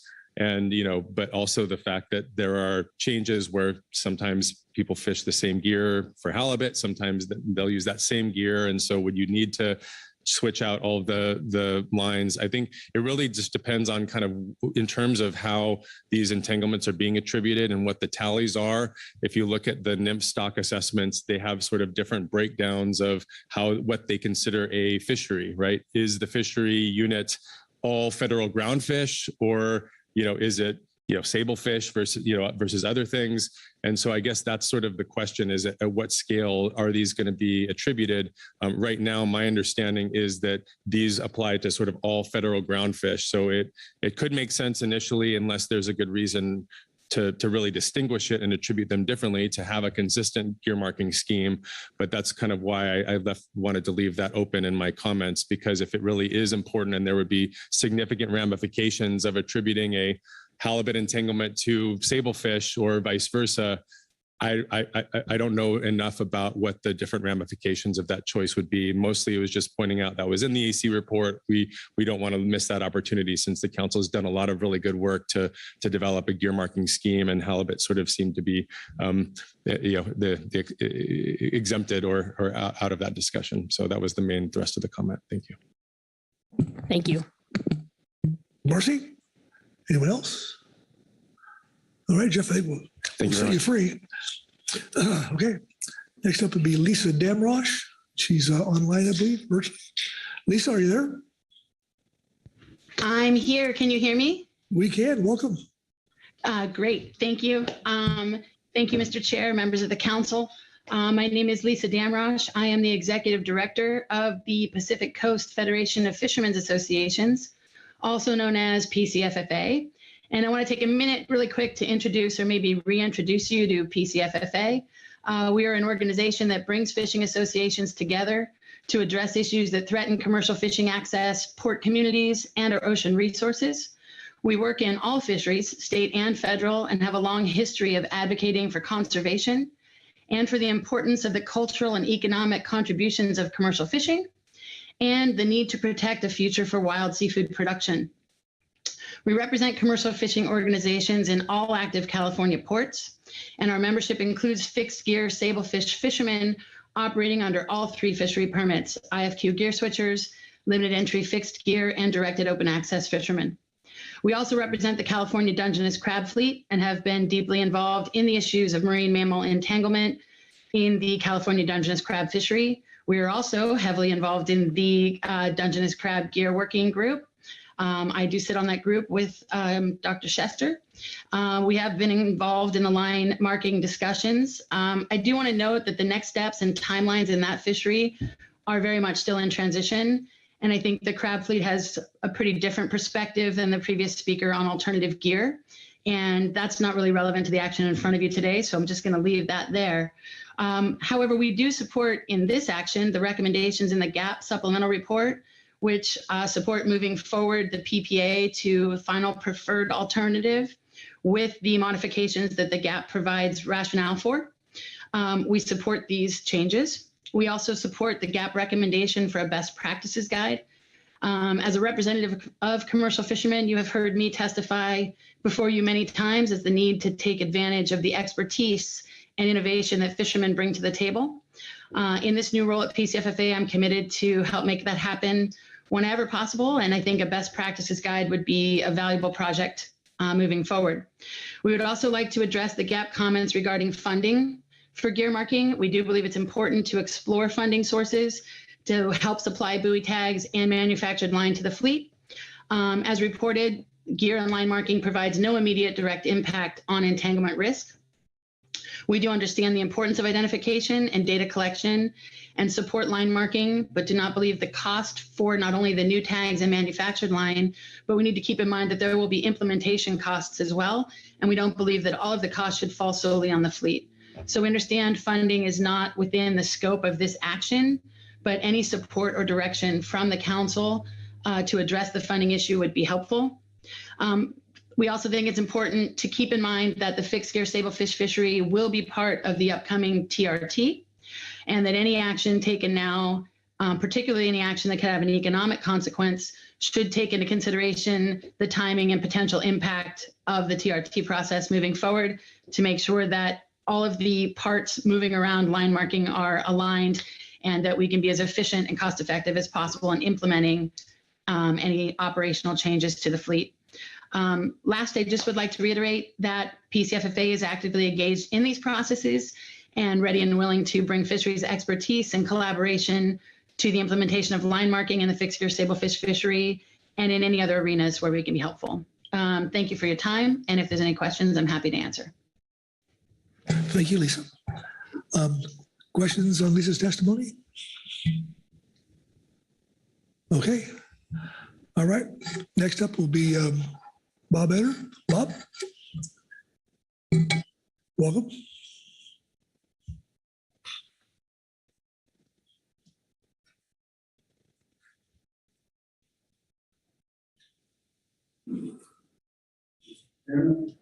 Members of the council, good afternoon. Your button.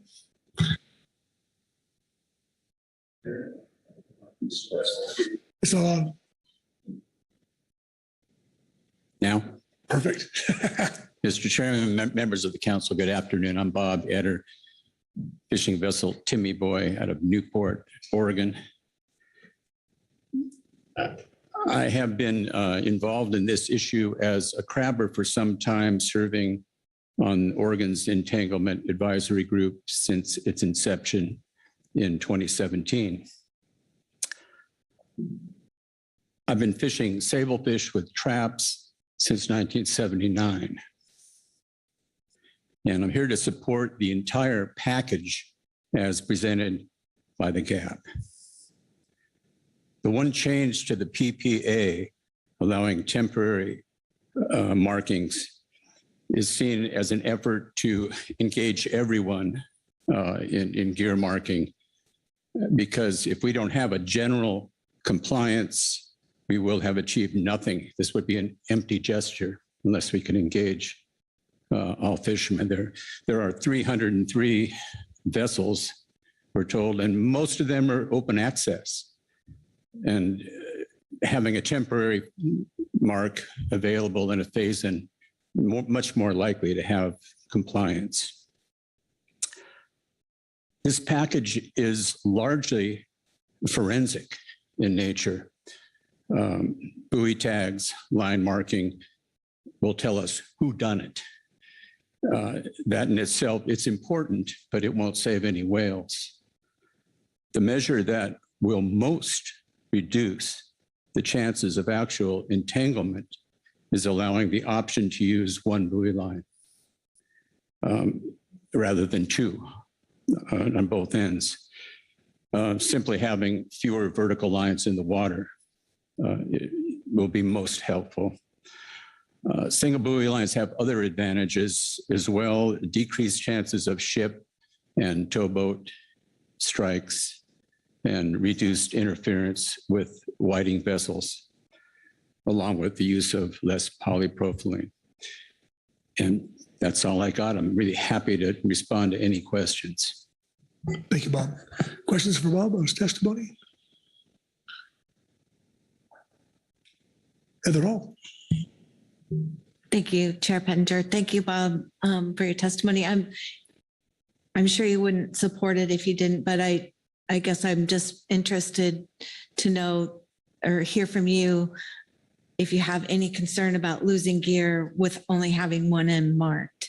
I mean, obviously you support it, and just asking more about practicality of being on the water and how does that really work so that you're not concerned about something setting over it or some of the questions that have come up around that. we're always concerned about losing gear. And we lose very, very little. When a buoy line is gone, we don't go to sea to fish without a set of grapples and be prepared. We haven't had to use our grapples in the last couple of years, but sometimes we do. Things happen. This would be an option, Heather. So only those who choose would be using one buoy line. I would foresee broad acceptance in the pot vessel fleet and limited acceptance in the hook long line fleet. The hook gear uses a much smaller line, and it's fairly frequent that sharks would bite one end off. Often they need both ends. Where with our trap gear, we really rarely do. In fact, it will be easier to deploy the gear, easier to be more surgical in where we set it, and lessen the chance of messing up and entangling the gear. So I'm not really concerned, especially as an option. Thank you. Thanks, Heather. Anyone else? Bob Dooley. Thanks, Mr. Chairman. Thanks, Bob, for coming forward, and thanks a lot for all your participation throughout this process for many years and bringing your expertise, and really respect that, and thank you so much. One of the things I've learned over the years is that as an issue elevates in importance and people get to know about it and the rationale behind it, the question I have is is there a general awareness in the fleets that this is a huge problem and something that they need to worry about? And so that option for one buoy or two buoys would be taken into consideration, recognizing that the thing you have outlined about long lines versus pots and such. But I know, in the fisheries I participated in, bycatch became a real big issue, and it's the first thing people think about now. So it's very wide accepted, and people use salmon excluders and things like that. And I would suspect that everybody knows about this, and there's a heightened awareness and a heightened responsibility. Is that correct? Awareness is being heightened at this moment and this week, as where we'll get out and as this package is developed.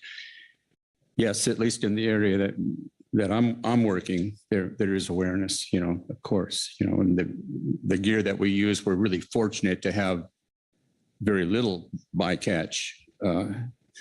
But I think the whole fleet knows. Many of the same people fish Dungeness crab and sablefish. So I would say there is real heightened awareness. You may not see it here in this sparse crowd attending here, but the fleet knows. Thank you, Bob. Corey Ridings. Thanks, Chair. Thanks, Mr. Etter, for being here. You've been doing this longer than I've been alive, so I feel like I need to take the opportunity to ask you some of the things that Dr. Chester noted about these new digital technologies that sound like they're coming online that can help fishermen avoid lost gear, avoid gear conflict, help enforcement. That sounds pretty great. Like it would be helpful for all types of people and be better for our ocean and hopefully the whales. So I'm curious to get your thoughts as someone who's been doing this a long time. If those are tools that you're interested in, you think would be implementable, maybe not this moment, but at some point soon, if those are the kind of tools that you see yourself using. And you're referring to pop-up gear? No, not to pop-up gear. Sorry, Chair, not to pop-up gear, but to the other technologies I heard Dr. Chester talk about, where there's like apps or ways you can use on like an iPad or a phone just to track your gear. In my head, I'm thinking about like, those little squares you can buy and attach to stuff so you don't lose your keys or your cat, like probably something equivalent that would, go on the gear. Sure, we're already doing it. It hasn't come up in the discussion until right now. Today, the the group is probably aware of AIS systems that are required for vessels over 65 feet in length. We have permission to use AIS buoys on our flagpoles, and we do. So everyone who has an AIS can see where my gear is. You know, for many years, we felt that discretion and privacy of our fishing holes was more important, and that like many privacy issues is in the past. We want the ships, we want the tugboats, we want the bottom trawlers, and we want the midwater trawlers to know where we are, and we want the other black cod fishermen to know where we are. And this is how we avoid gear conflicts. Communications between the boats has really improved tremendously, and so it's easy to locate my gear. You can locate it on marine traffic if you like. So we are doing that, but I think some of what Dr. Chester was referring to was in conjunction with pop-up gear. You need to be able to find it, and if that gets developed, all the vessels in the area would need to know where that gear is, so you don't have chaos, you know. And but we've, you know, through AIS and through just communications, we've kind of got that covered right now, you know, with the existing gear. Of course, if there are no buoys, there's no AIS at the surface, we need to develop other technologies. And I think that sablefish it might be the first place that pop-up gear, if it ever becomes totally reliable and affordable, it might be practical there before it is for Dungeness crab, because in Oregon there's 120,000 crab pots in the water, so there's a lot of gear to be aware of, and you know, there's not that much gear. There's a lot more space on the sablefish grounds. Hey, Corey. Bob? Thank you, Mr. Chairman. Be my last question. I know that. Bob, one question. You mentioned that you have approval to use that. And I remember a few years ago, FCC had come out and like disapproved the use of AIS on fixed gear or for fixed gear marking. Is that changed? I'm not aware of that. Has that been a change? The FCC has not changed it. The Coast Guard groups on our coast in Alaska have communicated that it's okay and it won't be enforced. So that's the state of things. Yes, Bob, you're correct. We used it for a few years. We got frightened off because huge fines are possible. And much thanks to the guy that I'm substituting for this week, Bob Alverson, and his group. It's okay to use now. I tell you, as a trawler, you know, that is so useful. You see them 10 miles away, and you can just a couple degrees course change, a couple fathoms here or there makes all the difference in the world, and might not affect fishing at all for us. But I really appreciate that that's back in use. Thanks. So do I. Cool. Thank you, Bob. Anyone else? All right. Thanks, Bob. Okay, next up will be Chris Cooper.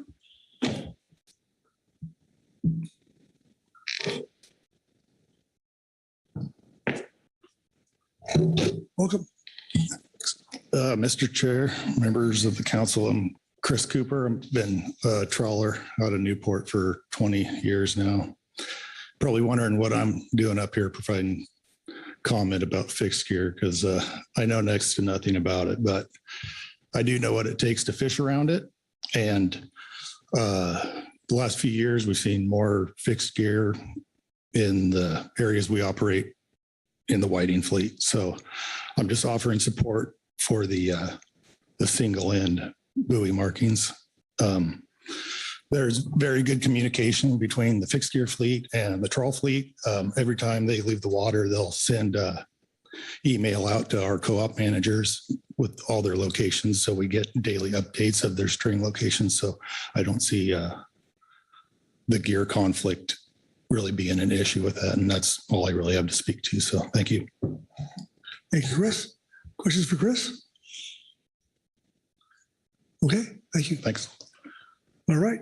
That takes care of public comment and takes us to council action. And I think that people want to take a break here. Was that, or you want to put me down before we do anything? Let's take a little break. So say 10 minutes.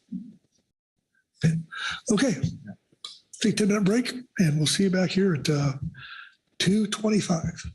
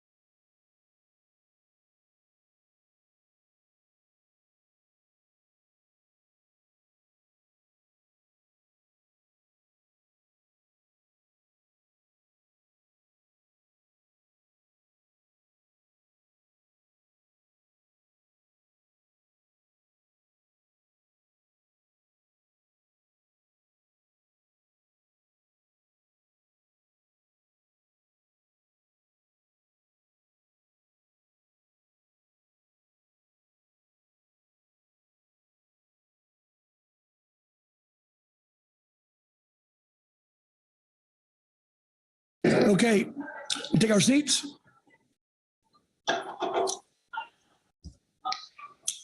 Take your seats, please.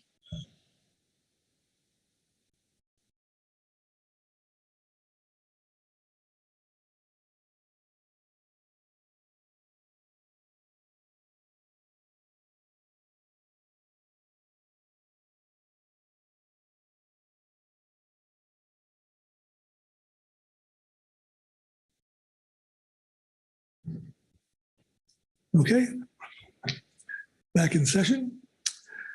And we completed the public testimony and have the council action for us to adopt the final preferred alternative. So open the floor for discussion. Heather Hall. Thank you, Chair Pettinger. I'll just start by offering my appreciation to the GAP and members of the public who have provided input on this topic as we've worked our way through PPA and now at FPA. I think the input from industry has been really valuable, and I think they've done a good job of looking at the alternatives and providing really meaningful comment. I appreciate the comments from EC as well, and from the conservation industry. And so I think we have a good framework to consider action under this. And I do have a motion when ready. I don't want to preclude anybody from making any comments, but I do have a motion when it's time. Very good. Thank you, Heather. Anyone else? Lynn Mattis. Thank you, Chair. Just going to echo a little bit of what Heather just said. Thanks to members of the GAP and the public and the enforcement consultants for working together to try to come to solutions that could work for both parties as best as we could. That's what makes this process work, is being able to work together and come back, look at something, come back and say, hey, this may not work. Let's reevaluate it. Thinking of the no transition time, that folks took the time to really think through what that would mean. So just wanted to express the appreciation for the communication and coordination. Thank you, Lynn. Marcy Uribko. Yeah, thank you, Mr. Chair. I'd like to thank the GAP for their work to do the outreach within their own states to bring the information into the GAP arena about what developments have occurred on the state fishery management side.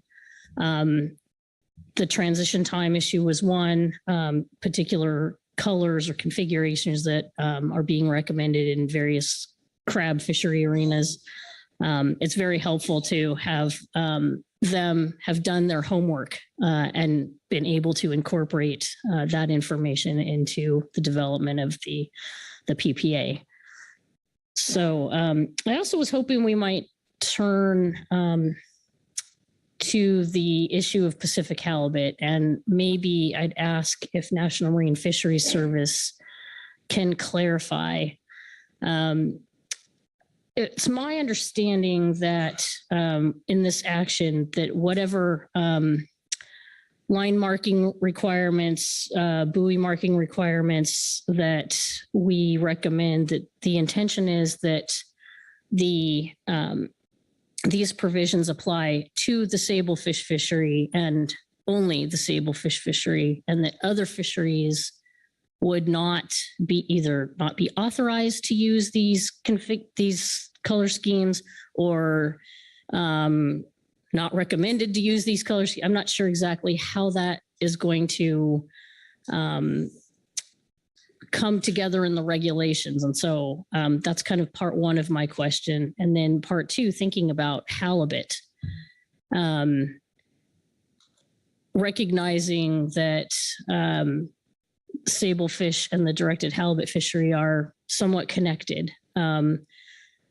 What's the plan on how we go about implementing this measure for the sablefish fishery without addressing questions on the directed halibut fishery? Thank you. Thank you, Summer. Thank you, Chair. Thanks for the question, Ms. Yaremko, and the opportunity to address halibut. I know there's been some confusion at multiple meetings, so it's good to be clear. You are correct that these actions that come out of this decision will apply only to federal groundfish, pot, and longline gear using vessels. And so the marking schemes required would be required when using groundfish pot or groundfish longline gear in federal waters. It would be ideal if those marks were not used in other fisheries, but through this action, we are just addressing the groundfish fisheries, and we can't, through this action, for example, prohibit any particular gear coloration in other fisheries. Maybe I'll add in a little bit, again, addressing some questions that have come up about potentially using the same marking scheme for halibut as groundfish. I understand the operational benefits of that. Well aware that there are a lot of people who fish in both fisheries, and that it might be, folks might want to use the same gear.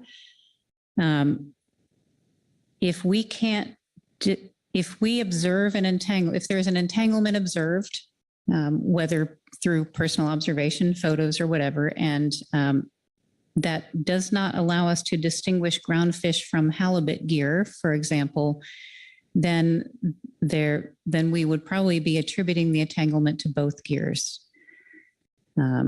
Or certainly there's a risk of that. And so, I think there is benefit in enabling as precise attribution as possible. The council could consider halibut gear marking requirements, but that would need to be taken up in a separate action as a halibut regulation change. Right now, if somebody wanted to fish, somebody fished both groundfish and halibut, and they were fishing,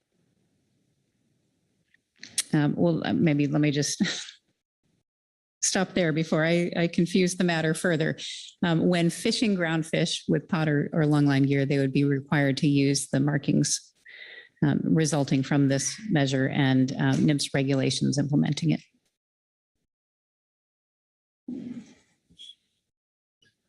Thank you, Maggie. Marcy? Yeah, if I may follow up on your reminder that this rule, of course, will apply to groundfish fisheries in federal waters. Of course, we have groundfish fisheries that operate in state waters, and some activities cross the state and federal waters boundary line. Presumably, since your rule applies only to state waters, and as you've described, your rule won't be prohibiting use of these color schemes in other fisheries, but is it going to be all right, I guess, for state nearshore fisheries, for example, to be using these same schemes if they're targeting groundfish that kind of may co-occur in state and federal waters? Maggie?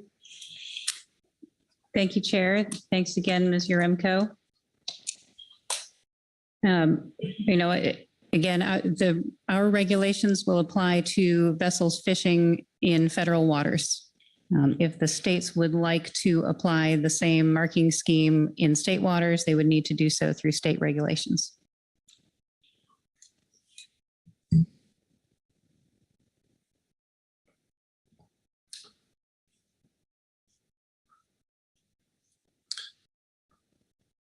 Good. Okay.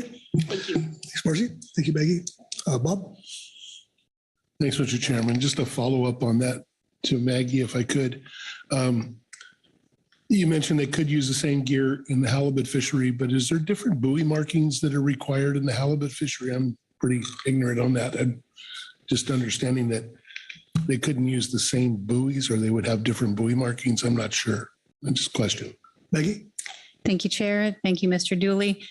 Right now, in both groundfish and halibut fisheries, although under different regulations, buoys are required to be marked with the vessel ID number. That's in federal regulations for groundfish fisheries and International Pacific Halibut Commission regulations for halibut fisheries. This wouldn't change those requirements for the vessel ID number to be on the buoy. We are talking about adding a requirement for federal groundfish fisheries to add a tag to a buoy when they're fishing groundfish that has a color and shape unique to the groundfish fishery that we would specify in federal regs, along with some identifying information on that tag. Thanks. Thank you, Bob. Thank you, Maggie. Sharon? Thank you, Mr. Chairman. So Maggie, so hypothetically, if I'm just trying to sort all this out. So if you had someone using the same line schematic in the halibut fishery, but a buoy that only had the vessel ID on it and did not have the cattle tag, you could presumably attribute that to halibut and not groundfish. Hypothetically. Maggie? Thanks, Mr. Chair. Thanks, Ms. Kiefer. It would depend on what parts of the gear we observed in the entanglement. If we saw line that was marked for the groundfish fishery, we would likely be attributing it to the groundfish fishery. If we saw that there was a buoy attached to that without a groundfish tag on it, I think we would be hoping for more information. That's an example of a case where the vessel ID, whether it's on the buoy and or on the tag, but in this case on the buoy, is very helpful because it allows us to hopefully identify a vessel and interview the captain and find out what fishery they were operating in at the time. But I'll just make the point that I think you all are making with these questions, that the more overlap between different fisheries in terms of the marking scheme there is, the less clear our ability to confidently attribute either to make a confident positive or negative attribution. So again, ideally in the long run, we have clear and unique marking schemes for various fisheries. This action today will only apply to groundfish, pod, and longline gear in federal waters. Thank you, Maggie. Thank you, Sharon. All right. Anyone else? Okay. I'm not seeing any hands, so I'll look to Heather. So, Heather? I have a motion. Thank you. Very good. And there it is.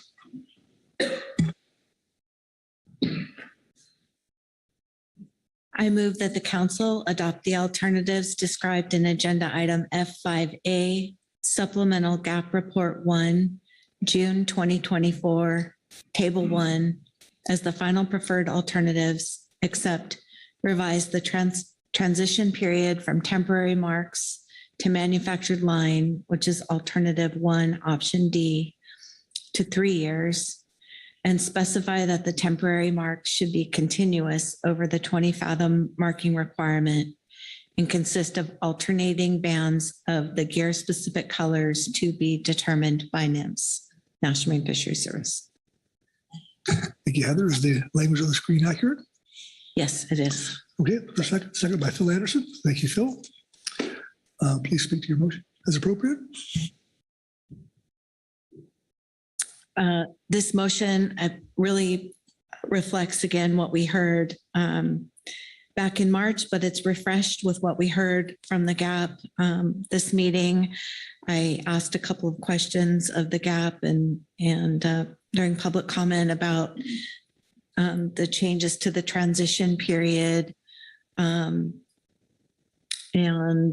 considered the input from the EC on that particular issue.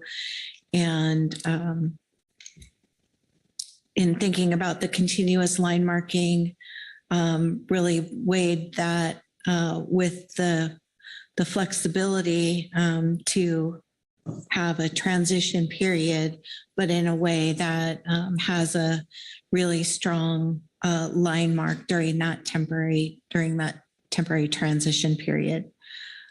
So that's my thinking into the motion. I think the GAP did a really, again, great job of providing input to the council. And so for primarily all the other alternatives, this reflects the input that we heard from them. Okay, thank you, Heather. Questions for the motion maker? Discussion on the motion? Bill Anderson.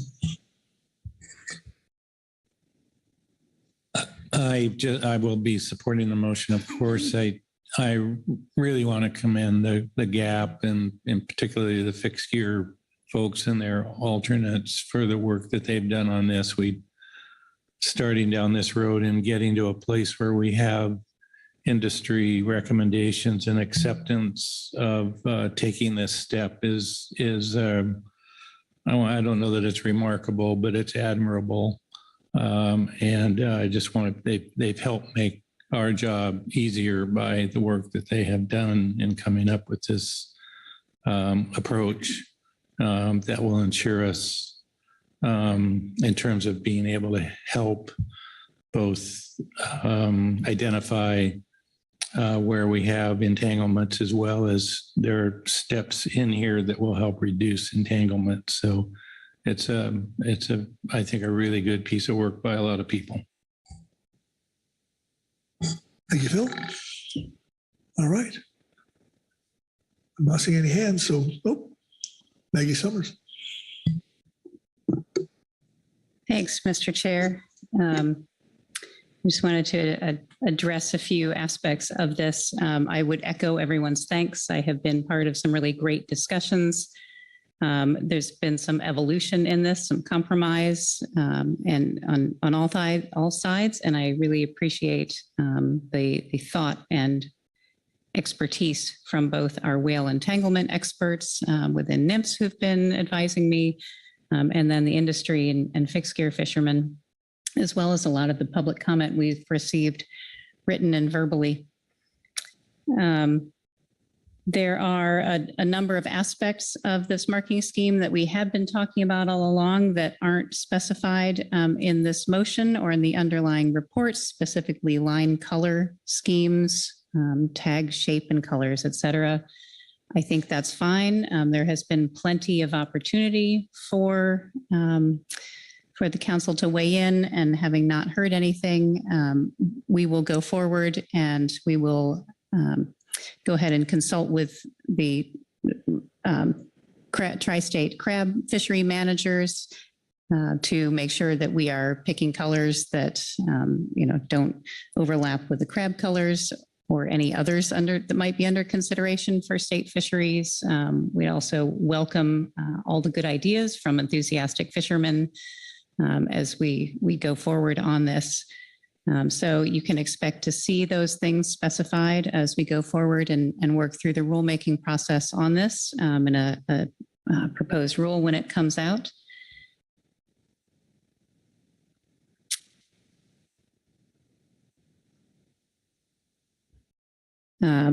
We also had some discussion on different fisheries, and I provided the answer that all we can do here is within the groundfish regulations. So we could prohibit, the use of other fishery color gear marking specifications, I guess, in the groundfish fishery as part of this action.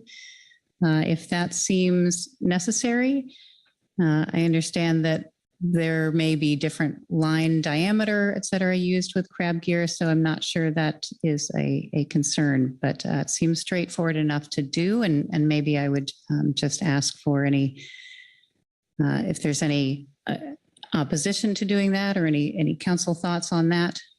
I'll give you a moment to think about it. Okay. Bob Dooley. Thank you, Mr. Chairman. we heard a little bit about the East Coast having some of this already multicolored line, there was a comment about it, and there wasn't much extrapolation on that, so not sure if it's relevant or not. But if there are line manufacturers doing this on the East Coast and the diameter is correct, it might be good to maybe match up to that so that the availability of the line might be more readily available quicker and maybe even cheaper because it's already being done. But at least I heard talk about it, but I haven't heard anything more about it. So thanks. Thank you, Bob. Lynn Mattis.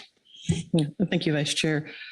Ms. Summer beat me to something I was going to bring up after we talked about this motion and voted on it, was providing the guidance or the recommendation that we provide guidance to NMFS to work with the 3 states, Dungeness crab fisheries on the line markings. That seems like it might be the most efficient use of time. I don't think this group sitting around here arguing over color combinations of lines is an effective use of our time, nor should I be one of the people in charge of that who are part of that conversation. But I think Ms. Summer is on the right track that we ask NMFS to work with the states with the coordination there on the lines and the buoy markings. We just talking about it a step ahead of where I figured we would. So thank you.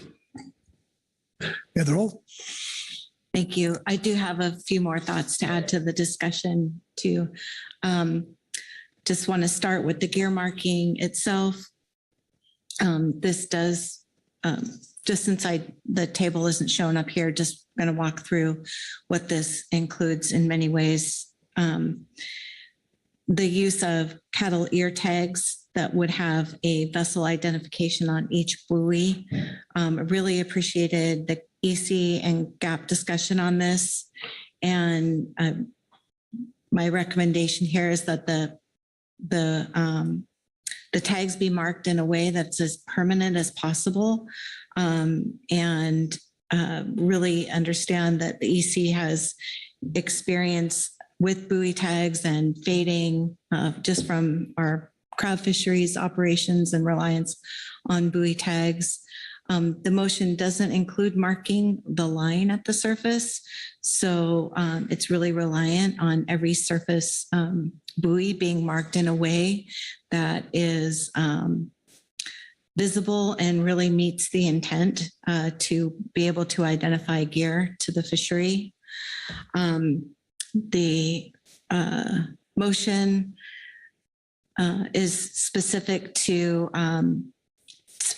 line marking, requires that at least the top 20 fathoms of the line is marked, and is different from the PPA and what I mentioned earlier, in that it allows for a transition from temporary to manufactured line. And this ensures that line marking is implemented as soon as possible, but also recognizes the availability of manufactured line and introduces flexibility to vessels who may not be able to immediately go to manufactured line. And I really think that's important.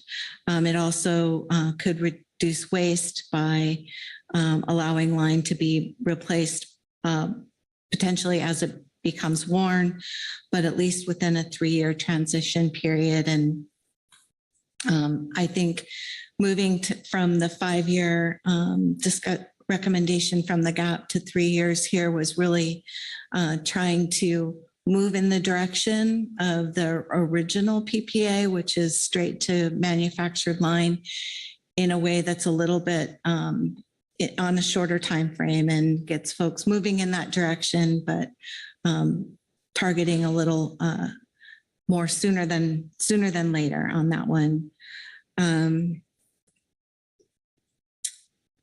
And I just wanted to speak to the motion, including a continuous line mark over the 20 fathom distance. Again, this would really make that transition period, that 3-year transition period, the line marking in there being really meaningful, really focused on the intent. And so this is something that we learned in the Washington Dungeness crab fishery.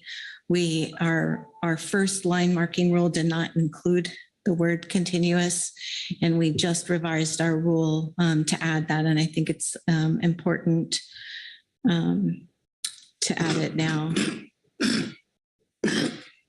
And then the discussion around marking gear on one end as opposed to both ends. I really, again, there's really good discussion on this. I think one thing to note here is it's an option, not a requirement. When it's right for the fishing operation to only mark gear on one end, it does reduce the amount of line. And I think in that way, it gets at the risk reduction that we're looking for through this action. And so I think it's really important to include that here. This motion does clarify regulations to prohibit the panel replacement on the bottom of the pot, except for slinky pots. And it also does include the recommendation from the GAP to change the twine from number 21 to 30 as recommended by the GAP.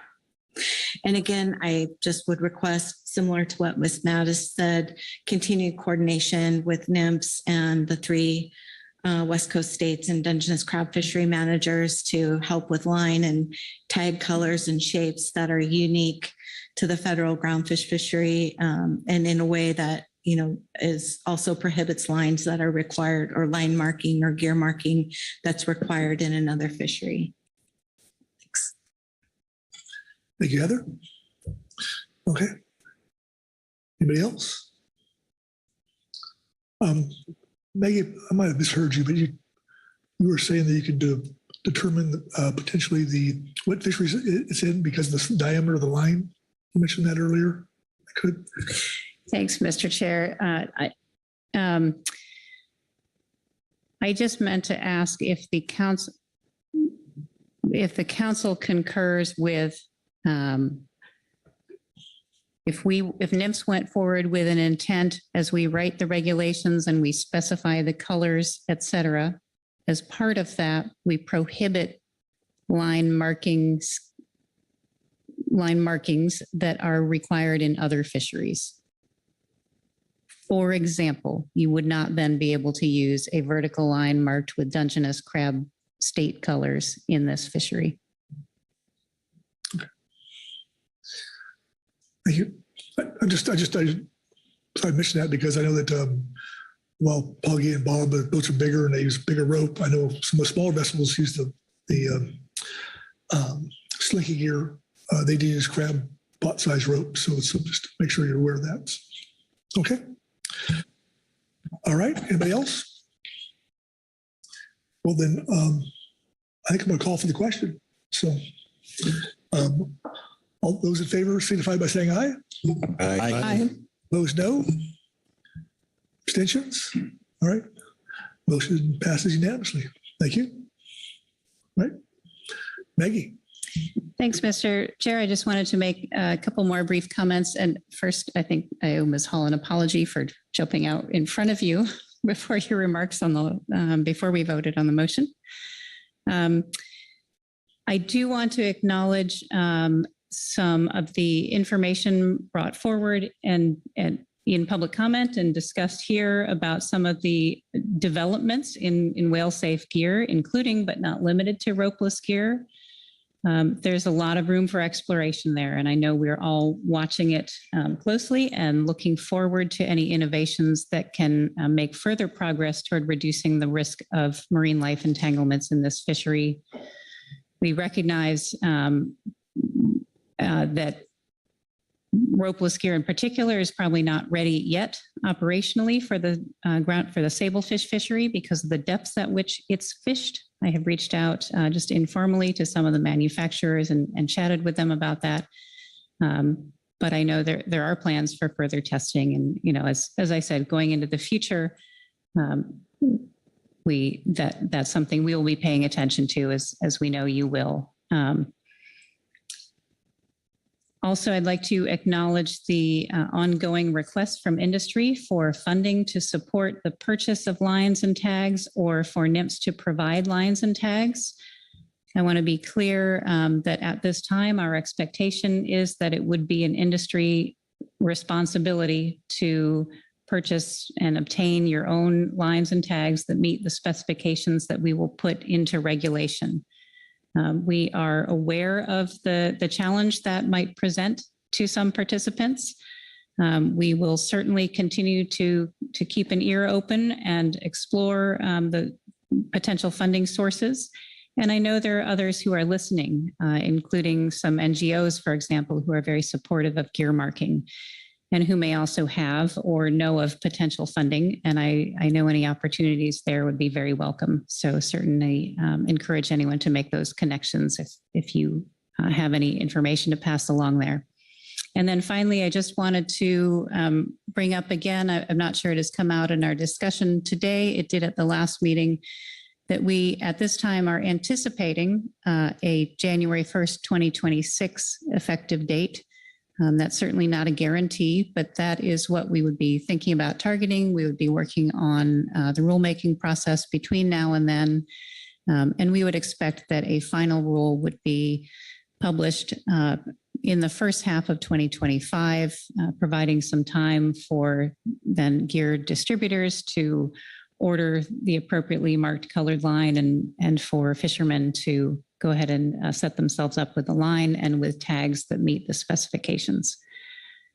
So I just wanted to have an opportunity to clarify all those, make sure everyone's on the same page as we're going forward. And I appreciate the time. Again, appreciate all of the input, and I'm glad we're taking some steps here toward addressing improving our understanding of the source of whale entanglements and making some concrete steps here toward reducing the risk. Thanks. Okay, thank you, Maggie. All right. Looking around. For discussion. Motions. Do we have more motion? No, we're good? Okay. All right. Jesse, looking to you. Thank you, Mr. Chair. Yes, you have completed your action for today. You've selected your final preferred alternatives for fixed gear marking and entanglement risk reduction. We'll work on updating the analysis and work with NIPS to work on the regulations. All righty, wonderful. Well done. Great job, everyone. And with that, I'll turn it over to Vice Chair Hassenberg to finish today. All right. Thank you, Mr. Chair. Pause for a few seconds here while there's some seats that change.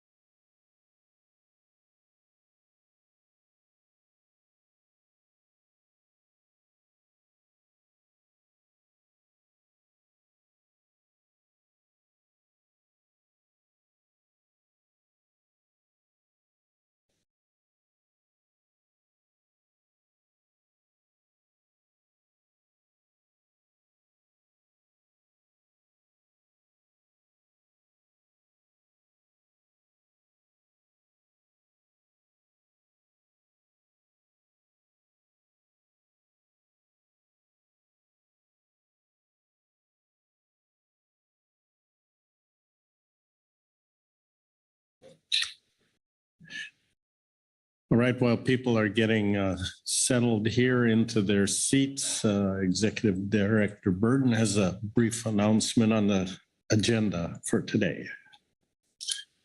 Yeah, thank you, Mr. Vice Chairman. Just looking at time here, we are doing pretty well on time today. I would expect us to conclude today's agenda a little early. So with that in mind, we'll be aiming to pull up C4, which are fiscal matters, to round out the balance of the afternoon. That is has a budget committee report, and that's the adoption of the 2024 budget. So just a heads up that that's what we're looking to do, assuming that I-1 does not go long. Thank you. And that relieves me. I was trying to figure out how to get us all the way to 5 o'clock on this, but I see we don't have to do that now. So Carrie, can you introduce us to this agenda item? Thank you, Mr. Vice Chair. I would be happy to.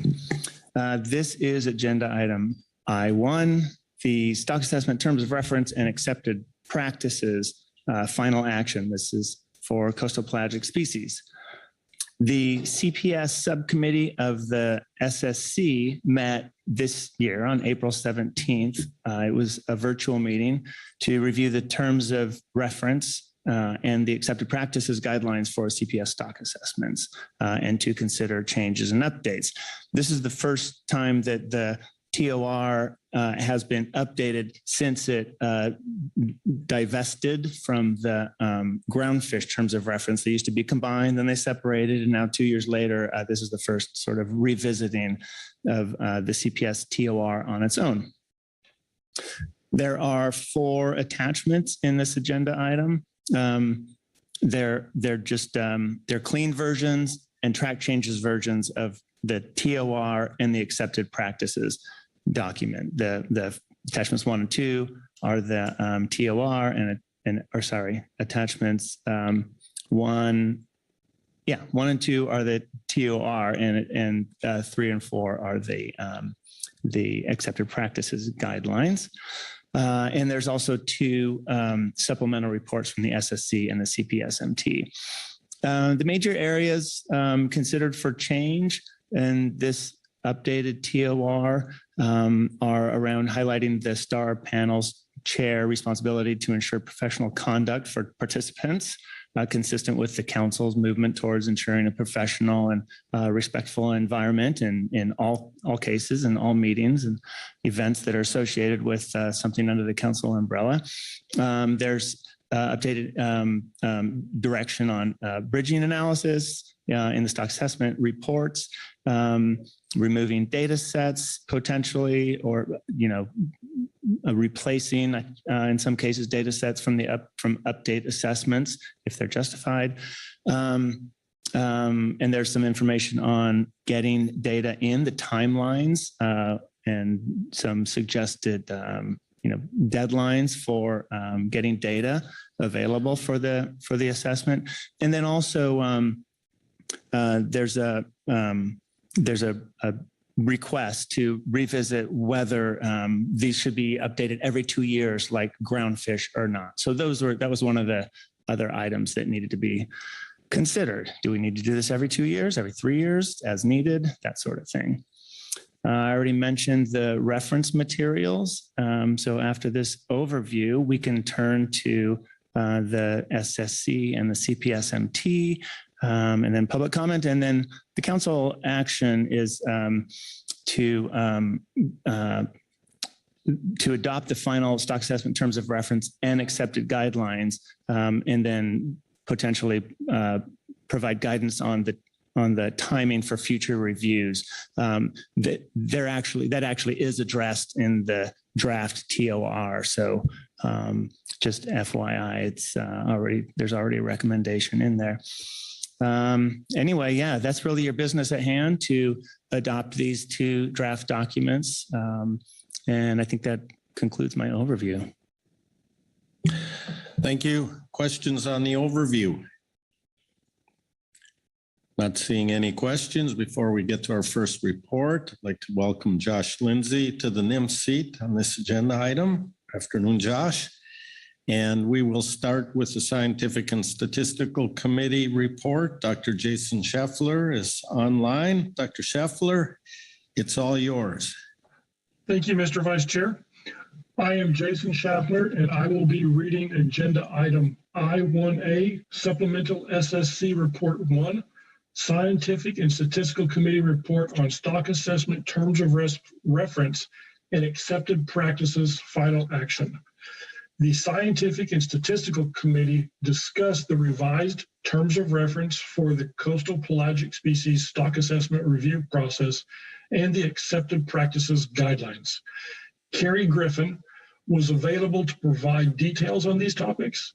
The SSC CPS subcommittee met on April 17, 2024 to review the TOR and accepted practices for CPS stock assessments and proposed changes. Andre Punt provided an overview of the SSC CPS subcommittee report to guide SSC discussion. The SSC CPS subcommittee report notes changes made relative to the TOR The version of the tour posted to the June advanced briefing book, agenda item I-1 attachment 2, is endorsed by the SSC with minor revisions. The SSC recommends the following substantive changes to the tour for 2025 captured in the CPS subcommittee report. 1, highlighting the role of the STAR panel chair to ensure adherence to the code of conduct for participants in STAR panels and other reviews. 2, including bridging analyses in stock assessment reports. 3, allowing the removal of data sets from update assessments with sufficient justification. And 4, clarifying the timelines for submission of validated data. The SSC also concurs with the proposed changes provided by the CPS management team and endorses their addition to the revised tour under agenda item I-1A, supplemental CPS MT report 1, except that the change to section 5.4 should be modified to no changes to catch values will be allowed after submission to the stat, except with formal approval of the stat and STAR panel chair. The SSC notes that currently the tour is reviewed every other year, but that a more flexible review schedule may be appropriate given the small number of CPS assessments.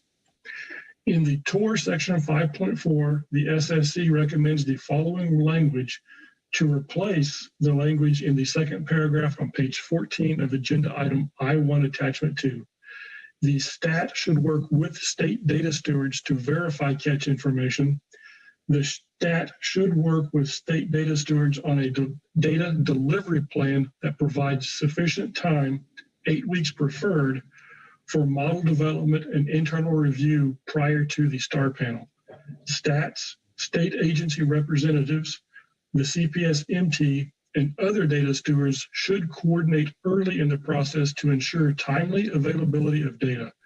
The stat should work closely with the state data stewards during model development and review to prevent errors, misunderstandings, etc. The SSC also notes that the use of the term fishing mortality rate with regard to FMSY, as it is used in the overfishing level and harvest guideline control rules, is formally incorrect and recommends changing it to exploitation rate in the tour. This would also require a change to the CPS fishery management plan to allow consistency, although this would best be done as a housekeeping update during the next FMP update. And that concludes the SSC statement. I'll be happy to answer any questions. Thank you. Questions for Dr. Schaffler on the SSC report? Let's see. Oh, I'm sorry. Corey Niles. Thanks, Mr. Vice Chair. Thanks, Jason. I've seen these enough. I should know the answer myself. But on the suggestion where the stat and the STAR panel have to agree, both agree to changes to data, is that typical of decisions made at the STAR panels, that they both have to agree? My sense is it's more that the stat gets the final say. But any sense of, is that unusual to have both need to agree, or is it particular to that use of catch data? Thank you, Mr. Niles. Yes, the stat is usually deferred to, but the STAR panel chair does have significant input since they are the ones running the STAR panel review. So we're typically relying on there being a really good justification from the stat to make that change at a last minute. Right. Thank you. Any other questions? And not seeing any questions here. Thank you, Dr. Schaffler. Next, we have the CPS management team report. Trung Nguyen is online. Trung, can you hear us? Yes, I can hear you guys. Can you guys hear me? Yes. Okay. Excellent. Great. Thank you, Mr. Vice Chair. Good afternoon, council members. My name is Trung Nguyen, and I'll be reading a supplemental CPS-MT report. The Coastal Pelagic Species Management Team reviewed the draft stock assessment terms of reference and accepted practices guidelines. CPS-MT proposed edits and reasoning for the draft terms of reference are provided below in the underlying strike-through format. The next couple of sections, I'm just going to read the reason. Section 5.4, page 14. The stat should be able to pull all catch information from PACFIN and will verify the data with the data stewards for accuracy. If needed, state data stewards can provide updated information. This change would allow some flexibility with the data stewards. Section 5.4, page 14, section 5.9, page 17, section 9, page 23. The CPS-MT notes that this language is too strong and does not allow the stat any flexibility for allowing data to be corrected or updated, and this decision should be at the discretion of the stat and STAR panel chair. Section 7, page 20. CPS-MT found that the strike-through language does not clearly articulate the potential reasons for data source removal and potentially leads to confusion, so it recommends it be removed from the sentence. In Appendix E, the CPS-MT agrees with the CPS subcommittee of the SSC on moving to an as-needed update frequency for accepted practices guidelines and terms of reference documents. And the slight correction, this should be section I in the outline for full and update stock assessment documents. CPS-MT notes an incorrect definition of the term FMSY in the SSC edited text. And just wanted to note that the CPS-MT is aware of the SSC edits, and we approve of their changes. Thank you. Questions on the CPS management team report? And I see no questions, so thank you, Trung. All right, thank you. That takes us to public comment. We have one sign up for sure.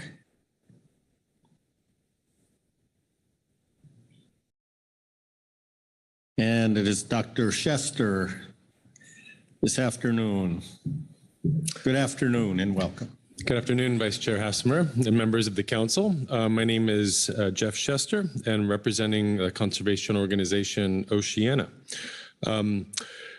Just wanted to highlight one key piece of this terms of reference that wanted to draw to your attention. The proposed CPS stock assessment terms of reference document directs the stock assessment authors to continue to use the Cal Coffee based EMSY. This is the exploitation rate that provides for maximum sustainable yield for setting the harvest specifications. Specifically, it's part of the formula for setting OFLs, ABCs, and the harvest guideline. You can see this on Appendix A of page 30 of the track changes draft. However, the recent court decision with respect to the Pacific Sardine Rebuilding Plan Amendment 18 indicates that NMFS may not use the Cal Coffee EMSY as it fails to prevent overfishing and is not the best available science. I'm just going to briefly read the relevant excerpts verbatim from that court ruling relative to this.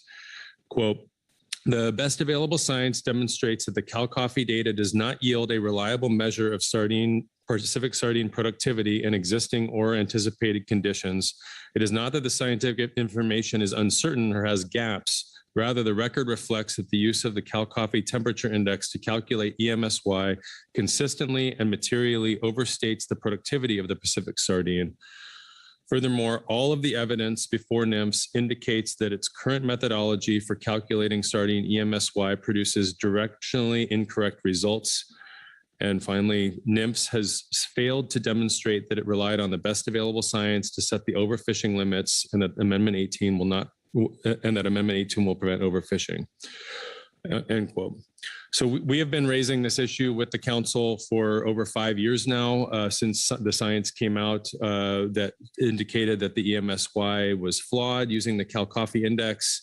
In speaking with SSC over the years on this, the SSC envisioned after the last workshop that looked at stock structure and this last 2024 assessment, revising the EMSY would be the next logical step. Therefore, we ask that you make a revision to the draft terms of reference today so that it calls for a calculation of a new EMSY harvest rate to be provided in the next 2025 stock assessment for Pacific sardine. NMFS scientist Juan Zielinski, who's also an assessment co-author, as well as Dave Deemer, published a paper in 2019 suggesting use of recent productivity inferred from stock assessments or surveys as the means to determine EMSY harvest rates rather than using a temperature or an environmental predictor. This explicitly was done in the 2022 anchovy stock assessment, and the council adopted that. And we believe this could readily be done in the next sardine assessment if this is added to the terms of reference today by the council. Thank you for considering these comments. Thank you. Any questions for Dr. Chester and his testimony? And I don't see any questions. Thank you, Jeff. That completes all our reports. Public comment takes us to council discussion and action, which is going to appear on the screen very quickly. There it is. Adopting the stock assessment terms of reference and accepted practices, guidance on the future reviews. So, anybody want to start the discussion? Corey Ridings. Thanks, Vice Chair. This is, I think, a question for NMFS, either Mr. Lindsay or Ms. Kempton, thinking about the public testimony we just heard. The council received an update on that lawsuit during closed session, but I'm now thinking about, as raised here in public comment, what the application is here to the TORs. Could one of the two of you provide an update on that relationship?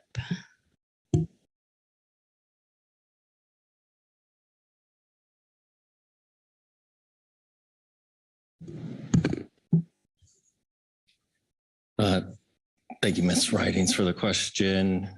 Sorry, through the chair. I don't have anything much to say beyond what was discussed under closed session. I don't think there's anything preventing the council from taking final action as is with the terms of reference, but I'll defer to GC if there's further questions that you have on that.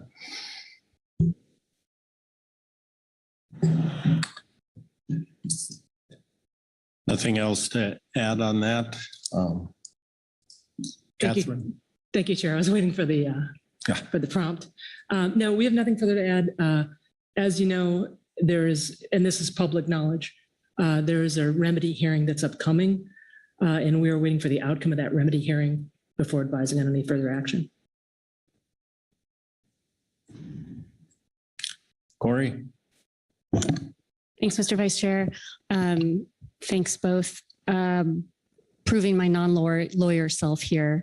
When that remedy is received, which I believe will be some point in the near future, would whatever is in that, would that then be applied to these TORs to make them legally compliant? Or maybe I should rephrase that. Would it have to come back to the council for us to reconsider it if those TRs were then not in compliance with the legal requirement? Catherine.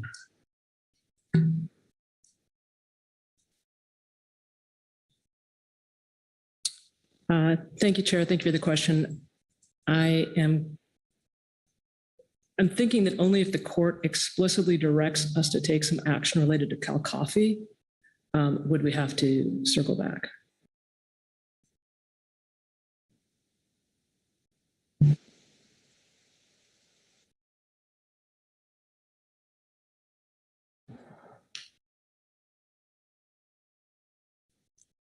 There, Corey, does that answer your question? I think so. I'll just add that I don't want to say anything I'm not supposed to say, given the private information that we were provided. I think I'll just stop there and just note that maybe we can get an update, as we usually do, under the next closed session at our next meeting, and see if that has any bearing or demands the council take another look at that. I see Mr. Niles, who is a lawyer, has his hand up. Corey Niles. Thank you. Not practicing as a lawyer. Let's make that clear. But and I don't, and this is a question I've had a number of times. I don't think the information much of we get from NOAA GC in closed session is confidential. So I think what we heard was when are we going to know more about what NMFS is instructed to do by the courts and this council would have to do? We would have more information on that well, not for sure, but NOAA GC at that time thought there was a decent chance that could have remedy by September. So that's what I heard process-wise, and I think that's what Catherine's saying is all public is, and just public hadn't heard that part. So September was where we would have possibly more information. Was pretty sure my memory is decent enough at this point. Is that's what we were told on the first day. Ms. Kempton. Thank you, Mr. Chair, and thank you for the question, both Corys. The remedy hearing is, I think, the 25th. This judge has been difficult to follow with respect to the timing of her rulings. The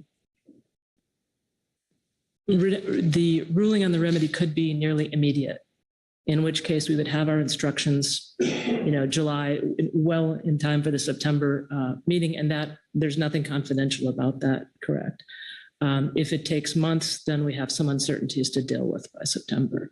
My sense, however, though, is because she asked for argument, and this is not speculation, this is also public record, that she asked for the argument when it was possible that she simply took the matter under advisement and ruled without argument, that she finds it complex enough to require that kind of input from the parties, and it may be a little bit longer than immediate for a ruling. But I would be surprised if she waited months for a ruling, given the need for urgency expressed by at least one of the parties.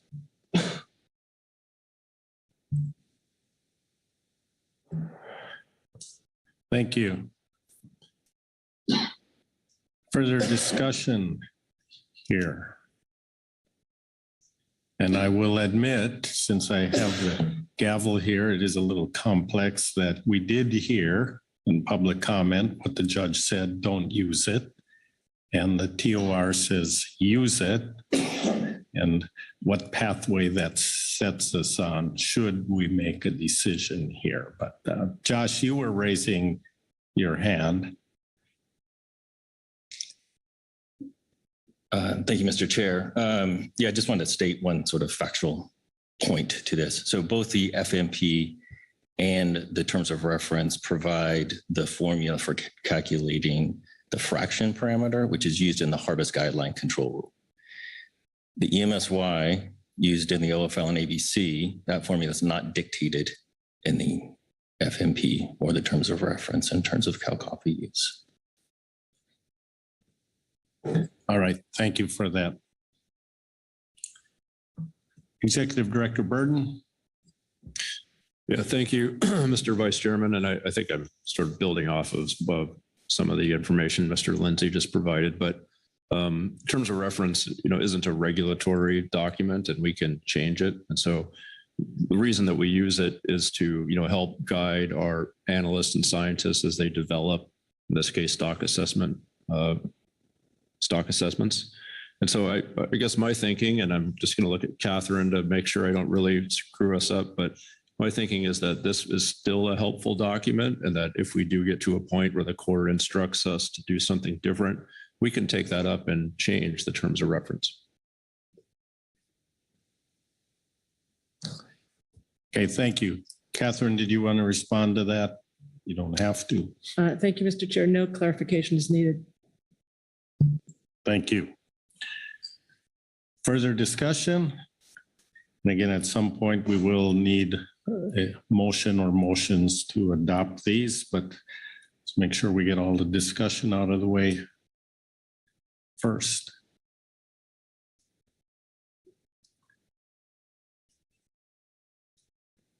And if we have no motions,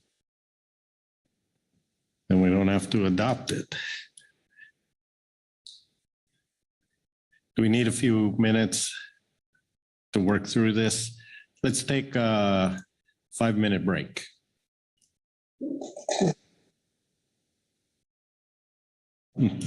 No break yet. Corey Niles.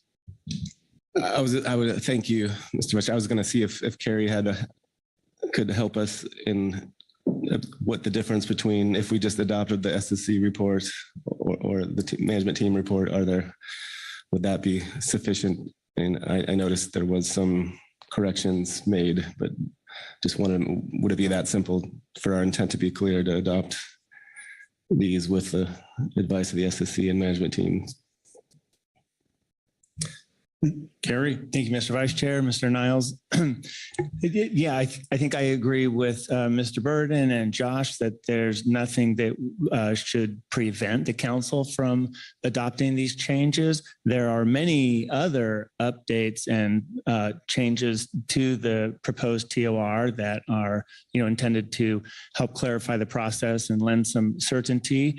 Also, as Mr. Burden noted, that this is a guidance document. This isn't regulation. It's not a part of the FMP, and it's at the council's discretion if they want to update it. And in fact, that's something that you heard in my overview and in this SSC report, that the question of how often should we revisit it? And the draft says, whenever you feel like you should. And so I'm also not an attorney, but I would think that if there's some sort of compelling legal reason to update it before we actually do a stock assessment, we do have an update assessment scheduled for next year and a catch-only projection estimate that the update is for Pacific sardine.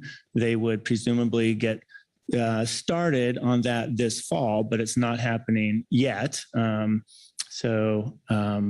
There is some timing or some flexibility, I would think. But again, this is a council guidance document, and it's at the council's discretion when to update it and modify it as needed. All right, thank you. But we will need some motions to adopt something here. So now I'm going to suggest a 5-minute break. Somebody could be working on that. We have the track changes, the clean versions of the 2 documents. We have some suggested edits in the SSC and the management team reports. So let's be back here in 5 minutes.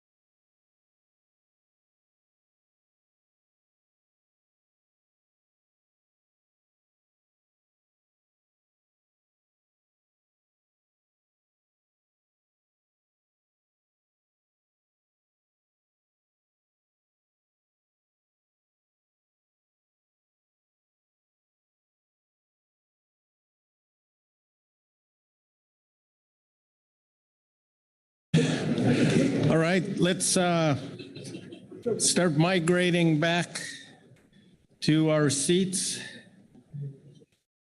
The Highly Migratory Management Council, so we can get back to business here.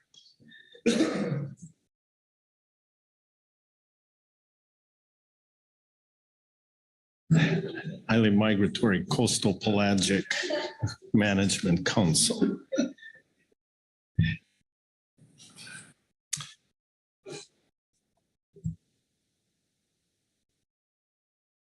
All right, Corey Ridings.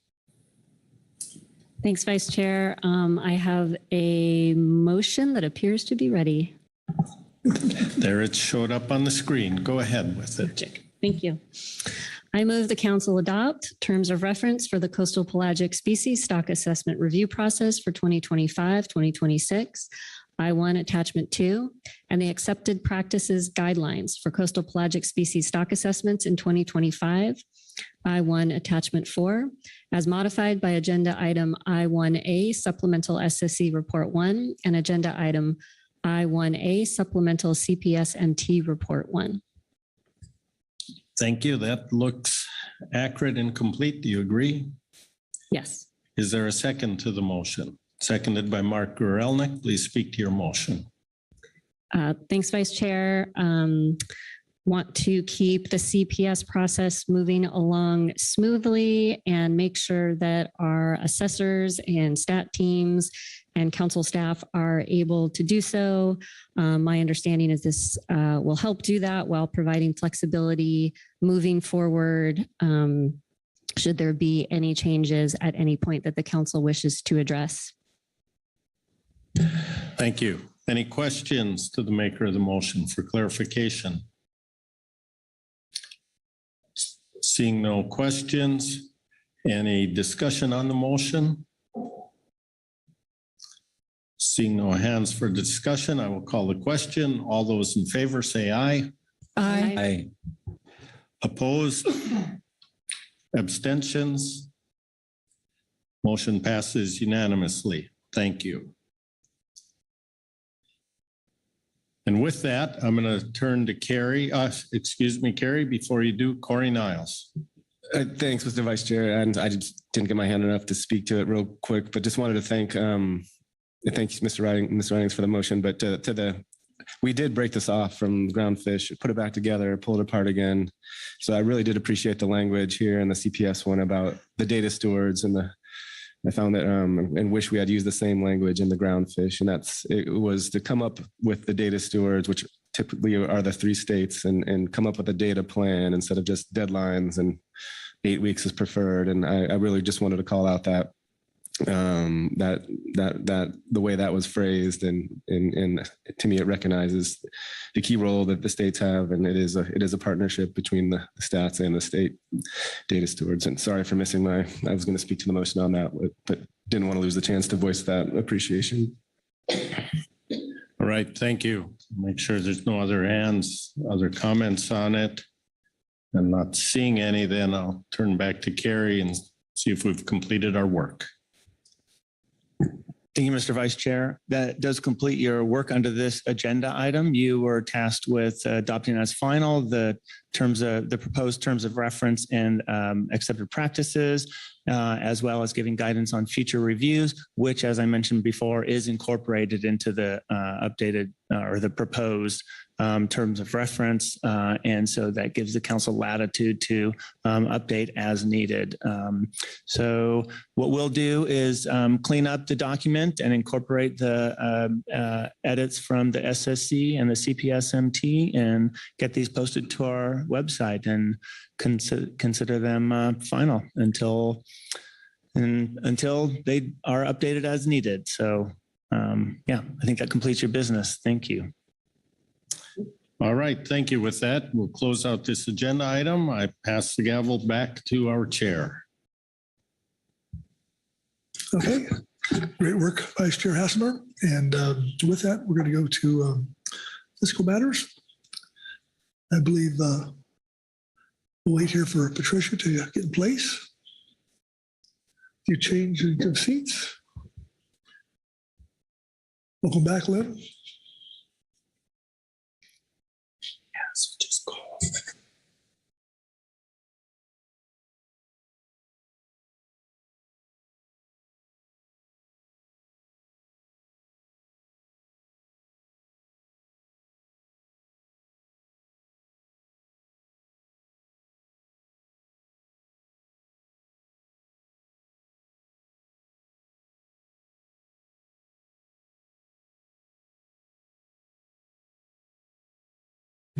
Whenever you're ready, Patricia.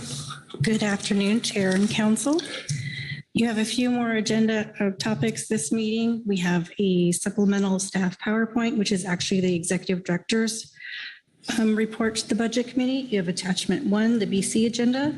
Attachment 2 is our grant narrative, and Attachment 3 is our draft 2025-2029 grant budget. And then we met last week, Friday, to discuss the report of the budget. Okay. Wonderful. Any questions for Patricia? There we go. All right. With that, turn to Vice Chair Hassemer, head of the Budget Committee. Pete. Thank you, Mr. Chair. And then I will quickly turn to Patricia and ask her to read the Budget Committee report for us here today. Thank you. Agenda item C4B, Supplemental BC Report 1, June 2024. The Pacific Fishery Management Council's Budget Committee met on Friday, June 8th to receive information regarding the Council's 2024 calendar year operational budget, the status of funding, and the 2025-2029 grant application. National Marine Fisheries Service West Coast Region Sustainable Fisheries Division Budget Update. Mr. Ryan Wolf noted that the fiscal year 2024 appropriations are complete, and this and additional information was provided at the Council Coordination Committee meeting. The fiscal year 2025 President's budget request is currently under consideration by Congress, and noted that the CCC presentation, which outlines certain tough choices in that budget, including removing funding for the bycatch reduction engineering program and the Saltonstall Kennedy grants. Mr. Wolf indicated that headquarters has completed their review and approvals for Council Inflation Reduction Act proposals and should be releasing phase 1 funds soon, with a larger funding release later in the year. Executive Director report. Mr. Burden reviewed 2023 spending of approximately $5.3 million, or 91% of the 2023 budget. This spending level resulted in a moderate deficit in 2023 of $222,000. While this deficit was less than expected, the workload was spread over fewer staff than anticipated, and this resulted in unsustainable workloads. If sufficient council resources had been used to support more sustainable levels of workload, another $200,000 would have been expended in 2023. The 2024 CY operational budget was presented compared to 2023. The 2024 proposed operational budget of $6.5 million includes funding for 20 staff members over the course of the year, compared to a typical number of 16. This higher than typical number reflects overlap between new and retiring staff. Additional differences between 2024 and 2023 include the number of in-person meetings, travel outside of council meetings, additional contracts to advance the work of the council, and initial plans for IRA projects. The 2024 proposed operational budget is forecasted to utilize $900,000 of the delayed spending account. If fully spent, this would result in a delayed spending account balance at the end of 2024 of $1.9 million. IRA funding of $2.4 million is expected in 2024, with planned utilization of $635,000. Remaining funds will be held for future IRA work in 2026. Mr. Burden presented information relating to the next grant application process. The budget presented only includes the portion of proposed spending tied to congressional appropriations for the councils. NIMS guidance regarding budgeting during the grant period assumes 1, flat funding for 2025, and 2, increases in subsequent years. The proposed grant budget was presented that allows for modest increases over the duration of the grant, with some higher levels of planned activities relating to council member ongoing development expenses, groundfish specification years, and additions to account for inflation. Budget Committee discussion on activities. The BC reviewed the 2024 operational budget as proposed by staff. The BC concurs with the staff that recommendations regarding the 2024 budget and recommends the council adopt the 24 budget as described in agenda item C4 supplemental staff presentation.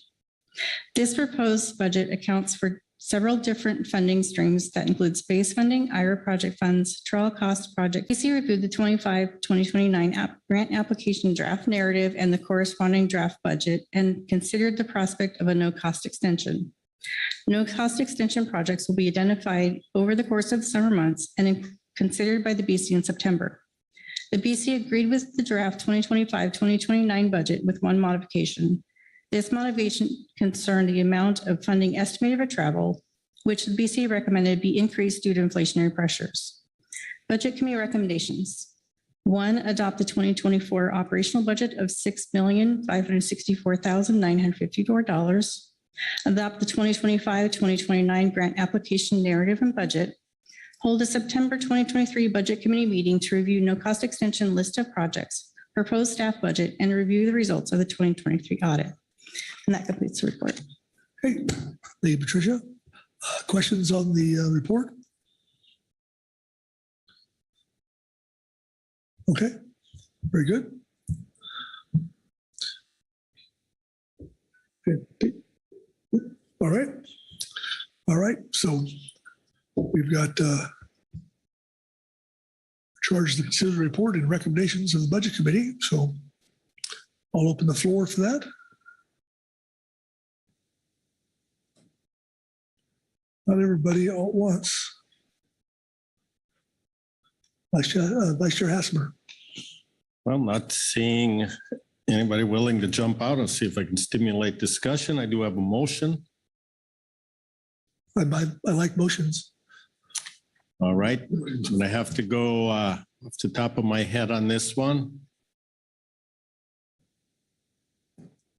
I move the council adopt the recommendations of the budget committee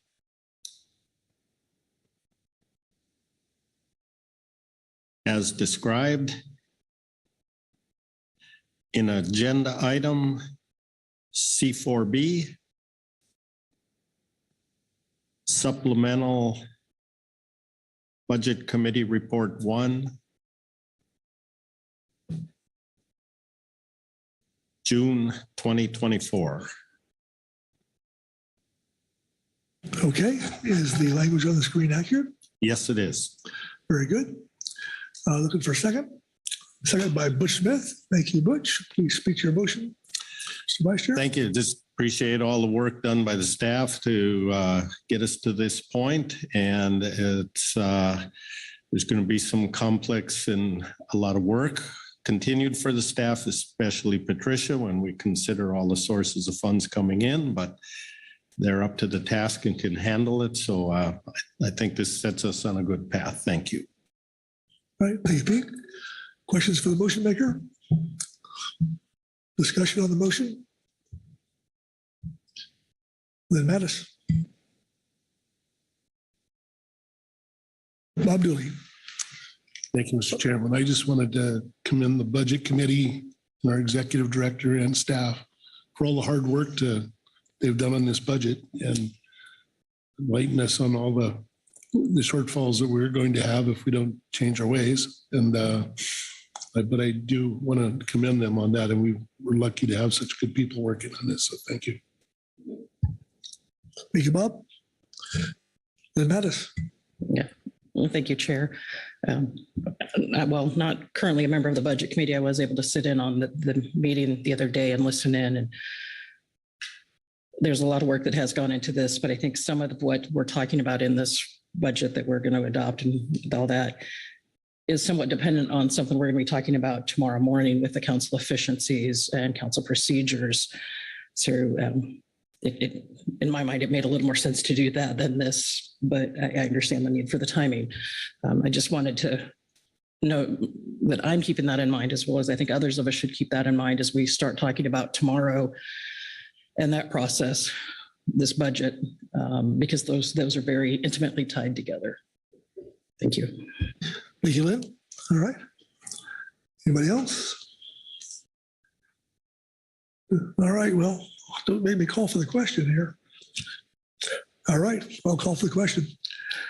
All those in favor signify by saying aye. Aye. Opposed, no. Abstentions? Abstention. Abstentions. Thank you, Josh. Abstentions by National Fishery Service. All right. And that motion passes. All right. So, okay. Patricia, how are we doing? This completes your work. I'll see you in September. That's how I work this week. All righty. Well, thank you. I'm trying to think there's nothing else unless the executive director of Burton wants to move forward or something else. I'll turn to him.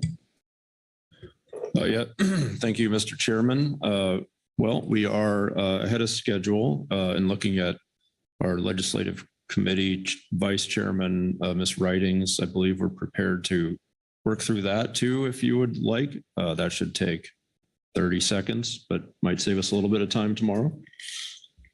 Well, let's take it while we got it. I mean, it's not 4 yet, so. Corey Writings. All right. Thank you, Chair. The Legislative Committee met on Friday, June 7th to discuss relevant legislation and potential impacts on council conservation and management interests. The council has not received any requests for comment from Congress or state legislatures. The committee discussed several bills and their potential impacts and found that no council action is needed. There are several bills, including a potential MSA-related bills that may be of interest in the future. Thus, the committee requests a tentative hold to retain the option of meeting in September. Okay. Thank you, Corey. Questions on Corey's report? Okay. Well, Merrick, I think, how are we doing? We make 30 seconds? We burned a minute. Well done. So, all right. Okay. Well, I think we've probably we've done all we can do today. So thank you for all the hard work, and we'll see you tomorrow morning here at 8 o'clock.